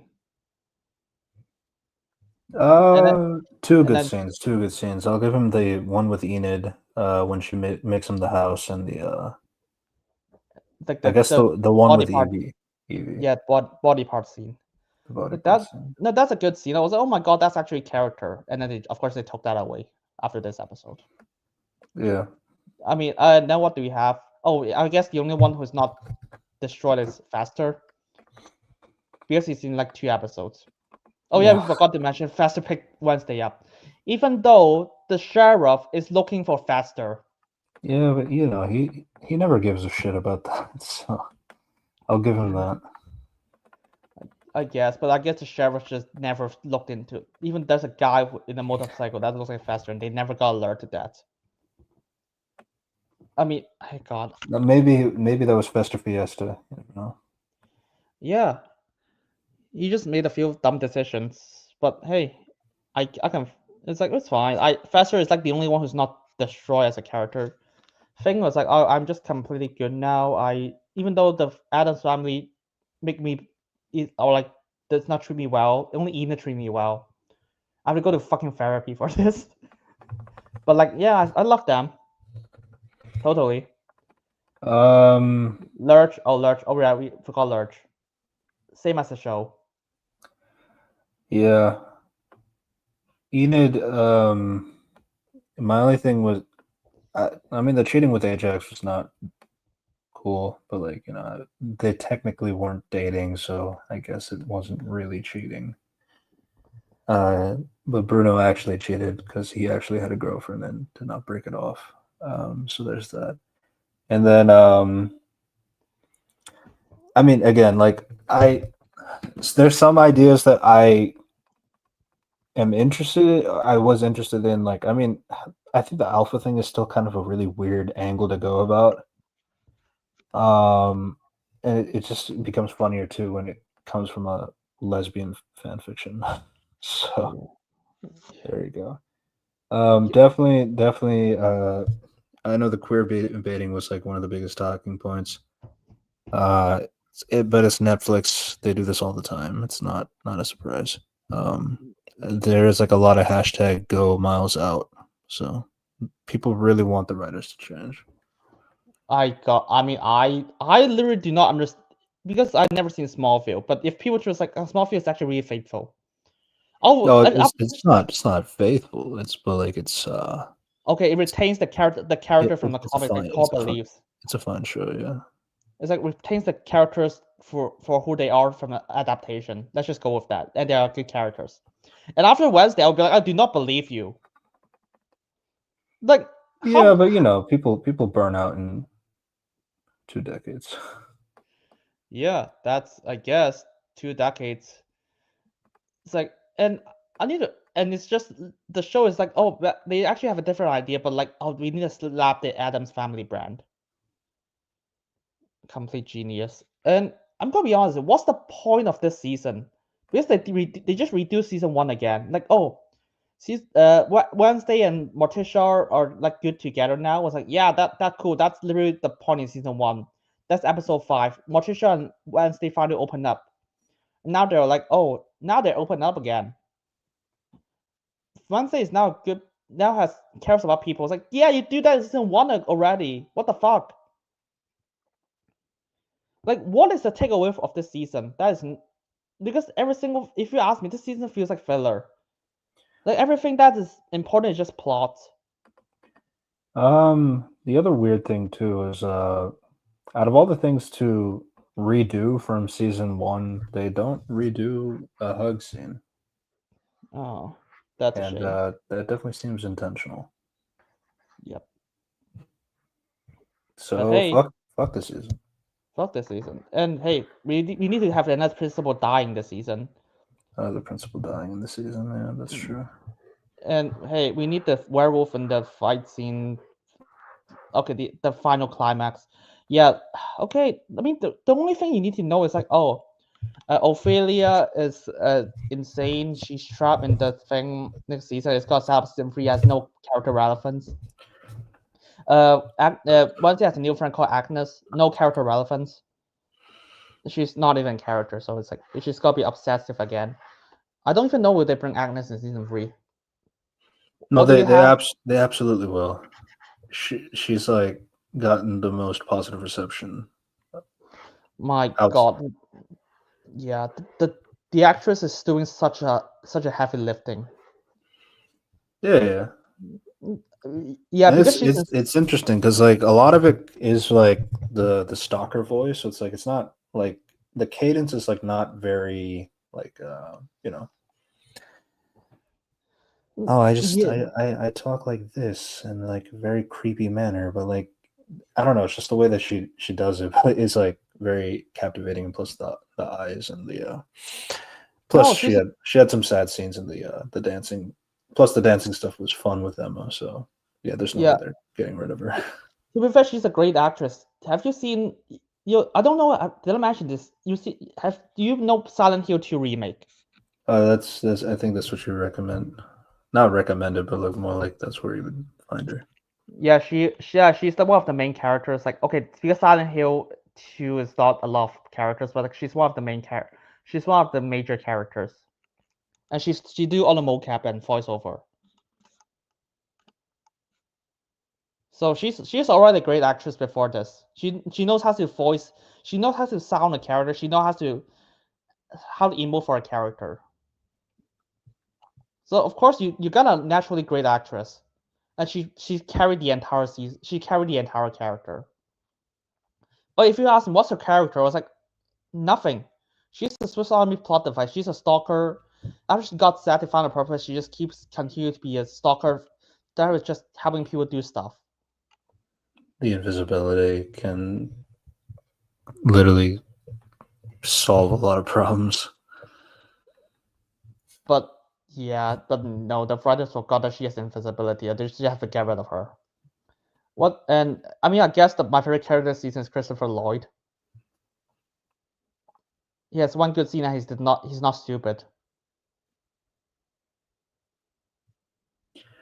Yeah. Yeah, so right. Speaking of which, two Adams family legacy members dying. Yay! I can't wait for them to bring Angelica Hudson for our next show, for next season, and just see her die again. Yeah, she plays Morticia in the '90s film. Oh, they got Casper Van Dien to play Gideon. That's Grace Van Dien's dad. Yep. Yeah, yeah. Joanna Lumley. Hey, or how about you get John Aston back? You know, the original Gomez Adams, who has reappeared from many Adams family projects. Why don't you get him back? Because they'll kill him off. Oh, of course. Like the '90s sitcom, The Genius. Just like, oh, by the way, he's gonna play Gomez's dad. I was like, genius. Why don't you just bring Tim Curry back? Oh, you see, because everyone hates that film. Yeah, I love that film. Okay, I don't love it, but like, I appreciate that film. I appreciate that film. It's better than this show by a long shot. They'll kill him off too. Yep. Let me see. Yeah, I mean, what was the maybe mom's name again? Morticia? Not Morticia. The Tyler's mom. Frances O'Connor. Frances O'Connor. She's not a former. She's not. Okay. She looked familiar. Oh, she's in AI. Artificial intelligence. Shark Bay. Yeah, you seen AI directed by Stanley? Not. Oh, The Conjuring 2. That's what I was thinking of. Yeah, I thought you would know her from AI Artificial Intelligence, directed by Steven Spielberg, written by Stanley Kubrick. Yeah. And she's but I think that's it. That you've seen her. Yeah, The Conjuring 2 is the one I was thinking of. And Grandmama, is there something really special about her? Joanna Lumley, I don't know enough. Yeah, to be fair, she's in love films like Paddington 2, Me Before You, Pink Panther. Yeah, I think she's a Ella Enchanted, The Wolf of Wall Street. Yeah. I mean Heather. I mean the one of the Judy villain. It's like she's in Scream. She's in the Scream franchise. Yeah. Princess Diaries. Oh god, Isaac Orton. The Devil's Advocate. So I mean that covers season 2. Oh shit! The villain, the serial killer in the beginning of season 2 is played by Haley Joel Osment. Yeah. I forgot to mention that in my video. From AI, which is also where he knows Frances O'Connor, and I think it's like what's it called? Is it like Emily Osment's brother? Yeah, Emily Osment's brother. I thought he's in like one of the M Night films for some reason. Oh, she's in Forrest Gump.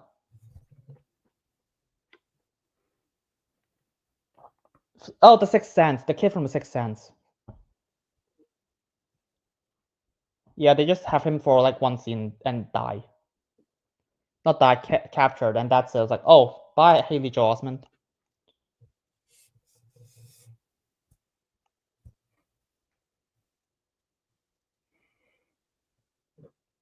Fred, oh god. And also Fondia Newton, fucking, how they just made her into just a person who speaks exposition in psychiatry. in the mental hospital. Maybe they cast Nico Parker. I in guess this they. season as one of the students. What do you think about next season? I mean, clearly, Crazy Ophelia is I the way to don't- go, but they seem to be adding like 50 different like plot points. So I'm gonna be honest. I don't think the writers even know what's gonna happen in season 3. they said a bare minimum you can't expect season 3 until like 2027. Yeah. Okay. Cool. You can't even figure out a plot point in 3 years. Why do you think you can write a plot point in 2 years? Yeah, Is that because you're writing Beetlejuice, which is basically just redoing season 1, and fucking Tim Burton said I did not want to make the Beetlejuice. yeah. Almost like you didn't have to do the second one. Yeah. I mean, he said that Wednesday reinvigorated his desire into directing again, but then like Beetlejuice killed it again, which I found kind of funny. Yeah. Tim Burton. You see, this is Tim Burton, everyone. Tim Burton is not really that. I mean, he's involved, but he's not that involved as people think. He's directed 3 episodes. Yeah, but it's always going to be Tim Burton presents. Sorry, 4 episodes, but still. Directing in a show is not that good, and compared to show running. Yeah. They want Tim Burton so that Netflix will greenlight the show. But yeah, that was our thoughts on Wednesday season 2, including part 1 and part 2. We have part 1 available in the description down below if you want to take a listen to that, just to hear our thoughts on that, and then part 2 as well. Maybe we get Lurch and Ophelia. Who do you think is going to cast as Ophelia? Let's be real here. I mean, they wouldn't go anywhere like Winona Ryder territory. Like, Actually, they might get Winona Ryder. So I took a look back at the scene again. So Ophelia is more blonde looking from whoever they had, but I'm sure that's just a body double. No, not that's the a body actual- double. They did not cut because if there's an actor, they would just show her face. Yeah. It's clear they did not cast anyone yet, and I'm not sure who they could cast. Ophelia, it's not even that hard to cast Ophelia. But the thing is, this is not Ophelia, so they can cast anyone. The best. Okay, the best casting for Addams Family is either the 60s version or the 90s film. They do get star power though in terms of casting, so it's not like, I mean, they do get some original people here and there, but like they do get star power as well. Oh, absolutely. Do you know who the recurring characters are? Like Fondia fucking Newton, Christopher Lloyd, Francis Yeah. O'Connor, Billy Piper. I was like, wow. Billy Piper was the one that's like, damn, they got her. And They got the 16th Doctor. oh my god, they also got Lady Gaga for 2 minutes. Lady Gaga for 2 minutes. Yeah, they can definitely get a name for Ophelia. For sure. I mean, like even Grandmama's played by somebody pretty popular. And Not as popular as previous iterations of Grandmama, but still popular. also do you remember the Soldier Man in episode 3? Like he's played by Anthony Michael Hall, who got eaten by a zombie. He's in the Breakfast Club. Yeah. What a great. No, Yeah. Ivana Sakano's too young for Ophelia. No, she because Morticia is like, I think Ophelia is like the younger sister or something. Yeah, but it's like 60, so definitely somebody. How Winona is that- Ryder's probably more realistic. I just don't see her as a blonde. Yeah, I guess I can't wait for people to tell me this. Yeah, I don't. But probably I, Winona I Ryder. I don't see that many people liking this season. No, I don't think anyone talks about this season. Some of the shippers, of course. Yeah, I mean even that it's like the shippers are just mad at the writers to get new writers and all that Yeah, stuff. I mean they thought they talk about the scene that Enid digs him up by turning into a wolf. I did not get spoiled. I just saw this like, oh, this is the scene that everyone referenced with no context. I was like, I guess. And then I saw this. I was like, oh, that's the scene. And I was like, oh, that's why I immediately tweeted that out. That was so funny. Yeah. And yeah, God. But yeah, the best actor to play. Okay, the best actress to play the Addams Family is not in Wednesday. I'm gonna tell you that much. Like if you think Catherine Zeta-Jones is good as Morticia, you have to see Caroline Jones in the 60 show. She's fucking fantastic. I don't really have an opinion on Morticia from the show. It's just more like Walking, like I guess, I mean Catherine Zeta-Jones is a great actor. Portray her well. she is. I just like, but I just feel more interested in Jenna in these scenes than Catherine herself, which is like crazy to say, but like I don't know. That's how I feel. I mean the best acting is still Christina Ricci in the Addams Family Fellows and just Addams Family. Oh yeah, I forgot to mention Chloe Grace Moretz play Wednesday in the Netflix in the Nickelodeon show, and she has. Yeah. Actually, what's Chloe Grace Moretz doing nowadays? Married. Actually, I'm curious now. Let me look at Chloe Grace Moretz. She just got married like a few days ago, I think. Fair. Congratulations. Congratulations. But yeah, I think that after Addams Family, she does not do anything. Her career just kind of died. Not kind of died. She's still doing stuff, just like not as notable. Yeah, I mean, I don't know. I mean, some people do that. Like they kind of like not retire, but like they just kind of like drop off. In terms of like actively trying to look for roles, because I'm sure like people would request for great Chloe if they really want to. It would just depend on like if she wants them or not, and I'm sure she just doesn't want roles now. I don't. Yeah, this is why I was like, this is why I said that Wednesday was at a coin toss. You got to get your career skyrocket afterwards, or you just kind of died. Even Chloe is suffering the kind of died effect. The thing with like Chloe is like, but Chloe was like a star prior to that. She's been like kick ass. And like she's been around for like so long. She's been one of the most popular like child actresses of all time. But if you ask like, do you remember Chloe Grace Moretz? Everyone just say, I guess kick ass. I was like, how long is that ago? What is she doing? Maybe she just likes the married life. Yes, but like Eliza Dushku.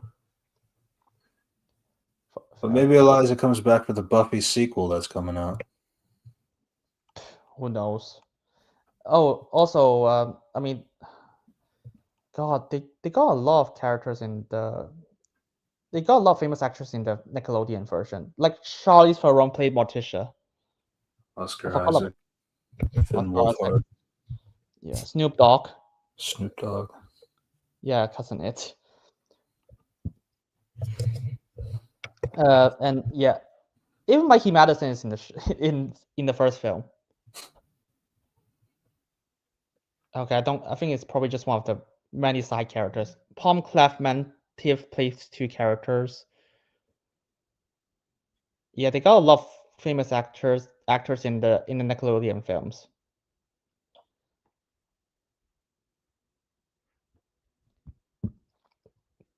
But hey, that's the Addams Family.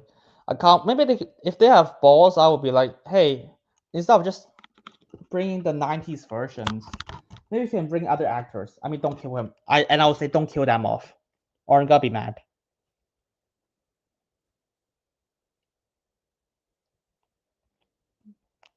Maybe they gotta have like Charlize Theron play Ophelia. That is an option. That is an option. And Yeah. they can kill her off because of the rule of killing off old Adams family members. So it does work. And then the headstone says that Adams is going to die, so Ophelia Adams dies. So yeah, it all lines up. Yeah, you can't not kill old Adams family member. You can, but you can kill side Adams family characters. That has been always a thing in the Adams family. There's like in like the 90s sitcom. So basically the one that only has one season but has 65 episodes. In episode 2, they have a character called Foul Adams, and he died. But after bringing him back to life, he died again.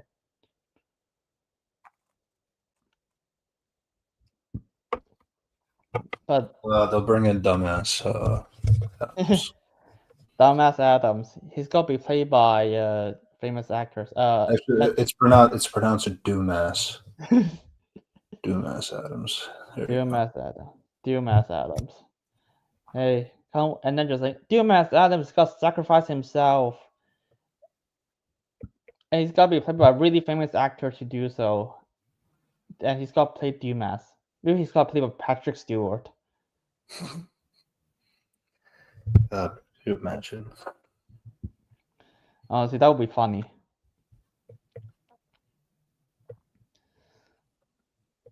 But hey, that's the Addams family for you. And Alfred and Miles is probably just gonna redo season 1 again.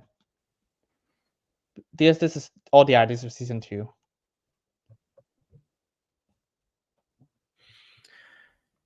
Yeah. Yeah. That was our thoughts. We have decided to try doing the podcast Sunday mornings.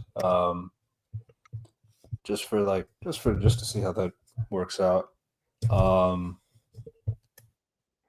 And we also have our own channels, Red Devilos Reviews, Unity Reviews and Analysis, another Reviews Core podcast that archives all the videos. We do have a video planned coming out on the Another Reviews Core podcast, which is the ranking of the Marvel Phase 5 TV shows. We also have one for the Phase 5 movies on that channel too. If you want to check those out, you can go check out that channel. Please subscribe for more of that original content that we can have there. And yeah, subscribe to our channel, subscribe to the idea of what we like to do. We're trying to finish out 2025. We're almost there. The end of the quarter century. It's crazy to think about. But yeah, Unity, say goodbye to the people. Goodbye, everyone. Well, it's nice to be back and bitch about the Addams family. New stuff. And I'll say this. I love every single Addams family property. Aside from this show. Yeah. So we'll see you next time, everybody. Goodbye, everyone.